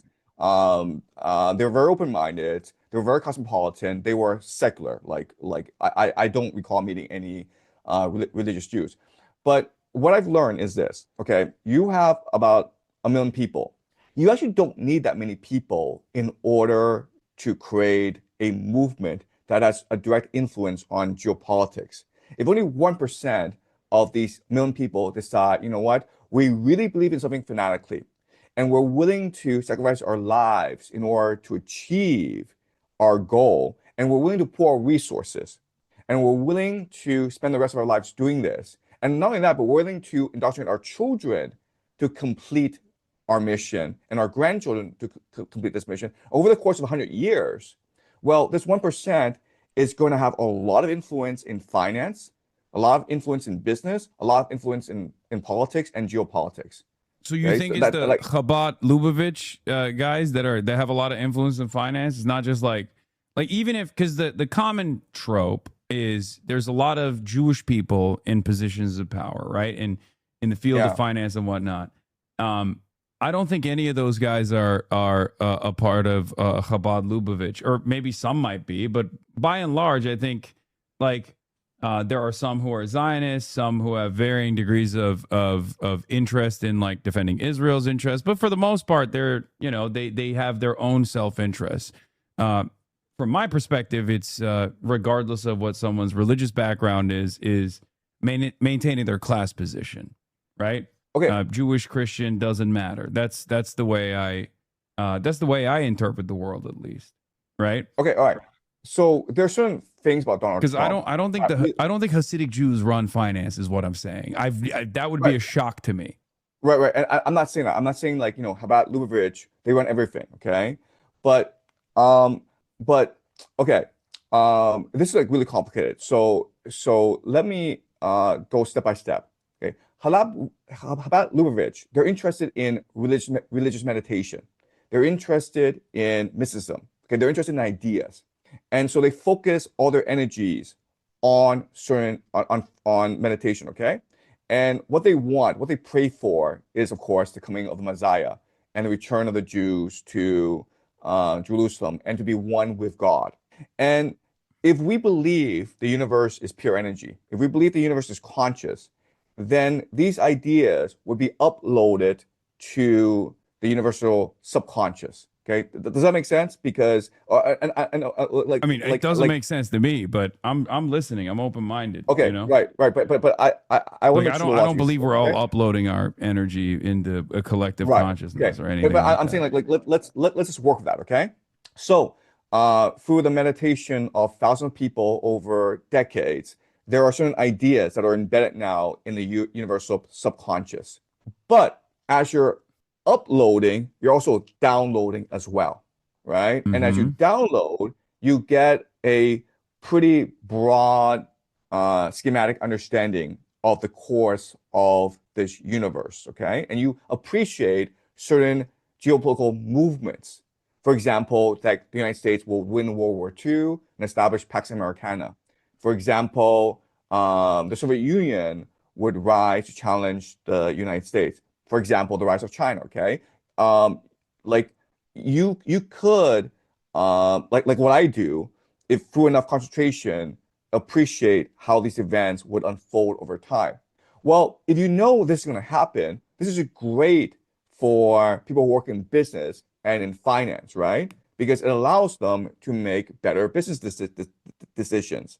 And so they're attracted to your movement, not because they are religious zealots, because they're like, wow, this is a great way for me to make more money for myself, right? So wait, hold on. So let me get this clear. So you're saying that there are people, right, Jews, non-Jews, in positions of power, and they find themselves attracted to this way of thinking, represented by Chabad Lubavitch, because they think hard and they meditate and they unlock the download and the upload that you're getting, because this allows them to make better market decisions and make more money.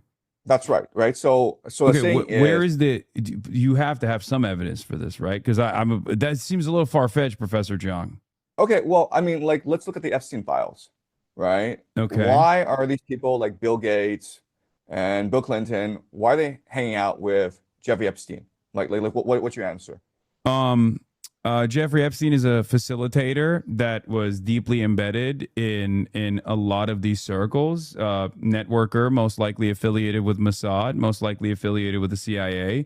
And his job was quite literally to be the guy that everybody knows, who can be a fixer at times, and who can also be the person who mass produces sex trafficked children, sex trafficked models of adult age, and you know, create a sequence of blackmail files on every single very wealthy person that they could deploy at times if necessary. Explain to me, like, why he was obsessed. Like, there were a lot of emails where he was like, you know, like, let's get pizza and grape soda, right? Pizza and grape soda.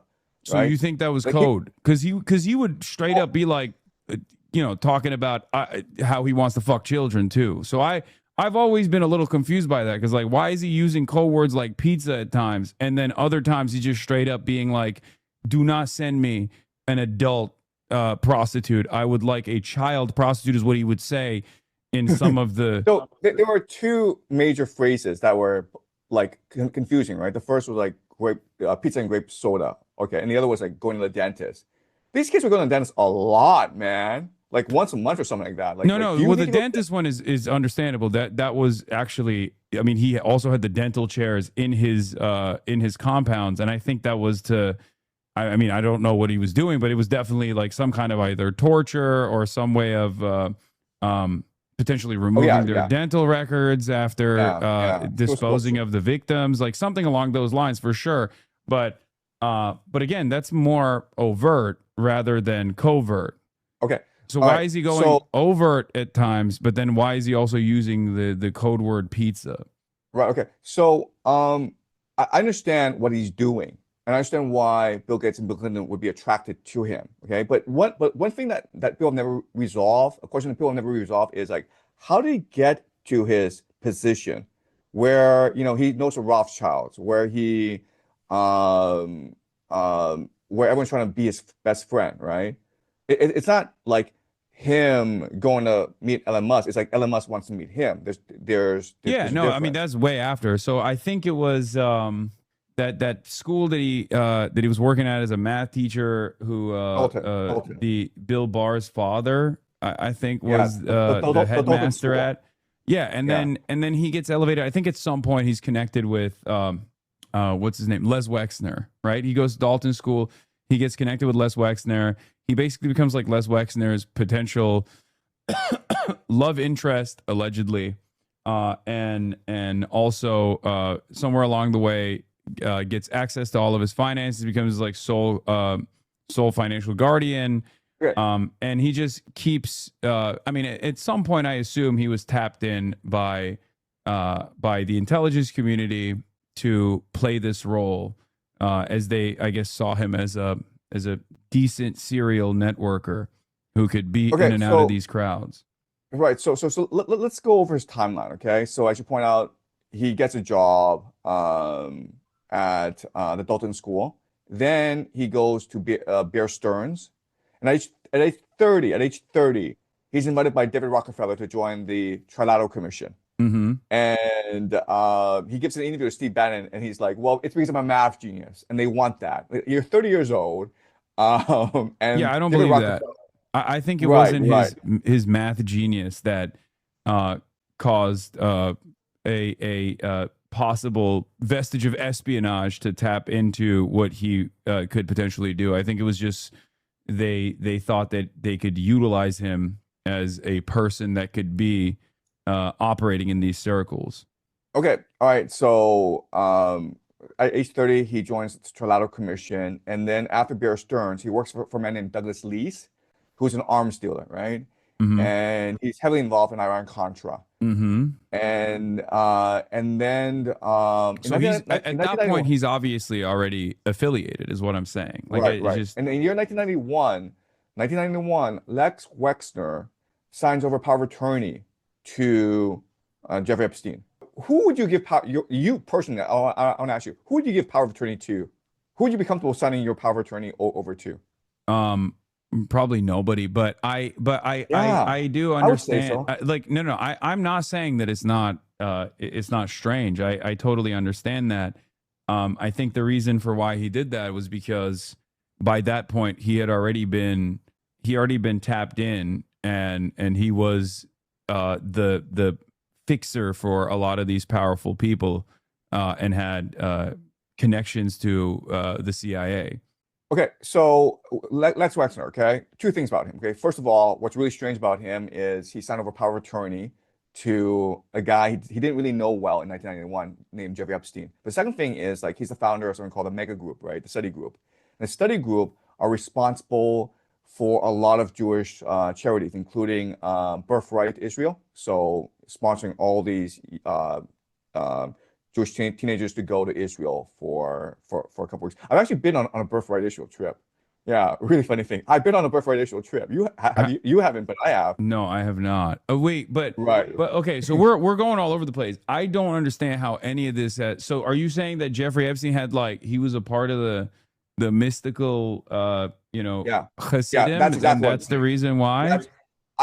Look, I'm trying to figure out why Jeffrey Epstein is put into the position that he is.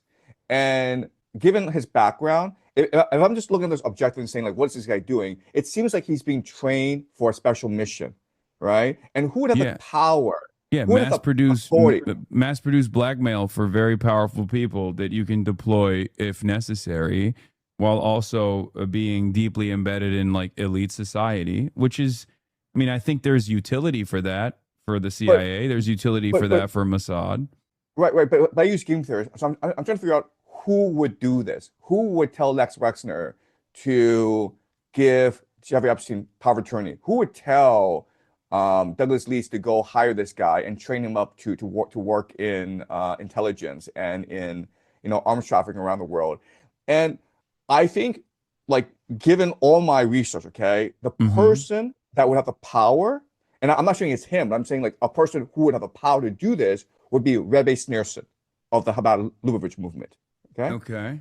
So there are two videos. I still don't understand how, like, I don't understand how that has anything to do with this Rebbe being like what I can't connect here is like, where is the mystical future sight power coming from for these magical mystical Rebbe? Let's just use our imagination, okay, and let's try to be Rebbe Sneerson and go into his mind and how he perceives the world. Okay, I'm Rebbe Sneerson, and I believe I'm a reincarnation of these great Jewish mystics who are now possessing me in order to fulfill the end times prophecy, the great reunion between the Jews and Yahweh. Okay, that's what I believe.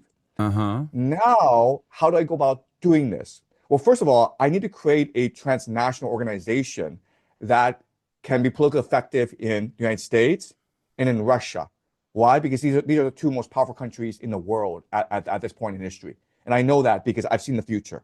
Okay? So I need to create a political organization. So wait, I'm in the Rebbe's mind and I can see the future already. Yes, you can see the future. Yes. That already sounds far-fetched. I'm gonna be honest. I feel like I don't think the Rebbe had the future foresight gifts, but okay. Okay. Again, this is a thought experiment. Okay, we're just using our imagination, and I'm trying to explain to you how this could have worked. I'm not saying this is what happened. I'm just saying, like, how do we add up all these different dots together? Okay, one is you have this guy who really believes he's a reincarnation of these different Jewish mystics that know the future, and his job is to implement the next phase of the plan. Okay, that's one. Number two is I now need to build organizations and find individuals that can help me fulfill this plan. So I'm building Chabad Lubavitch both in Russia and in Israel and in the United States, because these are the three nations that are most crucial to helping me achieve my plan. All right. So these people are pulling their resources and buying up real estate as much as possible. What's really important for me is to figure out who could potentially be political allies. I mean, why did they buy Brooklyn? I mean, Brooklyn real estate didn't even get better until like recently, until it got gentrified in the last couple of decades. Why didn't they just buy out Manhattan, for example? You know what I mean? If they had the future foresight, I feel I would make plays on Manhattan instead of Brooklyn. You know what I mean? A lot of Chabad Lubavitch were immigrants from Eastern Europe and from Ukraine and from Russia, right? And they just congregated in that area. And so once they congregated in that area, but if they have future foresight, it shouldn't matter, right?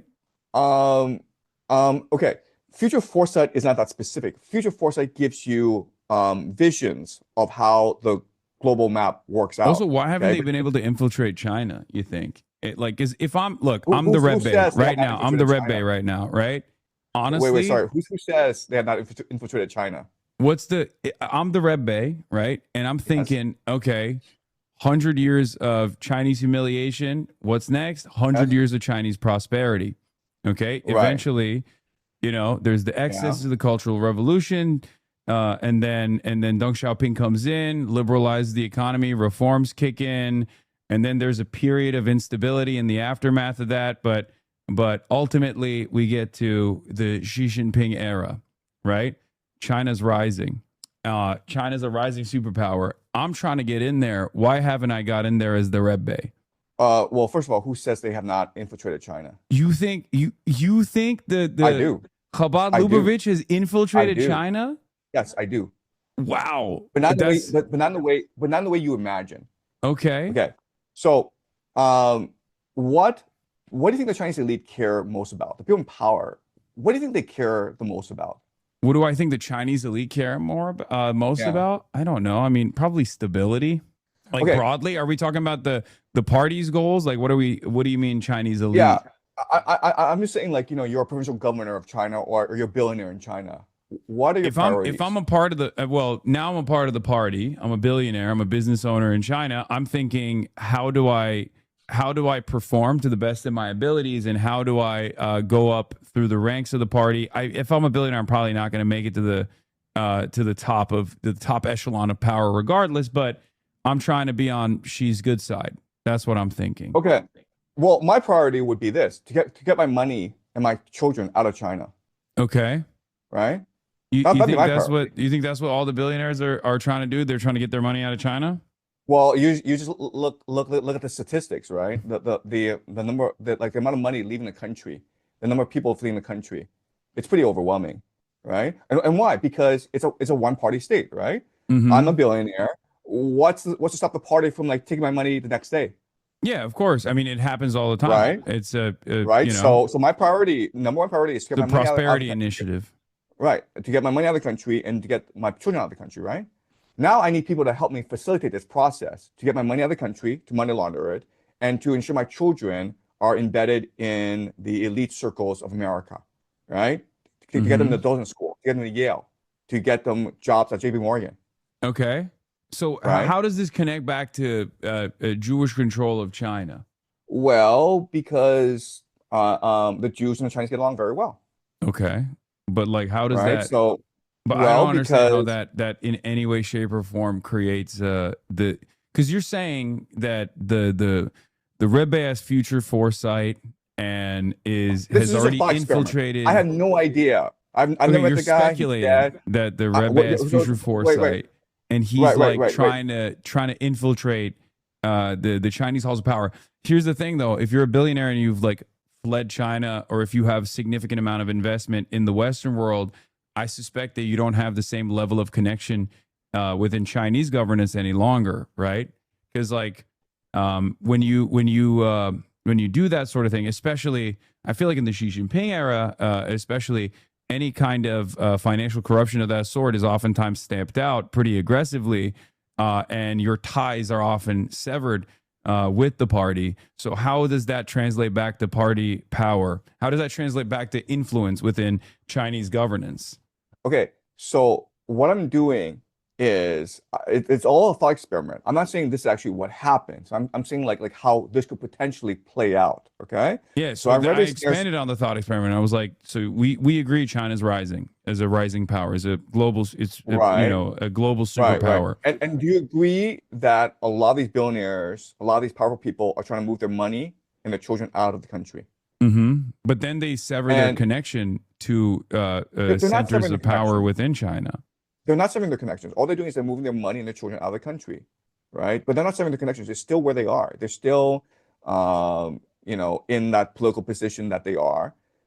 They are still running factories, doing real estate deals in China. But they're trying to move their money and their children out of the country because that is the best strategy for them in order to ensure their safety, right? Now, I'm gonna need people who I can trust, who are powerful in America, who are well connected in America, who can help me facilitate this process, right? To get my kids into Yale, to move my billions and put them into real estate deals in the United States. I don't think that's. I don't think that connection makes a whole lot of sense. I'll be honest. I don't think there's a Chabad Lubavitch connection. I just don't understand why it's a Chabad Lubavitch that's at the center of all of these theories. Right. Okay. So I think a lot of problem is like, especially because like, have you met like Hasidic Jews in general? Like, I mean, I have not met Hasidic Jews. I was about to say they're. I mean, like Yes. by and large, you know, their financial circumstances broadly are not as great as you are presenting it. They're very poor. I agree. So I completely there's agree. a select appreciate group of that. them or something. Is that what's going on? With they're the ones who control the money. Okay, so my first point is like the situation is not as static as you believe. It's it's people. It's lots of circles that intersect at certain points. Okay, does that make sense? I'm saying like Hasidic. So I'm not saying that Hasidic Jews run everything. Like that's absurd. I'm saying like there are different convergence points. Okay. Finance is doing finance. China's doing Chinese. Chabad Lubavitch is doing Chabad Lubavitch. But I'm saying there are certain convergence points. And it's these convergence points that matter. Yeah, but I just don't understand. Like, it's not like China's like heavily invested in BNH or like Satmar Jews or something. You know what I mean? They're not. There's just like different different groups of people that own different properties, and that isn't distributed across the board. There is no like there's no like center of power here that is consolidated in the hands of the few in the way that you have represented it. I completely agree. But again, I think there is a confluence of interests that lead to certain events unfolding. Okay, so let's continue the thought experiment where I'm Rabbi Schneerson and I'm creating this organization about Lubavitch. And what else I'm doing is I'm identifying certain potential political allies. Okay, I'm in 1980s, 1990s in New York City. Okay, I'm Rabbi Schneerson and I'm looking around me, and like, who do I think could potentially be a president of the United States? What kind of person do I think could run the White House, and who I could work with and co-opt over time? You think they chose Donald Trump? That's what you think? I think so. I think so. That's crazy. Okay. All right. If you look, hey, listen. look. Okay. Number one, Donald Trump since the 1980s was saying, "I want to be president of the United States." I know, but so do many people. Okay. I understand. Okay, so I'm not saying they only pick Donald Trump. I'm saying like they're looking at different people, and it's like a VC fund, right? You're putting your money in different companies, right? And so Donald Trump is someone that they're looking at because one, Donald Trump has been saying since the 1980s, "I want to be president of the United States." Second of all, he's probably at this time the most famous American around the world, right? Like if you're like in Africa, Donald Trump was not the most famous. No, Donald Trump in the 1980s was not the most famous American. You got Michael Jackson, you got Michael Jordan, 1990s. Sure. He was nowhere near the most famous. People. He was barely famous in America. I mean, he was like in rap songs and stuff like that for some period of time. But I think if you're a poor person living in Africa, the person who you think a poor person living in Africa knew who Donald Trump was in the 80s? I think so. No, I think that's crazy. Because at this time in history, okay, like around the world, people are going to associate the American dream with Donald Trump. This is a guy who got rich and he's able to, sleep with like movie stars. He's able to I don't think he was seen like that at all. He wasn't seen like that at all. He had a wife. Like he was just like a weird real estate guy that was kind of gross. It's actually a big driver, is a big motivator of his enmity towards the cultural elite, is that he was never welcome because he was too rude and he was too nouveau riche. So that was his like big driving motivator to like destroy the cultural elite, the liberal intelligentsia. They mostly saw him as a cartoon figure. I agree. Like in the 1980s, the rich saw Donald Trump as a clown. I agree with that. But again, like we're imagining we're Snarson, I'm like, who can we invest in? Like who would be a good investment? You're gonna invest in someone who's a real billionaire that everyone admires because it's gonna cost you a lot to invest in him. But you've got this guy, Donald Trump, who thinks he's rich, but who's not really rich, and who everyone detests, right? He's someone that you could nurture over time. In Mar-a-Lago, there is a replica of the Ark of the Covenant in Mar-a-Lago. Okay. Do you know about this? No, but go on. Okay, but you can actually Google this. There's a replica of the Ark of the Covenant in Mar-a-Lago. Okay. Whenever, like, Donald Trump has a 99% approval rating in Israel. They literally see him as the reincarnation of Cyrus the Great in Well, they don't Israel. anymore. They fucking hate him now because he told Israel to stand down in Lebanon. His approval rating dipped like 60 points, I think, in a matter of 2 weeks. Okay, but right, and but before he was see, a very popular figure in Israel. They liked him a right, lot more and than they see him as Cyrus the Great. Okay, the reincarnation of Cyrus the Great, someone who's going to take the Jews back to Jerusalem and build the third temple.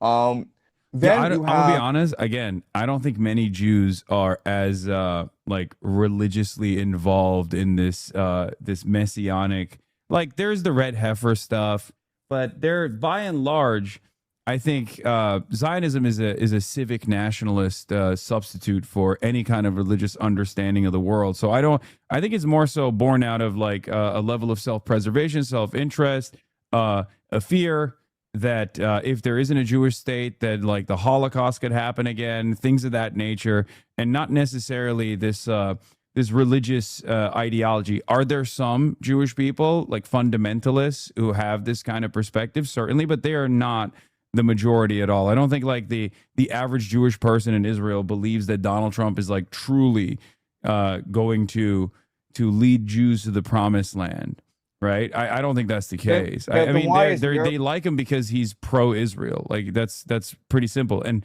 that's precisely the reason why now that he is seen as not as pro-Israel, because for the first time ever, Donald Trump is not.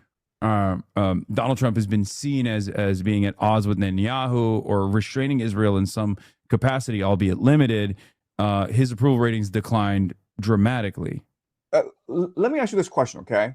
And you can take a guess.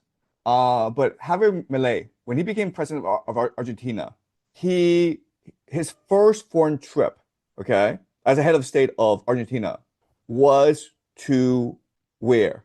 Yeah, Javier Milei is very pro. There are a lot of Latin American countries that are now changing rulers are all running on an openly pro-Israel slant. I mean, Venezuela also shipped oil to Israel, albeit symbolic, immediately after the coup.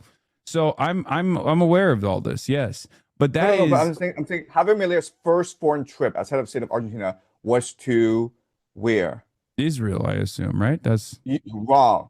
The answer is Brooklyn. The first thing he did was visit Rebbe Sneerson's grave in Brooklyn. You can Google this. Okay. I mean, this is all. Wait. So I'm asking you who this guy is, Rebbe Sneerson. Like why would? I don't know. I mean, he's just like he's a religious. He's like a random religious figure in America. But okay, right. There are two videos on YouTube. But he's also very pro-Israel, right? Like a lot of these Latin American countries and their leadership are now openly pro-Israel. And here's the thing. Here's the thing. There's a reason for it, right? Like you're like, why the fuck would Javier Milei be pro-Israel? He's in Argentina. Is the question? No. I'm asking yourself, why would he go visit the grave of Rebbe Sneerson as the head of state of Argentina? His first foreign trip. It's the same reason why people go and show support at the Wailing Wall, right? Like it's just to say like, oh, this I'm with you. Like it's a symbolic show of support. So I don't think there's any like spiritual reason for it. There are two YouTube videos.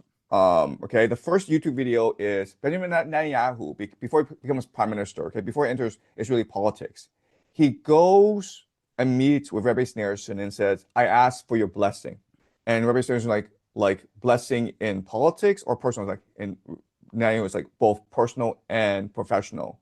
And Rebbe Sneerson like, when is the Messiah coming? We must accelerate the coming of the Messiah. Like it's on YouTube. You can actually just go on YouTube and it's there. Okay, I'm not making this up. Okay, that's the first video. Second video is Rebbe Sneerson is greeting his followers, and one of the followers is like, I'm the mother of Steven Spielberg, and I want your blessing. Okay. So I'm trying to figure out who this guy is and like how he's so well connected. Why is like all the most powerful people in the world going to him and saying like, give me your blessing? I mean, you just brought up a very wide range of people. Steven Spielberg's mother is not one of the most powerful people on the planet. No, but Steven Spielberg is. Also, right? Also, once again, it's a show of support for a specific sect of Judaism. I don't think it's like I don't think it's necessarily anything beyond that. I mean, it's like visiting the Pope. Like if people are doing that because they're like, yeah, that's the Pope. You know, the Pope is one of the most powerful people in the world, right? I mean, the Pope has a lot of influential power, but I don't think people are necessarily visiting the Pope because they feel like there's like a secret society that they're tapped into. It's debatable how powerful the Pope is. But I'm saying, like, if you're Catholic and the Pope gave you a call and says, hey, can you give this guy who's my friend power of attorney? I think all Catholics would do that, right? I don't think the Pope is making phone calls like that. I'm going to be honest. I'm not saying that either. I'm saying, like, if that were the case, right? So this ties back to the Rebbe that we were talking about. You're saying that he made the call to Les Wexner. It's never that simple. He told someone to go tell someone to go tell someone to go tell someone, and then Lex Wexner did that. It's like circles and circles. It's never that like simple, right? It's not like Rebbe Sneerson, right? It's like Rebbe Sneerson's like, you know, like basically saying, I bless this man, Jeffrey Epstein, right? The word gets out to someone else, and Lex Wexner's like, oh, well, you know, if Jeffrey Epstein is approved by Rebbe Sneerson, then I can give him power of attorney and I can develop him fully to his potential, right? I think these things are much more amorphous, much more ambiguous than people appreciate. And that's why, like, if you actually talk to these people, they think you're nuts if you point out the connections, right? I mean, not really. There are a lot of religious leaders that people show support to. I mean, I think Zohar Mamdani went to the Rebbe's grave too. It's like, it's just a thing that you do because you're really. Yeah, it's a thing that you do. I didn't know that. Yeah, it's a thing that you do in order to gain favor from different constituents that are going to go out and vote. It's just like, it's the same as like going to the when Michael Bloomberg went to the same mosque that Zohar Mamdani went to. That doesn't mean Michael Bloomberg is like secretly Shia Muslim now. You know what I mean? It's just a way to signal your support to these different groups in a relatively diverse environment like New York. Javier Milei is also a bit of a weeb for Judaism. Kaya, what are you doing, girl? But that's a separate situation, I think. Having said that, once again, there is a reason, as I was trying to say, that there are a lot of like Latin American leaders that show support to Israel. But I don't think it's like some secret messianic Jewish conspiracy, but rather it's a way to signal support for Western foreign policy, specifically American foreign policy, that you will be a loyal servant to. Why are there so many IDF soldiers in Argentina?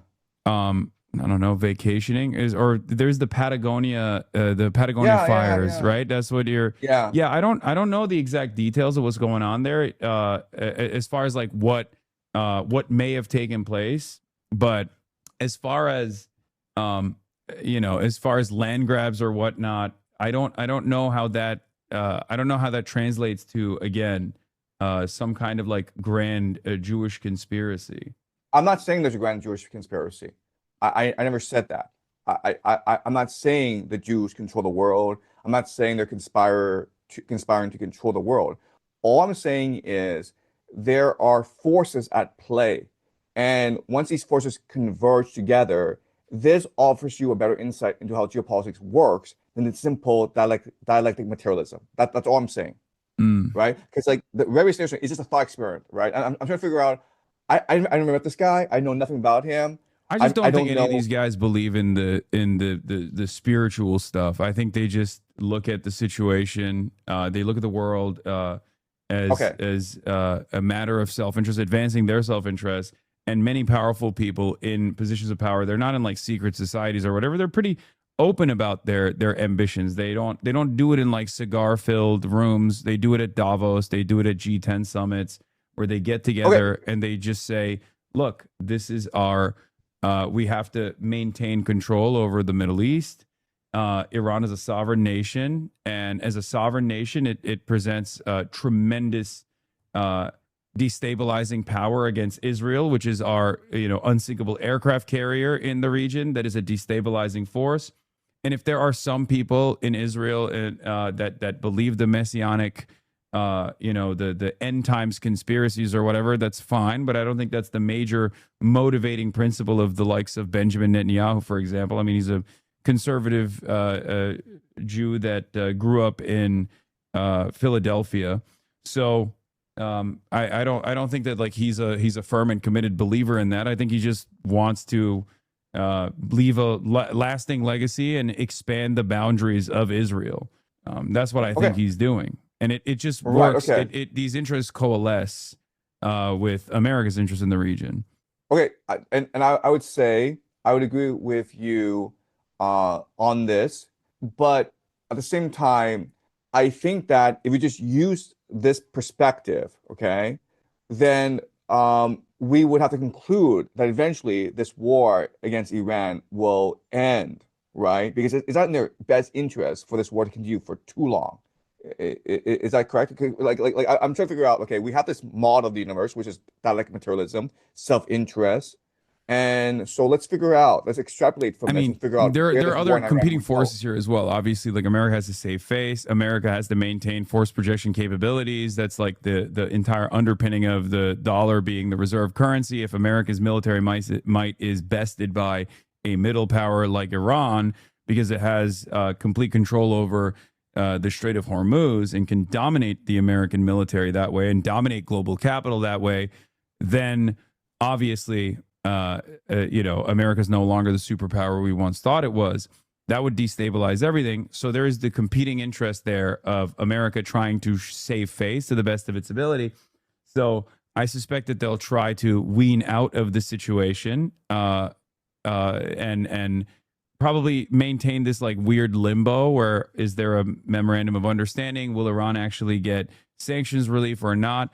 I suspect that the reasonable thing to do in this circumstance would be to actually retreat from the rest of the globe in the way that we've dominated, and instead move to, I guess, harden our defenses in the Donroe Doctrine in the Western Hemisphere, and redouble our efforts there, and not try to pick as much of a fight in the Middle East. I don't know if we'll do that. I'm just saying that would be the reasonable thing to do. So let me ask you this: do you think the Al-Aqsa Mosque will be destroyed? I hope not, but that is definitely the goal of a lot of there's definitely a group of people in Israel that want to do it. I mean, there's like archaeological digs that they're conducting underneath the mosque in a specific attempt to like destroy the foundation that it remains on top of. Right, but I'm saying like this: if we just looked at the world from a purely dialectic materialist perspective. I mean, it'd be insane to destroy the Al-Aqsa Mosque. I mean, like you would incite a religious crusade, right? I mean, like you have like. I mean, I believe there are people who believe a litany of different nonsensical things, and that could motivate them to take action. I understand that. I'm not discounting that at all. So all I'm saying, I just don't think that there is a. I think that as long as it coalesces or converges with the interests of more powerful nations like the United States of America, or as long as it's in the interest of Benjamin Netanyahu to maintain a coalition with the more fundamentalist, more religious Jews in his coalition, he will make it seem as though that's fine, and he won't make he won't like force them to retreat in any capacity as long as they don't like destabilize too hard. But things do happen. They might end up, doing something that's like completely chaotic. But I don't think it's I don't think it's going to bring about the end times prophecy is what I mean. Okay. All right. So I think here you and I would agree where maybe we can use economic self-interest to explain 95%, right? But then there's this unpredictable religious fanatical element to it, maybe 5%, that changes the vector of events, right? So if there were no religious fanaticism going on. Okay, we can predict how this war will end up, but because there are these religious fanatics, maybe 5% of the population, and we're talking about like both in the United States, in Israel, in Iran, these are just religious fanatics, and they want this war to achieve their end times prophecy. And you and I agree, like they probably won't achieve their end times prophecy, okay? But that doesn't mean they won't try. And because they'll do certain things, then these events will basically become catastrophic, right? So I think right now the war is containable, but if the Al-Aqsa Mosque is destroyed, right, then all bets are off. Like we don't know what's gonna happen now. I mean, who knows? Who knows how the Muslim world reacts? They have, I mean, they've conceded quite a bit because Israel has, in line with the United States of America, Israel has been a fairly dominant force in the region. And given that they've turned a blind eye to the massacres of the Palestinians in Gaza, I don't know if the Arab world or the Muslims would revolt. Probably, maybe. And I don't know where that would go. But I don't think this is like, my point is, I don't think that this is an event that's being triggered deliberately by design by a group of individuals that are secretly controlling society in any meaningful capacity or have an understanding of the future or can see the future. It's just more so people that are, self-invested and some who believe in ridiculous things. And you keep those forces at bay to the best of your ability. But the only reason why they're a part of the Netanyahu coalition, for example, is because of immediate political reasons, immediate domestic political reasons, and not like a much larger, much broader, cult that is a towering force behind closed doors. Okay, so let me make my argument, and you tell me if it makes sense to you. Okay, so I'm not saying there is a top-down system of secret societies where they control everything, and we are just slaves to their whims. But there are lots of people embedded in different positions of power. They may be formally or informally attached together, but they have certain beliefs that are similar. Okay, so you have these Christian Zionists, and you have these Zionists, and you have these Mormons, and other groups. Okay, they're not aligned. They don't have these meetings, conferences where they get together and say, let's plot to destroy the world together. Okay, they don't do that. But they have certain belief systems that align, which call for the return of the Jews to Jerusalem, which calls for war in the Middle East, which calls for. Yeah, but I don't think that's happening either. That's my point. Because there's, I mean, again, from all the Jewish people I know that live in the United States of America, some Zionists, some anti-Zionists, many anti-Zionists, ain't nobody's trying to live in Israel. They're not going to Israel, no matter what happens. And this includes like Michael Rappaport, for example. That motherfucker loves Israel and he lives in New York. You know what I mean? Yeah. So like there's no drive for many of these people to go and live in Israel to like trigger the end times prophecy. How do you explain the rise of anti-Semitism after October 7th, right? I mean, you're on social media. You notice how before October 7th, no one talked about the Jews. No, there's always been like people. Look, there's two different kinds of anti-Semitism, right? There's like the way that people will casually say like, oh, Jews are in finance, Jews are in Hollywood, but they also made Seinfeld, and I love Seinfeld, so it's fine, right? Like that's been the otherization of Jews for quite a long time, and then there's always been people who are like, no, Jews are at the heart of a lot of these conspiracies, like the old-fashioned anti-Semitism, the protocols style of anti-Semitism that neo-Nazis have tried to bring back into the forefront in perpetuity. As far as like post-October 7, the increase in hatred of Jews is a direct consequence of the anti-Semitic incidents spiking in the aftermath of Israeli sieges in the past. Whenever Israel sieges Gaza, it does so by falsely claiming that it's doing this at the behest of Judaism, at the behest of like Zionists are, Zionism is Judaism. We're doing this as the Jewish state over and over again. And the defense of that in the Western world is always packaged in the same way. And as a response to that, people hear that and they go, okay, well, I don't fuck with this. So maybe all of these people that are in positions of power that happen to be Jewish are actually bad, and they're, you know, demonstrating dual loyalty, right? And that's how it builds. That's how anti-Semitism grows. And as a matter of fact, many people who were you know, prominent neo-Nazis, been deplatformed on numerous occasions, have taken advantage of Israel's newfound unpopularity in the Western world to push for this idea that all of these Jews they're all single-mindedly in defense of Israel. And there are plenty of American Jews, there's plenty of American Zionists that will actually say this over and over again, that will teach people this falsehood, this idea that all Jews are single-mindedly invested in the development of the Greater Israel Project, when that's not the case. And institutions also do this as well, like synagogues that do settler fairs and advocacy organizations like the ADL that will then go around and go on television and say that all prominent critics of Israel are anti-Semitic. Okay, so I'm not plugged into social media as you know, as well as you are, and I'm based in China.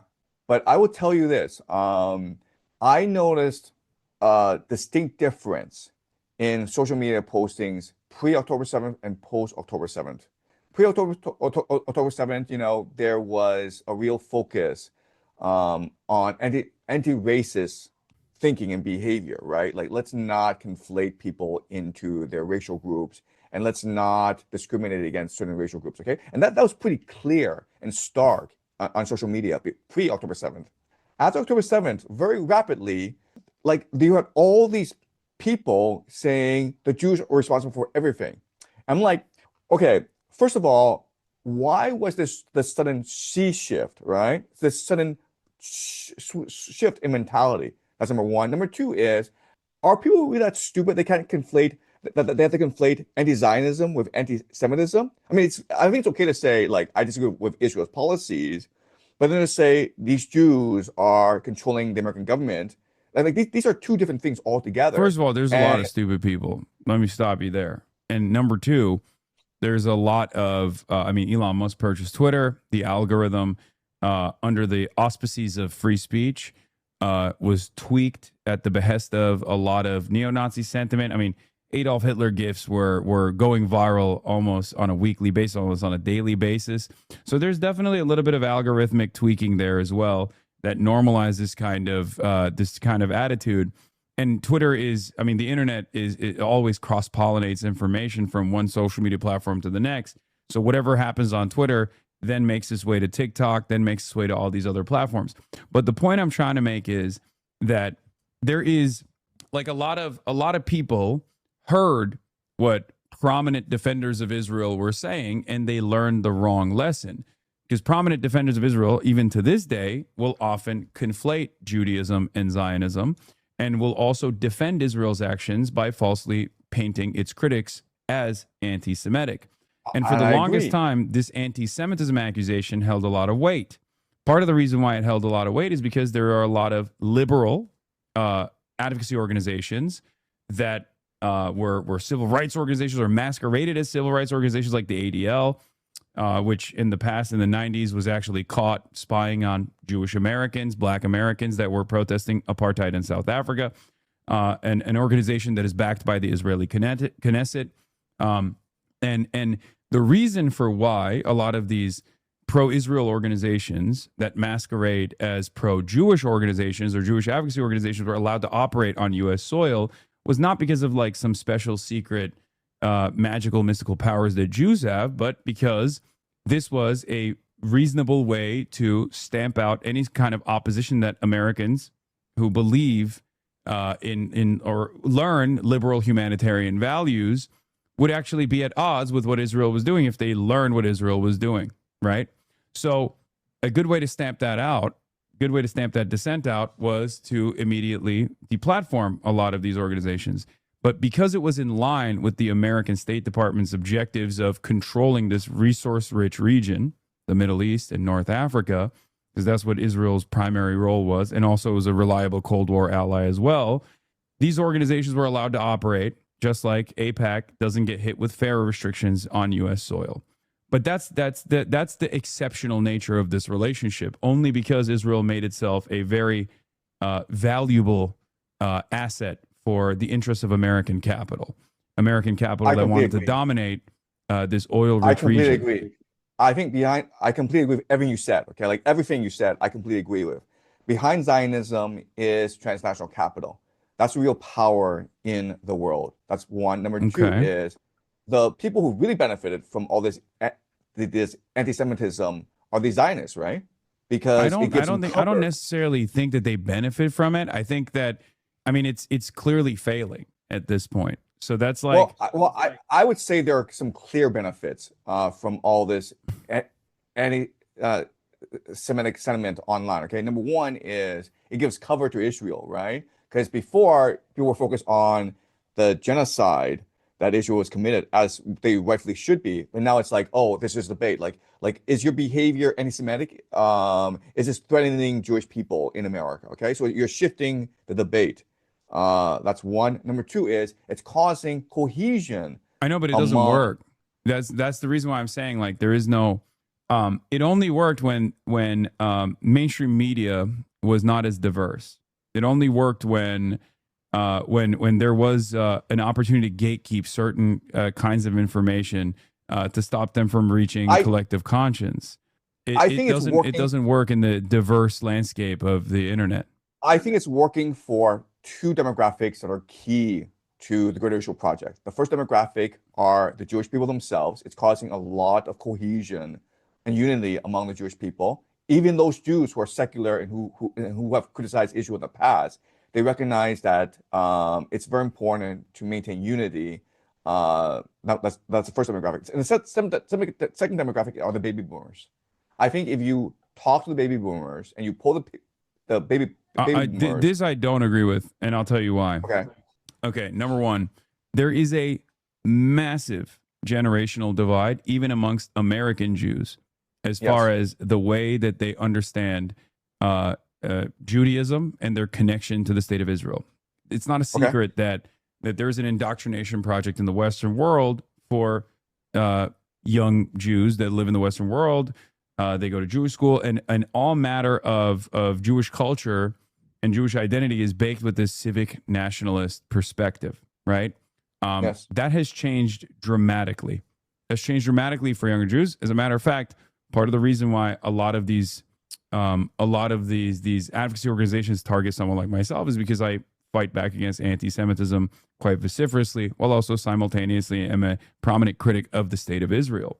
And a lot of these advocacy groups understand that someone like Nick Fuentes has no capacity to actually change the minds of young American Jews and break through the Zionist indoctrination, whereas someone like myself does have that capacity, which is why Jonathan Greenblatt will talk about me, and I'm sure he's going to have a field day with this conversation as well, for hours and hours on end on television, as opposed to talking about actual anti-Semites like Nick Fuentes or even Candace Owens, who will go back to this monolithic organized Jewry theory that I oppose.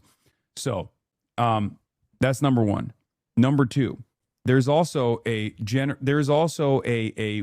the way that even boomers now see Israel, with the exception of some Christian evangelicals and maybe some of the older Zionist Jews, most Americans and most people in the Western world, unlike the rest of the world, had never actually viewed Israel as a pariah state. The rest of the world always did, right? They understood that Israel was a settler colonial operation. It's a vestige of American empire. But now, even those in the Western world, given the barrage of heavy-handed accusations of anti-Semitism, demands of deplatforming, demands of cancellation, demands of like losing your job, and maybe even imprisonment in places like the UK, have created tremendous enmity towards the nation state of Israel. So I think Israel got far too comfortable in the last multiple decades, where it was where it had the capacity to influence domestic policy, and it thought that it could continue operating in the ways that it does in the Western world, and it has actually backfired spectacularly, which is also the reason why you're seeing a lot of Western governments take a much more heavy-handed approach in combating any kind of criticism of Israel in ways that we thought previously were impossible to govern around. They've overplayed their hand. And so I don't think that I think that Israel's popularity has actually gone down. It hasn't gone up. And it's actually going to have a devastating consequence for the Zionist project in the next decade. Okay, so I agree with everything you said. Okay, absolutely, like 100%. Every sentence you said. Where you and I would disagree is, I would say that we still think of the Western world as democratic, and I would say that's no longer true. It's become an oligarchy, where only a few, where only a minority control all the wealth, all the power. So as long as the Zionists are able to appeal to a certain segment of the population, the baby boomers, basically, and not even all the baby boomers. I'm talking like, you know, the 10 to 20% of the baby boomers who control all the power and the wealth in the world. They're still able to carry through their agenda. Okay, an example I will use is this: Larry Ellison and his son. You know, they spent billions of dollars taking over CBS and CNN, and they've installed Barry Weiss. And all the reporting is that Barry Weiss is ruining both. I mean, she's ruined CBS News, right? And she'll probably ruin CNN as well. Mm-hmm. And you're like, you know, like these guys, the Ellisons, they're not dumb guys.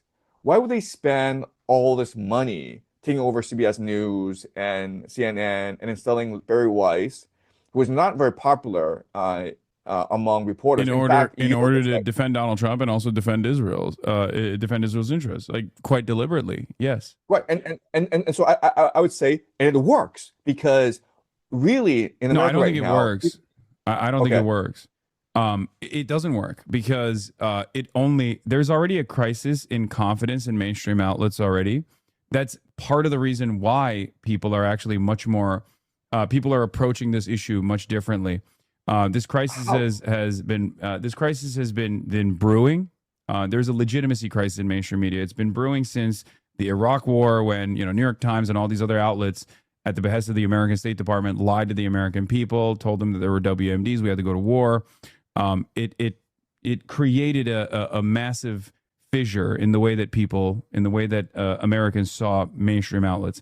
Then during COVID, there were a lot of people who did not agree with the perspective of epidemiologists, and the media was trying to do their very best for the public good. So in that instance, they weren't literally lying to the American public. They were just doing their very best. They were, operating as the fourth estate. That still created a massive fissure.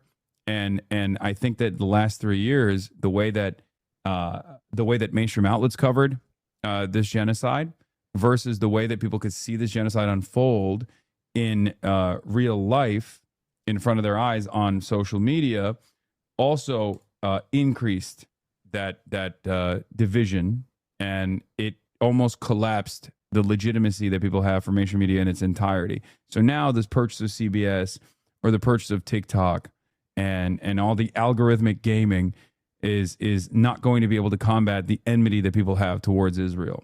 Okay, so let's talk about Thomas Massie, right? This is an incumbent who is very popular and who has done a lot for his constituents.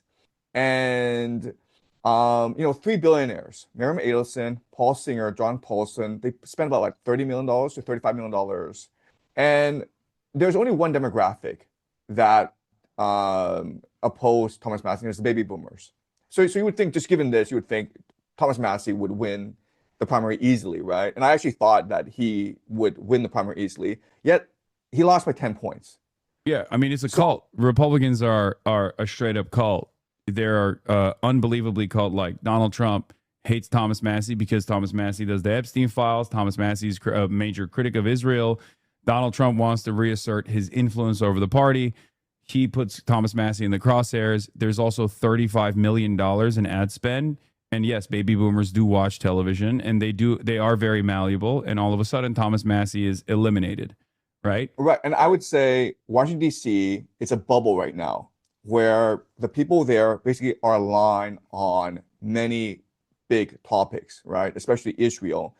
Section 219 of the National Defense Authorization Act, it's passed, and now you will see a slow merger of these two militaries, right? Israel and the United States, and they're doing this, as you point out, because like they need a pit bull, they need Israel in order to secure American interests in the Middle East. And this is a way to circumvent congressional oversight, right? So I'm saying, like, given these trends, given what happened to Thomas Massie, given the NDAA, given the fact that Washington is essentially a bubble that they all think alike, whether it's Democrat or Republican, like look at what Chuck Schumer has said about Israel, right? What reason do we have to be optimistic that there is going to be a turning of the tide against Israel? Well, I don't know if you're familiar with what I do as my work, aside from commentary, but we are electing a lot of anti-Zionists into office from the Democratic Party side, and we've overcome tremendous amounts of media spend coming from AIPAC and AIPAC subsidiary shell corporations in all of the races that I've been involved in thus far, and yet within the Democratic Party, because there is no similar cult-like attitude that the Republicans have, the Democratic Party's base of support is actually far more invested, given that there's plenty of readily available public polling on the issue. There is a lot of appetite for anti-Zionist, anti-Israel sentiment within the Democratic Party, which is precisely the reason why, in spite of the millions of dollars in ad spend within the Democratic primary system, prominent critics of Israel are getting elected. It's actually created a massive crisis within Washington, D.C. They're constantly talking about how they have to do away with this democratic socialist movement in their ranks. I don't think it's entirely about Israel, of course, but that's just one reason for why. That's one reason for why there's so much anger and resentment coming from D.C.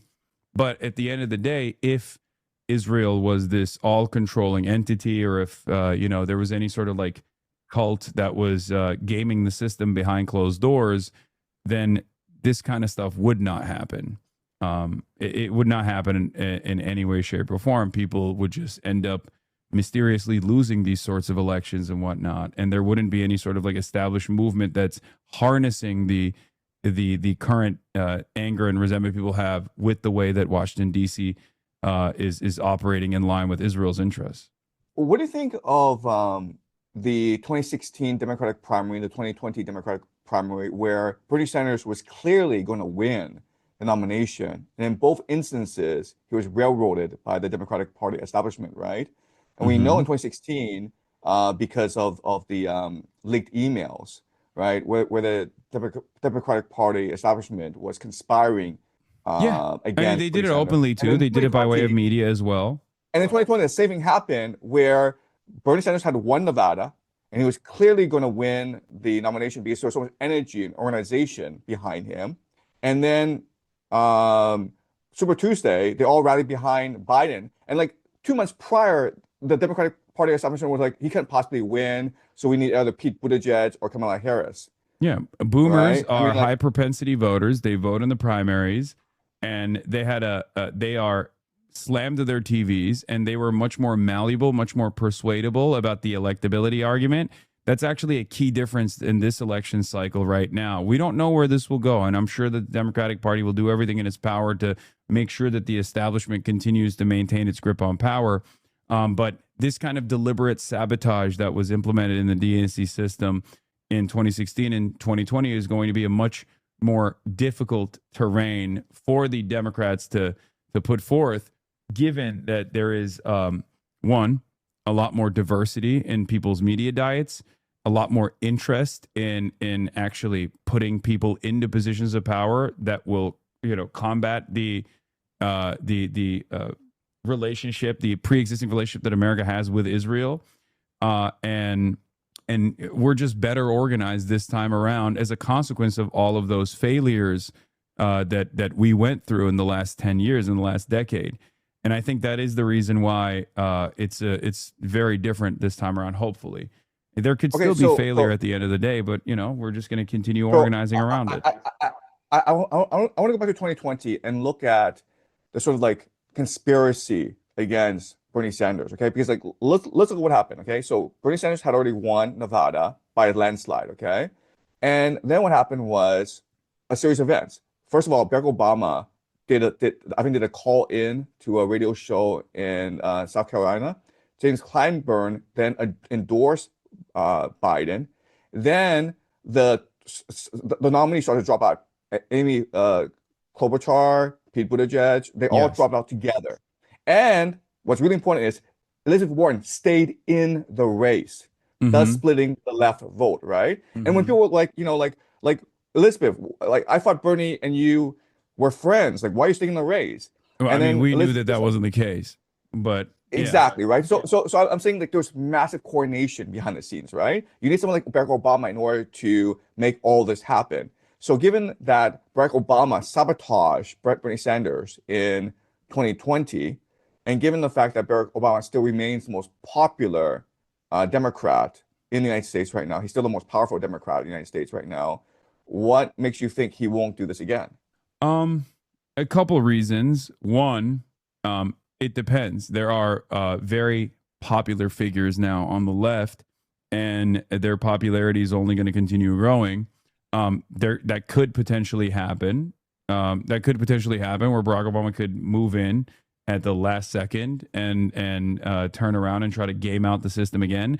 I just don't think that the infrastructure there remains, because the appetite from the base of support is very different. Like the appetite from the base of the Democratic Party, the high propensity voters that comprise like the backbone of the primary system, they do not believe in the electability arguments that was presented by mainstream media any longer.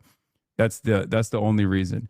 I don't think if Barack Obama intercepted these current primary races, for example, if he were to come in and say, you have to vote for this person over this other person, I don't know if he would have the same level of influence capabilities, because there are other figures that are also very popular within the movement, and there are also other organizations that are growing in power that are not that are not inside of the Democratic Party. They're not accountable to the party bosses, and there is a lot more outside pressure. And people are a lot more aware of the things that took place or the decisions that they made. I talked to a lot of boomers. If you were to ask a lot of boomers, many of them say they voted for Hillary Clinton. They thought Bernie was bad. They thought he was a spoiler.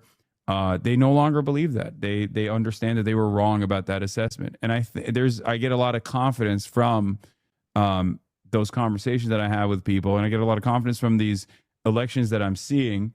Where a lot of people over the age of 65 are voting for random, unknown, very young candidates, Democratic Socialists, and these are high propensity voters that are lifelong Democrats. What do you think of Tucker Carlson and MTG? Because these are both extremely anti-war people who have basically abandoned the Republican Party because they're anti-war. How would you perceive these two people in particular? I think Tucker Carlson is very connected to J.D. Vance and Peter Thiel, and therefore he's garnering a lot of legitimacy in the anti-war space. And there are plenty of people who actually believe him and think he's a sincere voice. And he does make a very convincing case in that front, especially against Israel. And regardless of what he is saying, I still think that his ultimate ambition is to either take that legitimacy and lend it to J.D. Vance, or maybe even take that legitimacy into going through with his own ambitions of higher office and maybe even run for president. That's what I think. But I don't think it's like a real. I mean, I think it's ultimately going to be him lending that credence to J.D. Vance. That's what I think. And I don't think J.D. Vance is actually a critic of Israel in any way, shape, or form. I think he's just performing a role for Peter Thiel. And how about MTG? I think Marjorie Taylor Greene is just, I mean, she's a little bit of a kook. She's a little bit of a crank.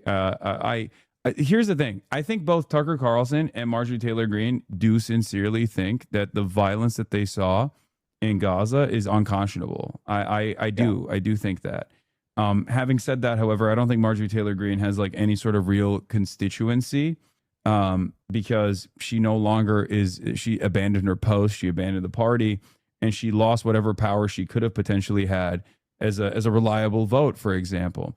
She probably didn't want to get primaried by way of Thomas Massey. There's a very high likelihood that that would have happened to her, but still, she would have still been able to be a vote and a voice before she got primaried. So I don't think she should have retired. But I don't know where she goes from this point on. Maybe in independent media, somewhere like that. But ultimately, I don't think it's I don't think she's like a significant force in American politics any longer. And do you think that after the midterms, there might be a prominent anti-war caucus emerging in Congress that tries to get the United States out of this silly war? Yes, but I don't think it'll be Republicans. Well, it could be Republicans because lame duck, Trump's on popularity skyrockets after the midterm defeats. He's not able to achieve the electoral gaming that he wants to set up, abolishing vote by mail, things like that. And therefore, the sequence of midterm defeats cause the party bosses to sour. This happened last time when Donald Trump was in power as well. And then eventually they will look for a new leader in the party to take over the role of Donald Trump. That's what I think is going to happen. And therefore, because he's losing his legitimacy, a lot of careerist politicians, even on the Republican side, will most likely try to coalesce around an anti-war force, recognizing that the attitude has shifted dramatically in that direction. And there's no cult-like figure that is all-powerful that can muster up the forces. So you would know a lot better than I do, but I would guess that for the midterms, the Democrats are going to promote a lot of blue dog candidates. Of course. Are you concerned at all? Are you concerned at all about that? I mean, that's just what they do. They've done that every midterm. They will always promote the most conservative Democrats they possibly can.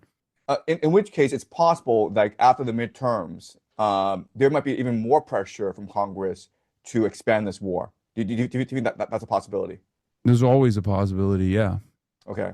But what I'm saying is, in the interest of making sure that we avoid that reality, I'm trying to get as many anti-war voices elected as possible right now.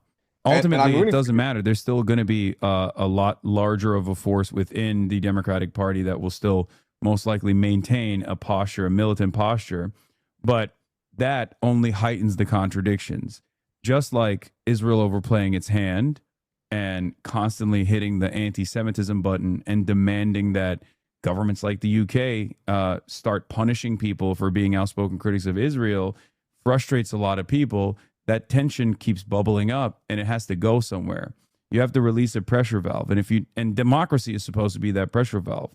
If the Western world no longer has any confidence in democracy and the democratic process, which I agree with you, I think it is an oligarchy. I don't think it's a real democratic process regardless.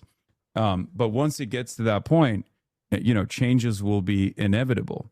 That's it. And I think people, powerful interests of capital, will want to maintain a level of stability. They can make money in crisis. They can make money through volatility. But too much instability and too much volatility, all of a sudden, they're not making money. Then it becomes unpredictable. So in an effort to avoid that, they will have to concede. That's what I think. Well, I mean, I'm rooting for you, and I really hope that there could be a revolution within the Democratic Party that brings in young, fresh voices such as Madani, such as yourself, because this is really the best hope for America right now. The Republican Party has become, as you point out, a cult, and so really the best hope right now is that the Democratic Party becomes the anti-war, pro-worker faction in America again. All right. Well, Professor Jiang, thank you so much for coming on. I got to go. I have a photo shoot that I have to attend. Okay. Well, thanks so much. Okay. Bye-bye. All right. Have a good one.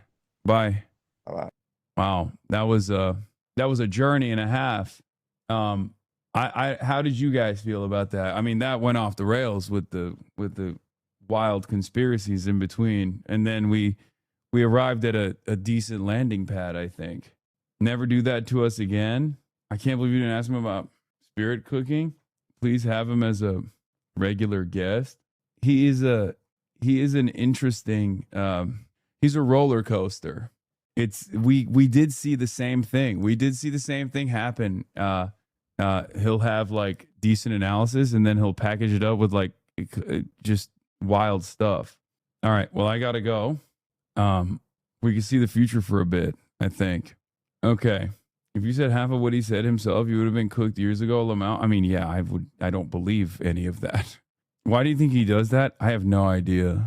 I thought I could dive into it a little bit further, but anytime we tried to understand where he was coming from, it would go into like crazy places. Anyway, all right, everybody, love you all, and I will see you tomorrow. We'll have more fun wall-to-wall coverage. You got cooked so hard it was like you were in Dante's Inferno. Yeah. If you're going to have CIA on, just reach out to John Kiriakou. Yeah, hopefully next. John Kiriakou's next.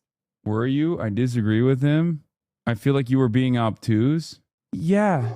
Not trying to understand his theory. What are you talking about? Sorry, bro.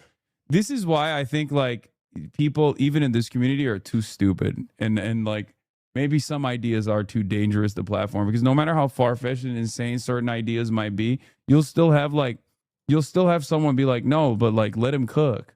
He's friends with Glenn. You're never getting on the Greater Eurasian podcast. Wait, why? I was cordial to the best of my ability. It's called the Socratic method. He made you Professor hang himself. Yeah, he gave me enough rope to hang myself. Fox News Sawyer segment. Well, listening to Joan speak was like watching Jordan dunk. I agree. We got to get Brace Belden on. Wow, what an interesting segment. I think I'll look more into the guest content as a result of the stream. I sure hope I don't lose myself in the process. Okay. Yeah, I will never understand the Professor Jiang's theories. I am but a mere vessel. Okay. Anyway, love you guys, and I got to go. I'm being rude. I'll see you guys tomorrow. Jubilee Professor Jiang versus 20 Hasidic Jews. That's crazy. No one should be put through that. Okay. All right. I'll see you guys tomorrow. Peace, everybody. Love you. Bye. Stunning lo-fi introduction, starting off the day. All the chatter's trickling in, hostile people hate. Sunny Los Angeles, California, says Hasan. Stun luck to the stun luck to the topics just begun. 'Cause there he is again. Hasan is streaming. Hasan is streaming. There he is again. Hasan is streaming. Hasan is streaming. Reviewing a Chinese train, telling Kaya place. Sun and Asmin chatter loves, giving greetings grace. Zoran winning NYC, woke two back with the force. The Rogan of the left, to me a dumb himbo still of course. The Charlie Kirk assassination, the Fear and Online show. 8 full fucking years of this, and plenty more to go. Doing fun stuff tomorrow, throw PBS up on the screen. A man-made horror reaction brought to you by this live stream. 'Cause there he is again. Hasan is streaming. Hasan is streaming. There he is again. Hasan is streaming. Hasan is streaming. Kicked out of the DNC, IRL with March the Goat.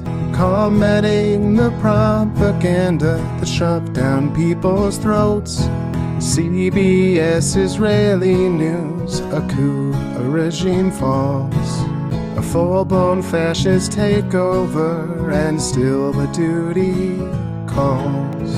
Total radicalization coming out to see. The system will always fail, it's up to you and me. All these daily streams, whether short or whether long, have helped millions of people keep it moving right along. 'Cause there he is again. Hasan is streaming. Hasan is streaming. There he is again. Hasan is streaming.